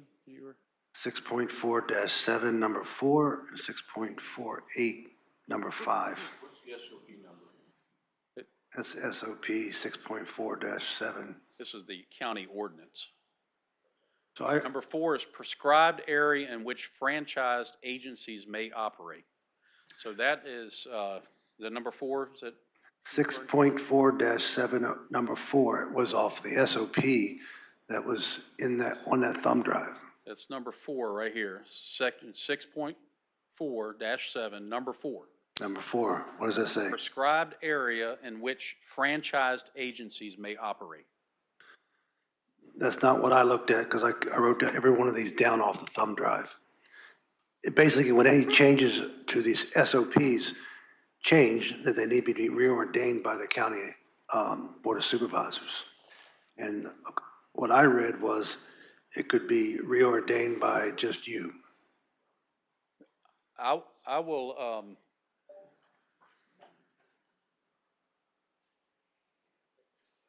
okay, yeah, I see where you're, yeah, that was not a part of that slide cutout section. That's number 4, section, such SOP and rules and regulations as amended from time to time shall be made part of this ordinance without need to reordain. But they need to be reordained. They need to be, you're saying they need to be? Yes. Could I answer that, or can I make a comment on that? Well, so these are the SOPs that are approved by the Board of Supervisors. And all these things need to be approved by the Board of Supervisors. Bottom line.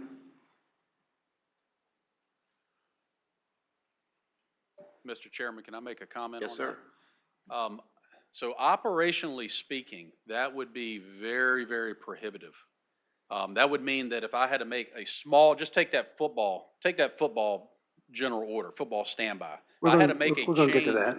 if I had to make a change to that, like, hey, we had a staffing issue, or we had, we need to, add a new section to address an issue. Every time something like that would happen, that would be extremely prohibitive to do that. And I wouldn't say just even our policies. I would say that every county department policies.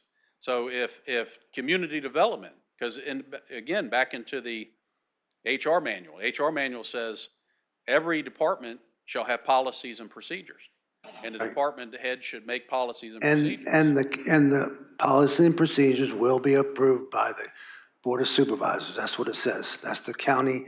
And same thing here. Your SOPs need to be approved by the Board of Supervisors when changes occur.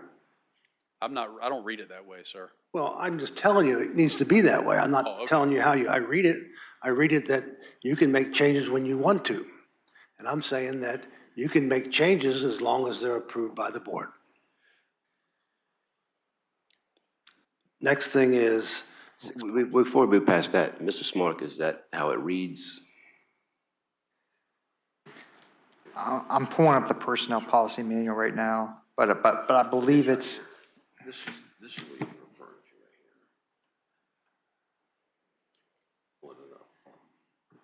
here.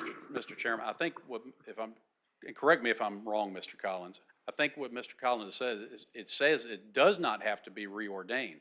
What Mr. Collins is saying is that he feels that it needs to say that it needs to be reordained.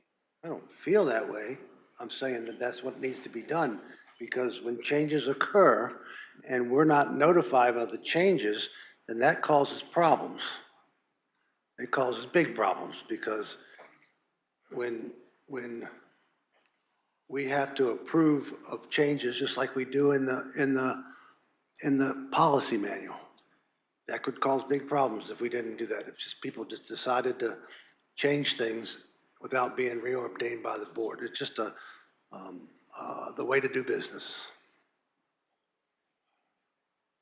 Yeah, I mean, again, operationally speaking, I think it is written the way it works.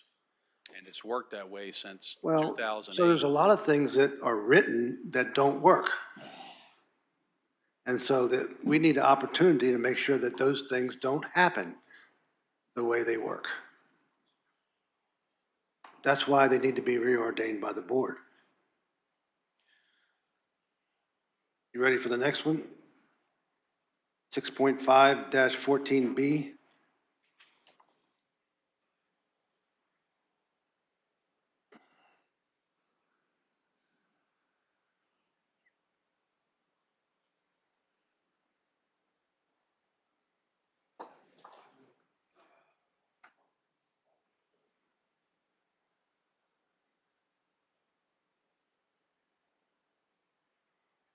No, wait. leaf pickup service areas. This is about burning leaves. Well, it says leaf pickup. Did you read that? Can you read that? This is not on the slide. I'm reading the ordinance, 6.5-14B. Right, which is Burning of leaves. Right. Notice of leaf pickup service areas shall be by publication of a description of those areas and schedules for free leaf pickup service at least once a week for 2 successive weeks in newspaper having general circulation in the county. So the county doesn't even do leaf pickup, so it needs to be removed. That's my point. We don't do leaf pickup. We don't need to advertise leaf pickup. It needs to be removed. Yeah, there's no hardship. That was when the fire prevention ordinance, because now we're in the fire prevention ordinance. When the fire prevention ordinance, that's a different section, but when that was promulgated, the county attorney said, if we ever do provide leaf pickup service in the county, that would be the time that we need to have that in there. So that was a legal piece. So we don't. That changes nothing with us. Right, so we don't do leaf pickup in the county, so we shouldn't have it in there. So if I read that like I did the other day, I'm like, okay, well, the county says they do leaf pickup and I'm gonna shove my leaves out into the street because they're gonna come by and pick them up. So it shouldn't be in there. No, Mr. Collins, go ahead and put your leaves out on the street, wait for somebody to pick them up. No, I don't think it that's says, another code section for debris on the highway. I don't think it says that though. It says, read it. No, I can read it. It doesn't say, it says notice of leaf pickup. It's under burning of leaves, okay? And it's an ordinance, it's based on the state law references regulating the burning of woods, brush, et cetera, Right. and penalties. Got that. Code of Virginia, prohibition on all open burning where serious fire hazards exist. Got that. Exists, penalties. So it's this thing called taken in context. Okay, Well, this isn't talking about county services. It isn't providing, these are the services provided by the county. It's not saying that. It's a protective measure, so if that service were to be provided at some point, then it's covered by this. But this right here does not say that the county's providing leaf pickup. Well, it's inferred and it's in our county ordinance under the. Context is burning of leaves. No, the context is leaf removal in there. What is leaf removal? It's under burning of leaves. The context is under burning of leaves. And it says that if the county do leaf pickup every so often and then it's advertised in the paper. It doesn't say that. It does. No. If notice of leaf pickup service areas shall be by publication of a description of the areas and schedules for free leaf pickup service at least once a week for 2 successive weeks in a newspaper having general circulation in the county. Okay, 1, we have no newspaper with general circulation. 2, the county doesn't offer leaf pickup. So if you were to call and say, hey, when's leaf pickup? Say, we don't offer that. This right here doesn't say that you're going to get leaf pickup. Well, let me ask the attorney. If Mr. Collins says he's going to sue the county because we're not picking up his leaves, do you think this gives him the grounds? I see it. Sorry, I was reading another section. Is it right here?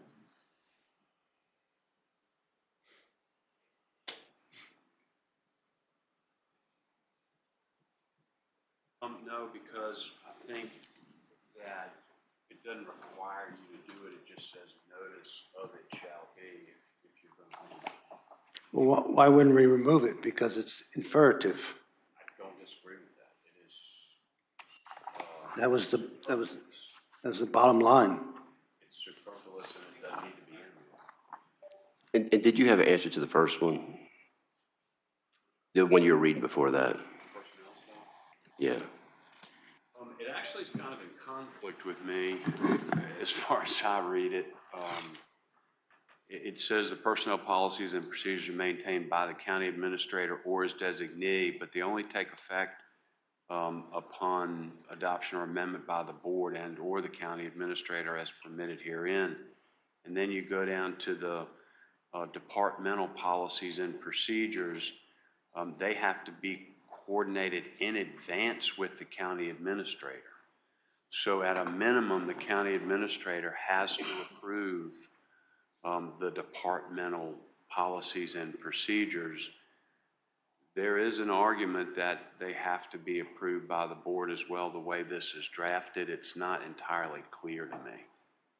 But it's clear that the county administrator has to approve everything, at least.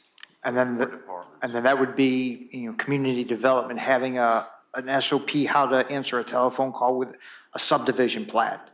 That would either have to be approved by me or be brought in front of the board of supervisors for your approval. We're talking about what was on the thumb drive that was provided to us, that was, every page is King George Fire and Rescue. It's not community development. This is what I'm going through.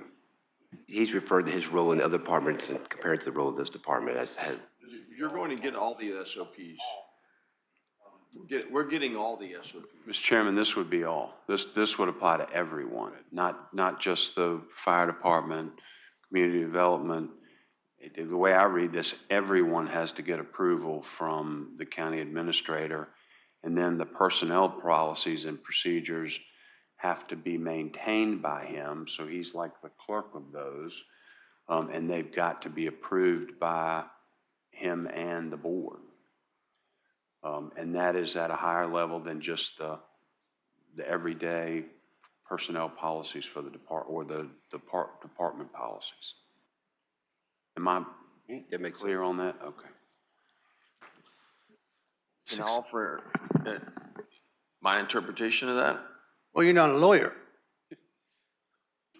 He gave you his interpretation. Well, you're not a financial advisor either, but you've argued with our financial advisors, so. Sure. You're not a financial advisor either, but you've argued with our financial advisors, so he wants to give his interpretation. I will allow it. Is that the county administrator is the one who reviews the changes.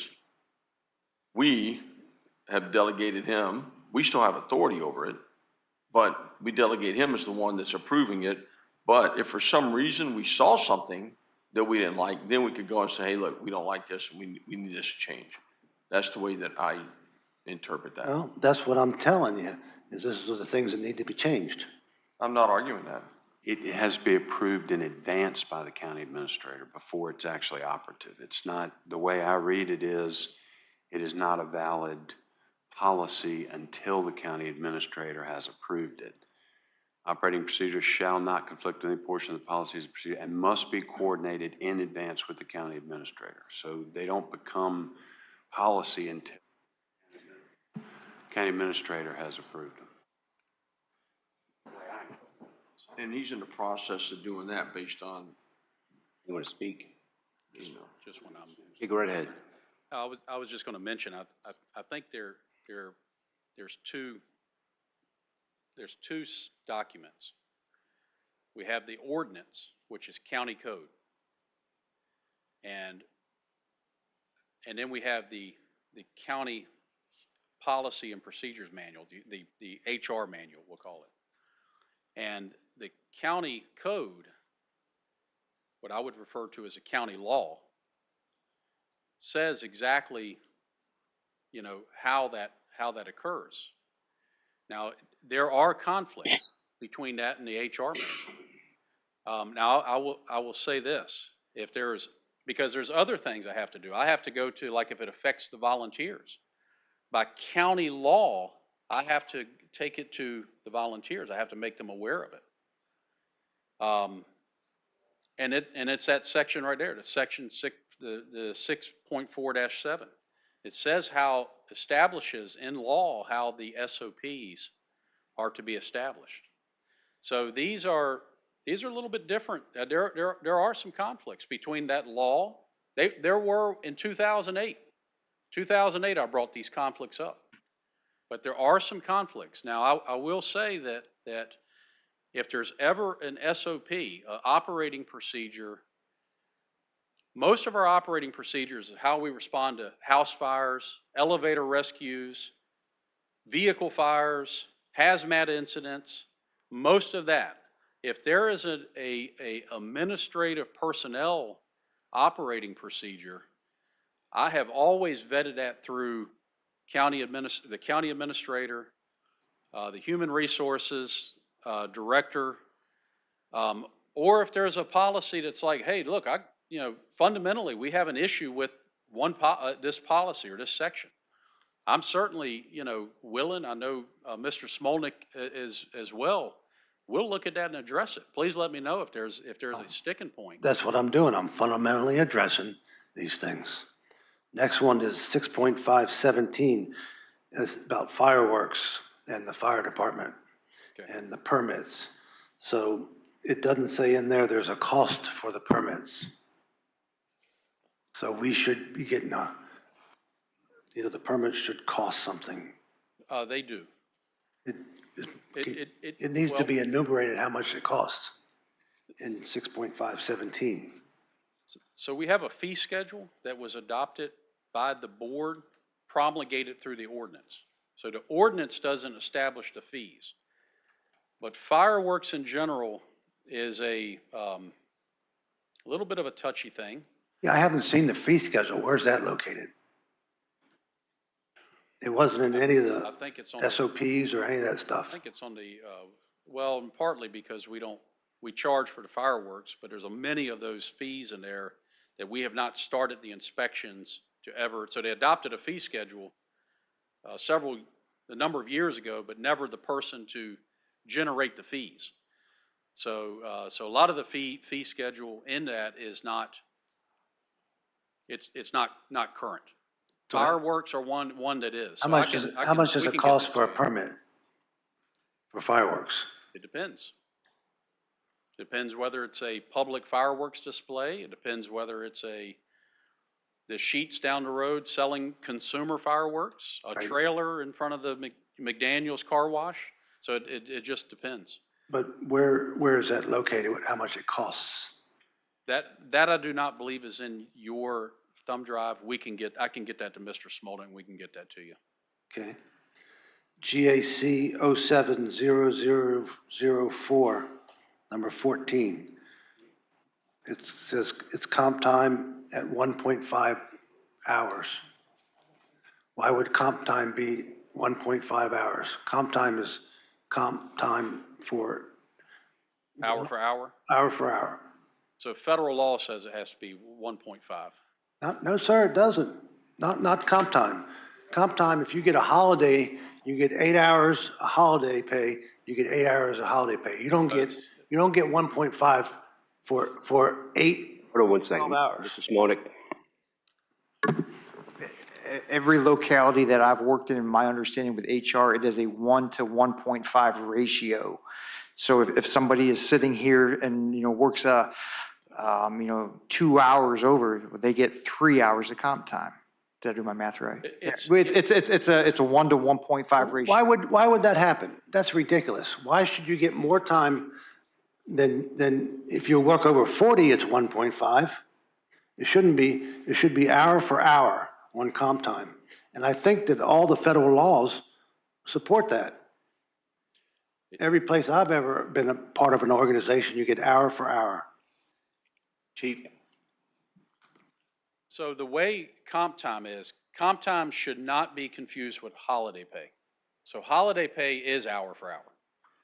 Comp time is an individual working overtime. And so if you have an individual working overtime and they decide, do I want to have overtime pay or do I want to have comp time? It has to be paid at the same ratio. So if you're earning if they're earning time and a half, then they have to earn the comp time at time and a half. Right. This just as in this particular one, it just says comp time at 1.5. It doesn't say overtime comp time. That's what comp time would be that's what compensatory time is. It's not overtime. You can have comp time with no overtime. No, if you work overtime, you get time and a half, and you can count it as time and a half comp time, or you get comp time at hour for hour. But this says that all comp time is 1.5 hours, which is giving you more time than is allowable by law. Look it up. What I will say is we follow the county under the HR manual when it gets into how we compensate people. that is followed. So there's a section in the HR manual for compensatory time. Right, I've read that, and it doesn't say you get 1.5 I think comp time. just for brevity tonight, we need to look at that because according to what I'm reading here, off the federal, it says compensatory time off may be approved, not required, in lieu of regularly scheduled overtime work only for employees, including wage employees who are ordered to work overtime hours under flexible work schedule. Right, that's overtime. And In lieu You can of. get overtime comp. Mr. Smolnik. Mr. Chairman, 5.13 of the Personnel Policies Manual, this was last revised December 23, 5.13, non-exempt employees may earn compensatory time at the rate of 1.5 hours per hour worked beyond an employee's normal working hours in excess of 40 hours per week. Right, I said, you get comp time. If you want to go overtime comp, you get 1.5. If you're just doing regular comp time, you just get the hour for hour. But that particular one says, read it out loud. Yeah, so. Look it up the same yourself. thing, if you're working overtime, your pay is 1.5 times. 1.5 times. Your comp time Comp is time the is same. 1.5 times. But if it's just regular time, comp That's time. straight time. Right, but that's not what it says. It says all comp time is 1.5. If Yeah. it's comp time, it is 1.5. If No. it's straight time, then it's what we refer to as straight time, and it's hour for hour. No. Overtime is overtime. Comp time is comp time. Holiday is holiday. There's 5 or 6 different types of pay. If you work overtime on a holiday, you get time and a half. You don't get the overtime and the comp time, and you get time and a half. Comp time, you just get straight for straight. Yeah, it needs to be reviewed, Chief, because overtime says 1.5, compensatory time says 1.5. That's why I'm bringing it up. Next one is GAC 0713. So in that particular one, it says that if you are out for jury duty, that you get paid, you can get paid for your regular time gone. In other words, I go to this courthouse and do jury time. The fire department will pay me, but then it says I also get the jury fee. So it's either one or the other. You don't get the jury fee too. Is that section specifically under jury duty, or is that going to court? GAC 070013, jury duty.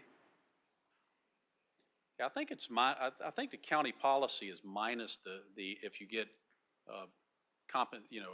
It doesn't say that. compensation fee. That's not what it says. It says that you get you get paid to go to jury duty by the department, and you also get the jury fee. That's what it says. That's why there's a discrepancy. That's why I bring it up.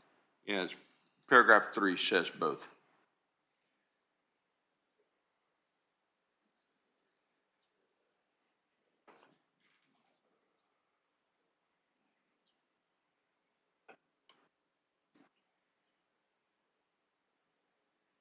So you get one or the other. I would take the my pay, because jury fee is only like $25. Are we talking about number 3? Members shall be entitled to a leave of absence with pay while performing the duties of a juror and may accept a jury fee. Right. If they're a leave of absence. Well, they get paid. They can't get paid twice. They only get paid once. You can't get paid for jury fee and get your money, take time at whatever time, 8 hours of pay, and get jury fee. You can't do that. Yeah, I think the way we read that, the way I read that, correct me if I'm wrong. We don't get a lot on jury, a lot of people out on jury duty, but Right, but the way I read that is that they're given a leave of absence with pay. right. So They can take their leave, but they don't get the jury fee too. but they've taken their leave. So They're taking their You're saying they're burning their leave. They're burning their leave. even if you burn your leave, you still can't get you can't get paid for that time and then get jury too, because basically we're paying you to be on the jury with their leave, and we're also paying you for the jury fee. That's Mr. Sullins? So I think you're mistaken there. When somebody goes on jury duty, this is at the federal level, but I'm assuming at the county level, it really ought to be the same. Yeah. If one of my employees goes on jury duty, he or she has administrative leave. It doesn't take away from their annual leave that they've built up. And for what it's worth, the federal thing used to be that you would have to return that jury fee. They've changed that. We get both now. Okay. So you get paid your leave. It's administrative leave, doesn't come out of your leave bank, and you can still take whatever that meager jury duty fee is too. So when I go jury duty, all I get is jury fee. Why should I get paid from my employer to go to be a jury? It's already your civil duty to go be a juror. Why are you getting two pays for one operation? You're already getting paid to go. I'll tell you why, because one, they're totally separate and they come out of different areas. Like this, the man's job, so the man's going to take off his work to go do a jury duty that pays him 3 times less to do his civil duty. Right. So he's going to use his own comp time out of his own pocket. Yes, then why shouldn't he be paid for If he his doesn't use his comp time and he just goes jury duty, he just gets the jury fee. Right. Right. Is that correct? Yes, the leave, he's not taking, this doesn't say he's taking leave, his leave. He's just going to leave of absence, meaning that, yeah, he's getting off. But it says that he is getting paid. So I didn't know the federal government's doing that, so I don't know. Yeah, so I think employers. So employers can decide if they want. You weigh in on this one? Isn't that kind of a form of embezzlement? It depends on what you're offered. And if the policy says you can do it, then you can do both. That's why I say the policy shouldn't be both. As an employer, I don't have a problem with it because I encourage people to do their jury duty. Well, they have to do their jury duty whether you encourage them or not. If they're called for a jury, they have to show up. If not, they'll be held in contempt. I've never shown up. And it's their civic duty to show up, whether they're a firefighter or they're just Joe the ragman. That doesn't mean it has to cost them to do it. It doesn't cost them. It does. If I'm a $100 an hour employee, but someone wants me to go make $25, at jury duty, yes, they cost me. It does. It costs you. You're making a sacrifice and it costs you. But so okay, how about if they don't take leave? Do you still get the $25? You're basically saying the same thing. You're getting paid to do a totally different job. Sir? You're getting paid to do a different job when you go on jury duty. It's not the same job. It's not. Right, so you shouldn't. Fireman, So he's you not being. You either get one or the other. You either get the jury pay for being a jury person. That's your opinion. I don't agree with you. Well. Yeah, but the thing is, sir? Instead of us sitting and going through. You weigh in on this? What's the question? The jury fee. Should they collect the jury fee and their paycheck? It depends on the employment policy. So if there's no illegal act in accepting a jury fee because they offer it to you, if your employer offers you to get paid for jury duty even though you're not working that day, then it's okay. That is a policy decision that this board has to make to determine whether or not they want to pay people who are taken off to go to jury duty. It's nothing illegal about either one. It's all a policy judgment called by you all. Okay, so my judgment is you don't get paid for both. Next one is GAC 070016. Mr. Stroud? Yeah, so this could go on all night.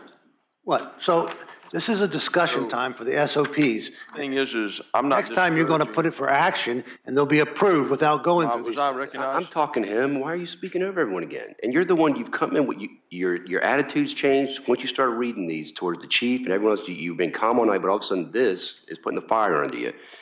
And maybe you should be a little bit more. You can, but you can be polite and be courteous to people at the same time. You don't have to. This isn't a Senate hearing where you get to interrogate people to death without giving anyone else a chance to do anything. This isn't your time. It is my time. It is. And every time you It is speak, my and every time. time you speak, It's my time to speak because every time I you had the speak- floor. and every time you Go ahead. speak, you will address me as chair before you speak for the rest of the night. Thank you. Mr. Stroud. Whoa, So Mr. Stroud. what happened to my time? what, When I come back to you, whenever someone else gets to speak. so what I think with these SOPs, because they are very lengthy and it takes time to go through them, that maybe something be set up so that the supervisors can take their changes to Mr. Smolnik. And if there's a problem with the change, or there's not a problem with it, then fine, the change can be made. We get the edits, here's all the edits that were made. If there's a problem with it, then it comes before us and says, okay, here's a problem, like the one with the leaves, there's no problem with that. So those are easy ones. But the ones that may have an issue, like the comp time or getting paid to go, that comes before us, and then we review it, and we do it at a night whenever we have more time to accomplish our business. But we schedule it that way. That would be efficient, Mr. Stroud.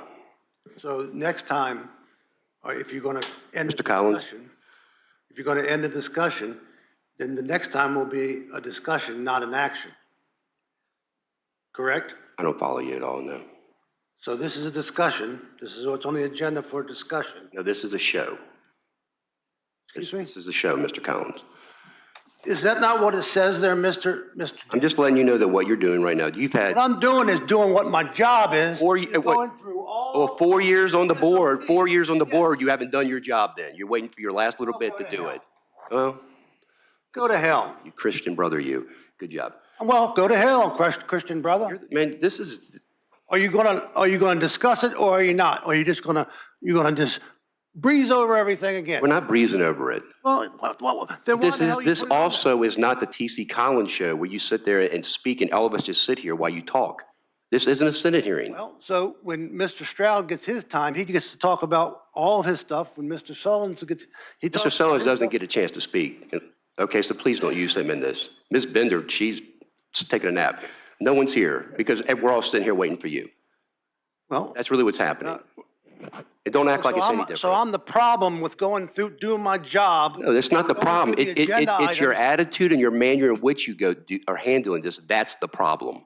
Well, I don't That's the care if problem. you like my manner. I'm not Obviously. violating any rules. Obviously. Well, you've violated a lot of rules. Which That's one? all right.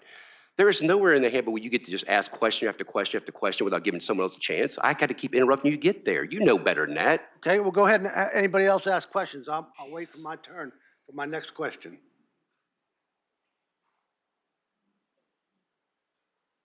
Stuart, do you think there's an easier, more efficient way to handle this?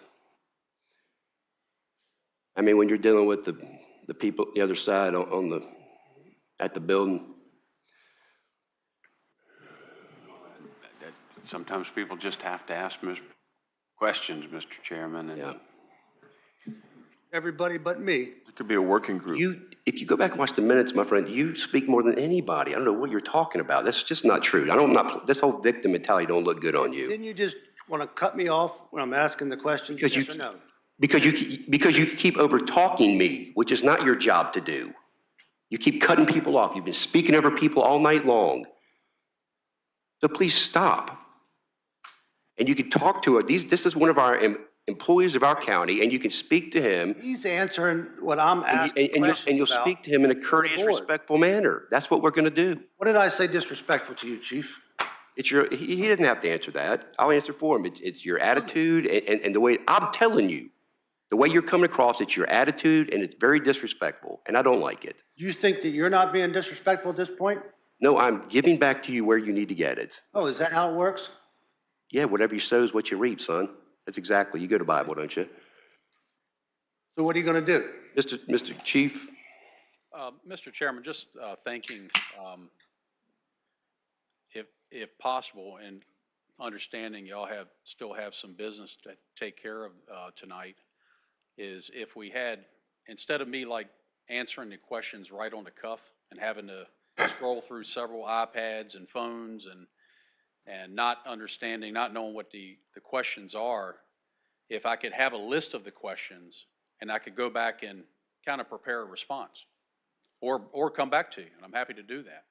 But that way you could have a more thorough, understanding. And it would give our county administrator and county attorney, they're over there fighting through computers trying to find answers to stuff too, because they're not aware of any of these issues. So this is. They could, Mr. Chairman, Yes, sir. they had the opportunity to read the agenda packet just like I did, That's right. right? So they had an opportunity to see everything I saw. This is nothing that nobody else, it's not like I have the sole information here. That's right. So when I reference something, you have the same information I have.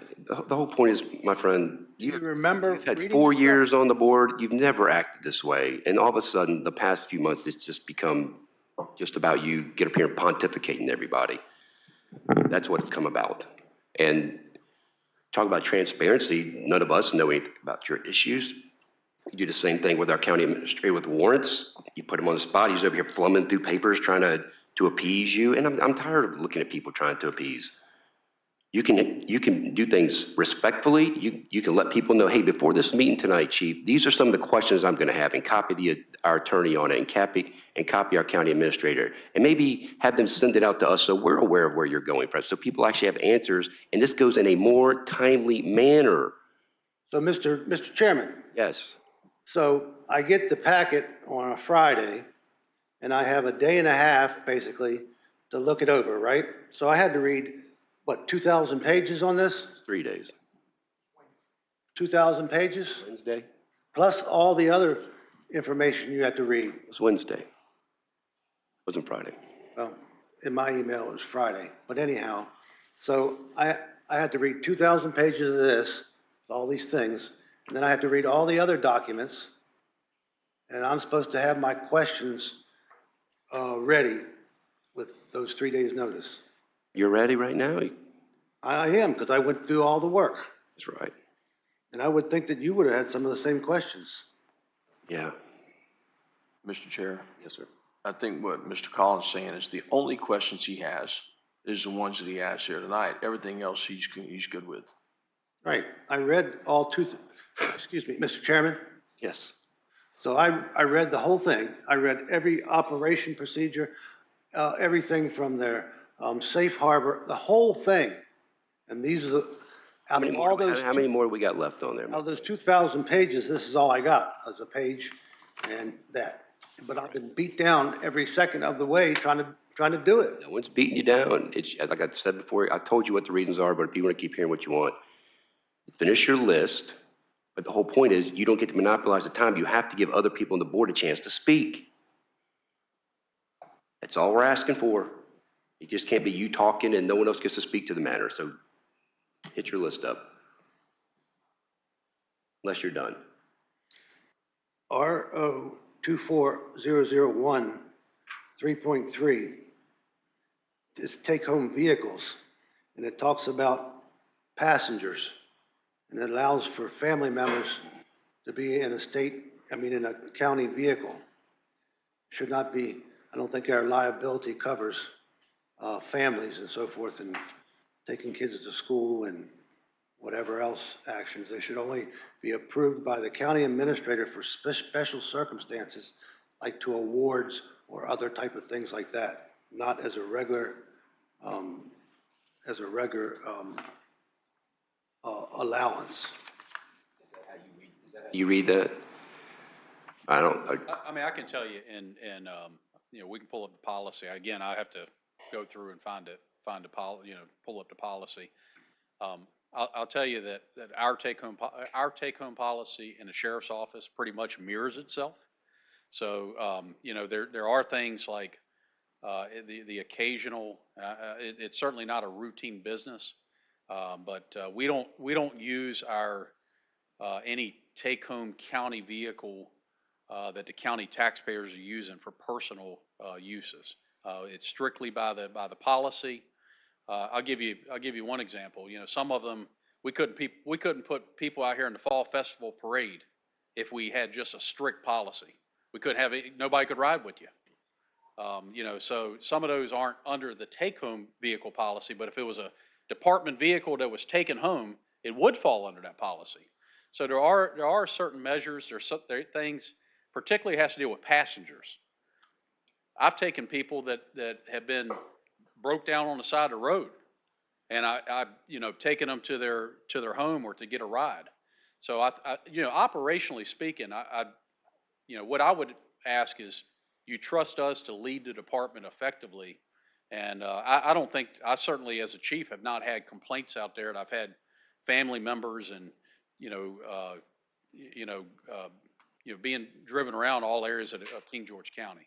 And like I said, I know our policy and the sheriff's office policies pretty much mirrors itself. And I mean, I don't want to see, I know we recently got all the trucks decaled out, and so Yeah. some of them weren't, which is good because I don't want to see a truck up in Lowe's in Fredericksburg picking up lumber for their home project or driving their kid to a Little League game, things like that. What's the county policy on the vehicles? You can just tell me what it is and let me know if they're mirroring it. So the county's policy says, it says, unless otherwise approved by the employee's department director, an employee's spouse, dependent, or any other person not employed by or conducting business on behalf of the county shall not be permitted to ride in a county take-home vehicle.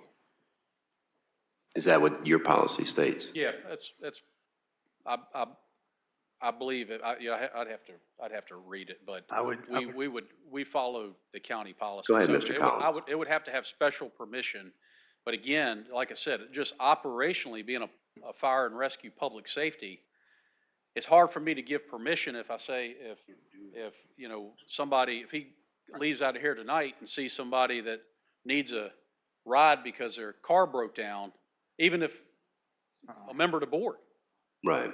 We could say, well, hold on, I got to get Chief Moody's permission before you can hop in here on my car on a rainy night and I'll drive you, to the sheets down the road, Or, your shift started and you dropped your kid off at school on your way to the firehouse. I'm going to ask you to go drop your kid off and go back home. Yeah. Yes. I'm not. Yes, sir. That is a county-owned vehicle. Mr. Chairman, may I speak? Yes, sir. That's a county-owned vehicle. It's county-owned insurance. And it's for county employees performing their duties. So unless it's authorized by the county administrator for special I thought it events. said department director.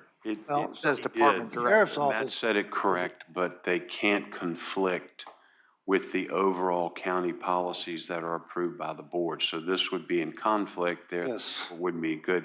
What the board may want to do is have a policy where if you're at a late fire or something happens and you go straight home and you left your own vehicle at the station, it's okay to take your kid to school in the morning or something, and you're on your way back to the fire department. Maybe an exigent circumstances exemption, but you all would. Common sense, but you all would need to put that in because unfortunately that conflicts with your overall policy. And the overall policy says you can't do it. Right. Are you aware that this conflicts with our overall policy, the vehicles? I think it says if the department director allows. I think that's what the policy says. And I think understand that policy I think they're reading that as county administrator. And I'm thinking department director. I'm thinking that you're the department director of your department. Yeah. That's the way I read that. Yeah. But if the county policy says county administrator and then yours differs and says department, But yeah, then it's going to have to conform. I mean, and look, we want to be easy to get along with. Yeah. I will tell you, I mean, there are times that those types of situations, and if that happens, it's certainly an exception, not the rule. You're going to find, it's because, like Mr. Stewart had mentioned in his example, an emergency call, a late call. But I think you just got, my recommendation is you got to be a little careful as far as the unique operation of what we do for public safety. And if you just, put a large swath blanket policy that doesn't fit into any parameters, there's no exceptions, I think that could do a little disservice to the department and the community. But I'm happy to, like I said, we want to be easy to get along with. If that's a sticking point, certainly change it. Mr. Sullins? So one of the other concerns that was mentioned when we first started down this line was liability. We provide you guys health insurance, right? Is your whole family, everybody's covered, or are we in some risk area there? No, well, I can't speak on every employee because I think it depends on what they choose, but yes, we provide health insurance. Mr. Chairman? Yes, sir. That's different because it's auto insurance that covers it. So if you're carrying your family member without permission and you get in a wreck, then there's a fly on your head. That passenger can sue the county. And when it's unauthorized, if it's not an authorized passenger, so like if you're gonna pick up somebody on the side of the road in the rain to give them a ride down the road, like the sheriff's office policy says that they'll call in a dispatch, they'll give their mileage, and then give their mileage when they drop them off. But this is not what that policy says. It's not that you're so much against them helping a lady who's 2 o'clock in the morning, she's got a flat tire, she's walking in the rain, you don't want them put up going, I'm sorry, I can't help you. But you want to go through the proper step in order for them to do it. Right, and it's not for personal use for family members other than special occasions like the Fall Festival, given permission by the county administrator, or special events. One of these guys gets an award, he takes their family with him, permission of the county administrator, and the chief takes his family members to go to the award ceremony. That's a whole lot different than dropping your kids off at school, right? I totally agree with you. Or go shopping, or any of that kind of stuff. At the end of the day, like there's policies and they're open for interpretation. And I guess at the end of the day, you're going, don't abuse them. Yeah. Right, and so we're looking, and I guess that's the trust part, and then the verify part is,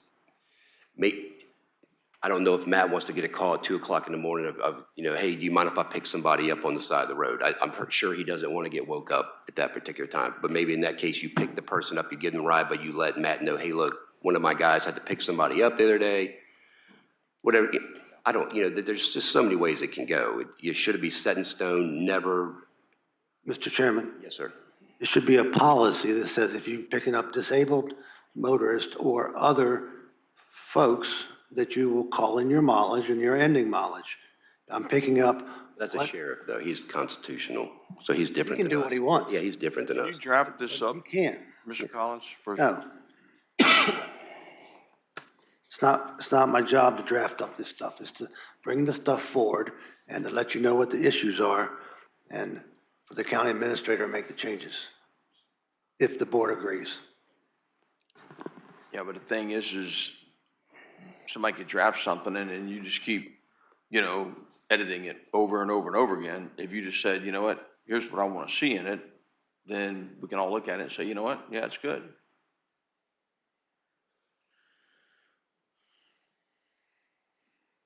In the essence of time. Just quoted Harris. That's in the essence of time. Right, so what's the language in this that makes you feel comfortable with the riding in the vehicle? There needs to be a policy on passengers, policy for family members needs to be pre-approved. Unless the family member is broken down, and then it wouldn't need to be pre-approved because that would be a disabled motorist assisting.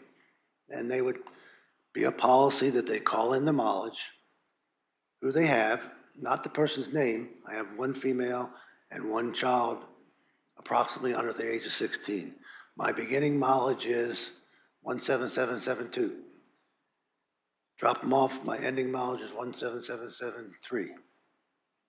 It's that simple. The other ones will have to be approved by the county administrator. Okay. That's not hard because when you have awards, when you have the Fall Festival, and then he can give that exemption for people to ride in, let's say, the battalion vehicle pickup. He can say, you can have passengers in the Fall Festival for your, whatever. all the firemen or family members, or people sitting on hay. Yeah, one of the other things that comes to mind is I'm just thinking about how we operate with business is if we take, like, say, our van, and we have people that are not from our department, they're firefighters and they're from other, like, departments, but we're carpooling and going to one location. Do we stop doing that? Because they're not, What would be a reason why you'd be carpooling? well, let's just say Maybe you're traveling to training or something like that. an example. Oh, yeah, going to the fire academy, going to Spotsylvania or training center. And Well, we you, got- in those cases, you'd probably know ahead of time that you're going to do it. So that'd be easy going, next week, we're going to be going to training academy. And some people from the Spotsylvania or Carolina or someone's going to be carpooling with us or something like that. Well, Mr. Chairman, that's part of their professionals. So there are other professionals riding with them. That's not a problem. This is talking about non-personnel. Well, they're not our personnel that's why I'm They're clarifying. fire personnel. Yeah, but they're not ours. That's why I'm clarifying. They're not county employees. So I'm just making sure that we're on the same page. We're going to go over midnight. Yeah. What's the next one? That's it. Anything else?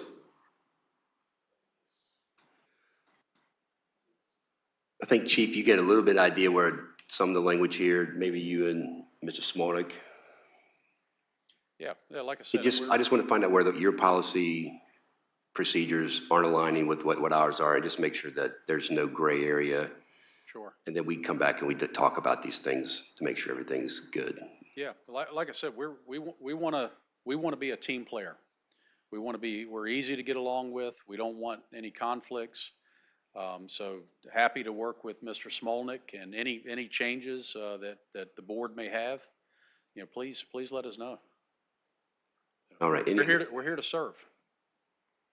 Any other questions, the Chief? All right. Thank you, sir. Thank you guys for coming. Appreciate it.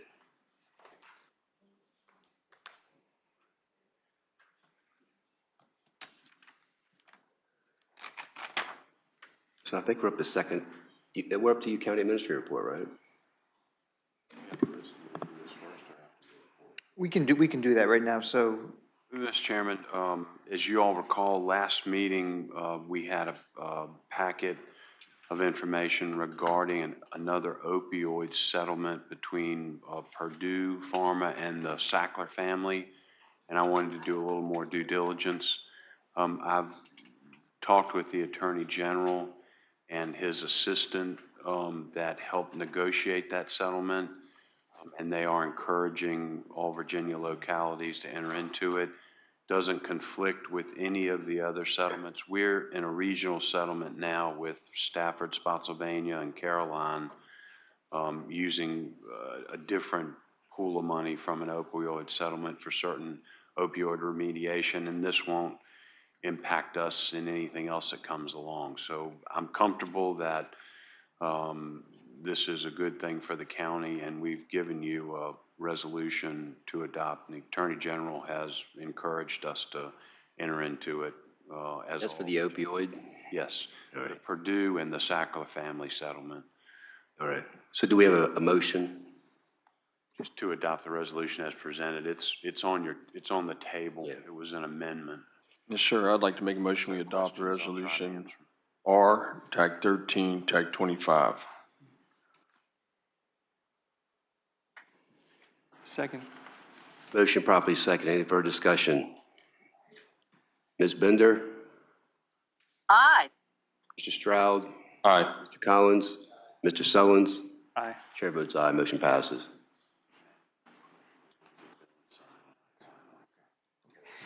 and Mr. Chair, just one item in my weekly meetings with community development leadership update. I was not in attendance at the last Planning Commission meeting.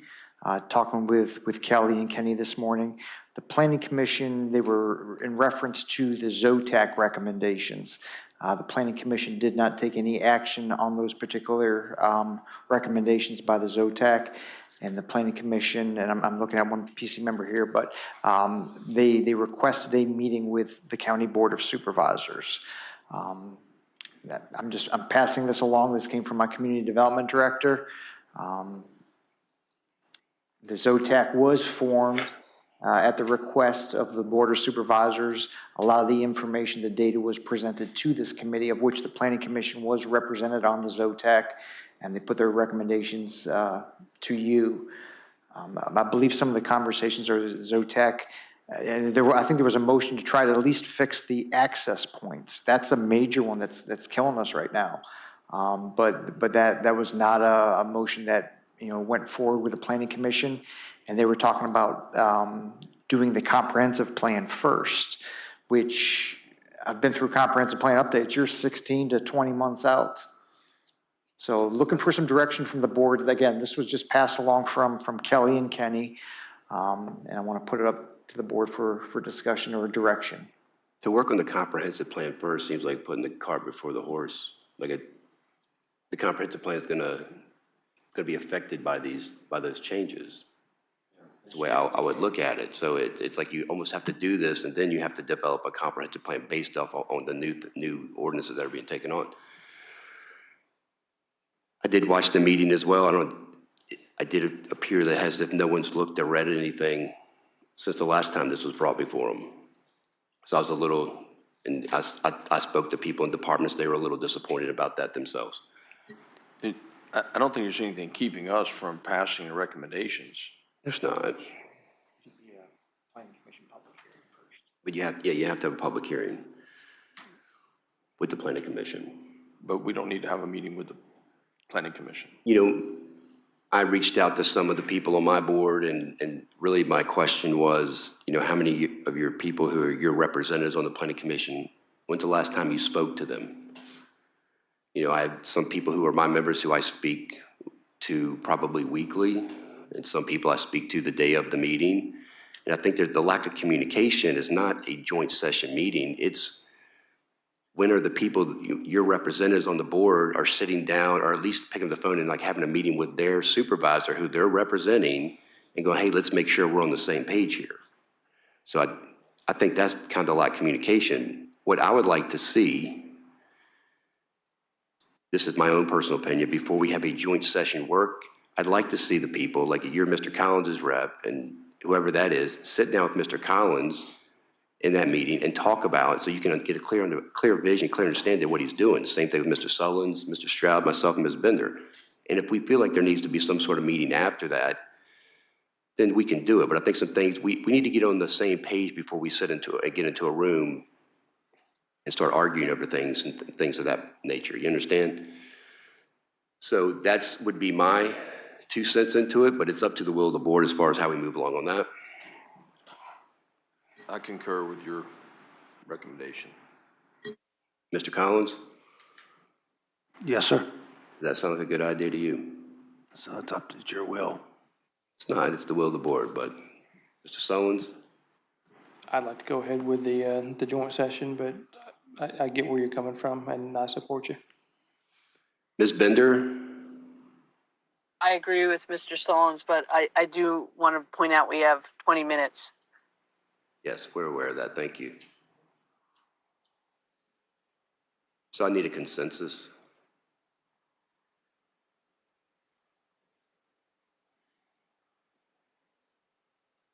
Well, how about we try to talk to our people between now and the next meeting?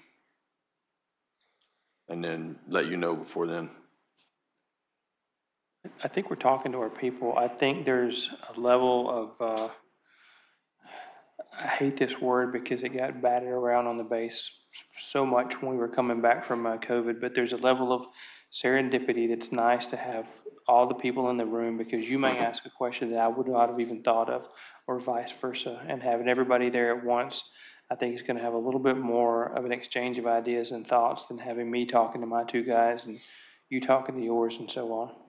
The reason why I bring that up is because what I hear, I don't hear all of the fluff conversation, but I always hear at the very end of it or at the beginning, I don't understand. That's what I hear. I don't understand what they're doing. Like they may say it nice, they may get mad, but you always hear, I just don't understand. So having a meeting with your people, which is something that should happen, and giving them a chance to understand whether or not and after that, we can have like a joint session, but I just feel like there needs to be a conversation of explaining this is what's going on, these are the steps, and these are why we're taking them. But if we want to have a joint session, I have no issue with that either.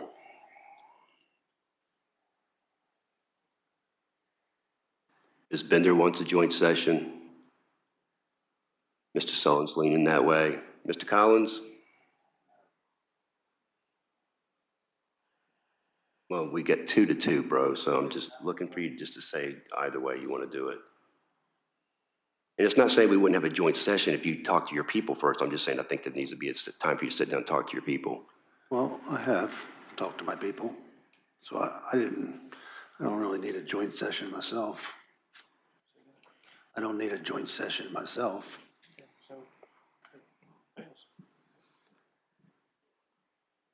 All right, so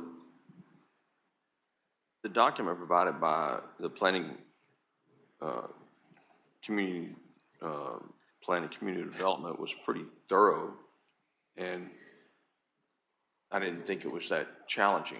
They were sound recommendations. So that's why I don't think we need a joint meeting. If you either agree with the recommendations or you don't. And then they have their public hearing and then forward it on to us.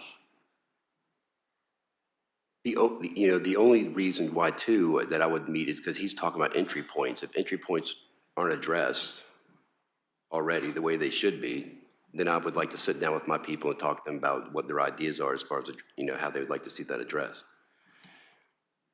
So. When I was talking to him, thanks for calling me up on that. Should I call him up too? Nope. Dance, monkey, dance. No, when I was talking to them at that meeting, I think they understand the logistics of what we're trying to do. I think what they don't understand is the logic behind it. When we say we're trying to regulate growth, we're trying to, but at the same time, we're trying to reduce the cost of houses. It doesn't make sense when we're forcing them to use a larger tract of land. So of course they're going to want to put a bigger house on it to offset the cost of lost volume, if you will.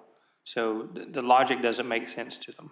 Right. And so I think those are the questions they would like to see. They understand the logistics. They understand where we're trying to go. They just don't marry up in their minds. Yeah. And to some extent, I agree with them. I'll give you an example of that. So there's a tract of land in King George that's worth, say, 10 acres for $100,000. That's what it's appraised for. That's what it's worth. I can't go buy it for $100,000. The reason why is because that guy knows, that realtor knows that a developer will pay $200,000 for that. So the individual citizen doesn't have a chance to buy land because you're priced out, because someone's willing to pay double of what it's worth. Now, so what you cut down on that is that piece of property is no longer being sold for $200,000. It's being sold for what it's appraised at, for $100,000. In the realtor's market, in the realtor's world, if I have a house over here, it's built in 1987, that's 3,000 square feet, 3 bedrooms, 2.5 baths, maybe it's sold for $150,000. Down the street right from it, I built a brand new house, 3,000 square feet, 3 bedrooms, 2.5 baths, $460,000. When this house goes on the market, this comp is now used for this house. So this house now goes up in price because of new development. It doesn't go down because there's more houses on the market. That's just realtor lingo. They know that. What are they going to use? When they appraise a property, they go, this house down the street has the same measurements, so this house must be worth that much. It's pretty much that simple for me. So it does mirror it in that essence. You know what we're going to do? I'll make a motion that we have a joint session. And we'll go from there. Can I get a second? Second. Motion properly second. Any further discussion? All in favor say aye. Aye. Aye. Let's do it. Aye. Chair votes aye. Motion passes. All right. I think are you done? You got more? Anything else you want to talk about? All right. So I make a motion that we extend this meeting till 1 o'clock in the morning. Second. Motion properly second. Any further discussion? All in favor say aye. Aye. All right. Aye. Motion passes. Floor is now open to secondary public comment to address items that we just talked about. Comments will be limited to 3 minutes per person. Give everyone a chance to speak. State your name, full name and address, or where you vote, so it can be in the public record. Is there anyone that'd like to speak? Is there anyone online? No one's up sending those correspondence. Did you get any? All right. Secondary public is closed. So now we are into, do we need to hit the informational items? Are we good on those? All right. So I need a motion for closed session. Mr. Chair, I move that the King George County Board of Supervisors convene a closed session for discussion of the landfill agreement pursuant to State Code Section 2.2-3711A7 for the consultation or briefing with legal counsel regarding actual litigation, and State Code, and State Code Section 2.2-3711A8 for consultation with legal counsel regarding specific legal matters. I invite the county administrator, the interim county attorney, the director of solid waste, recycle as needed, because they're deemed necessary. I know their presence will reasonably aid the board in its consideration of one or more of the topics to be discussed pursuant to Virginia Code Section 2.2-3712F. Need a second. Second. Motion properly second. Any further discussion? All in favor say aye. Aye. Aye. We're in closed session.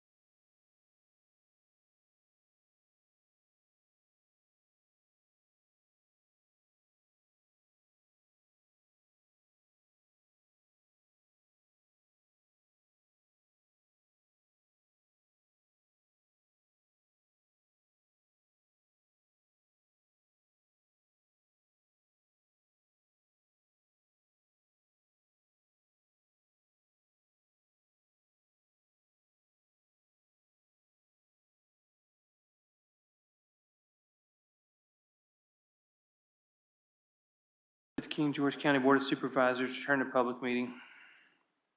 Need a second. Second. Motion properly second. Any further discussion? All in favor say aye. Aye. Aye. We're back.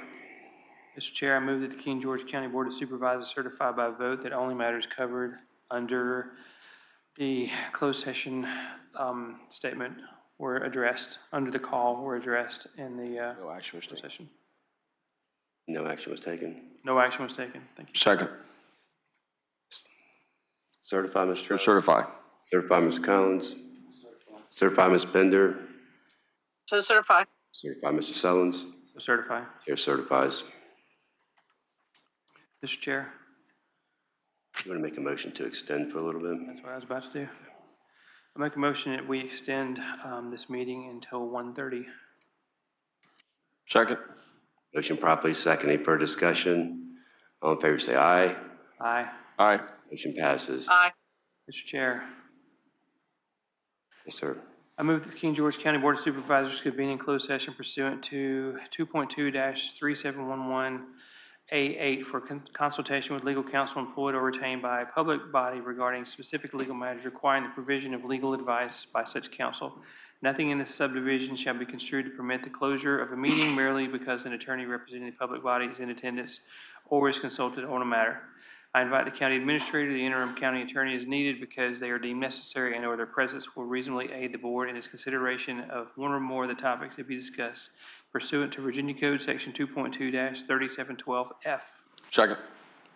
Motion properly second. Any further discussion? All in favor say aye. Aye. Aye. Chair votes aye. We are in closed session.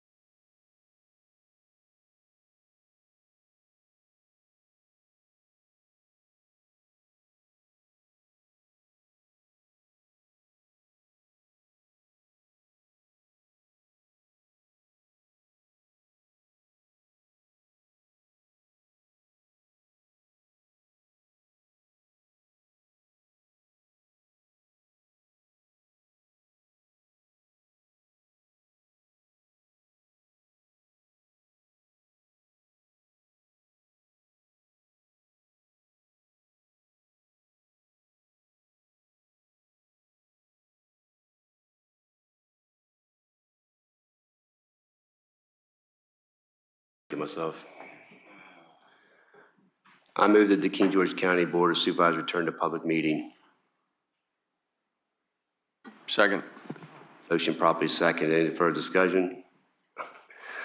All in favor say aye. Aye. I move the King George County Board of Supervisors certify by vote that only public business matters lawfully exempted from open meeting requirements by Virginia law, and only such public business matters as were identified in the motion convening the closed meeting were heard, discussed, or considered during the closed meeting, and no action was taken. Second. Mr. Stroud? So certified. Ms. Bender?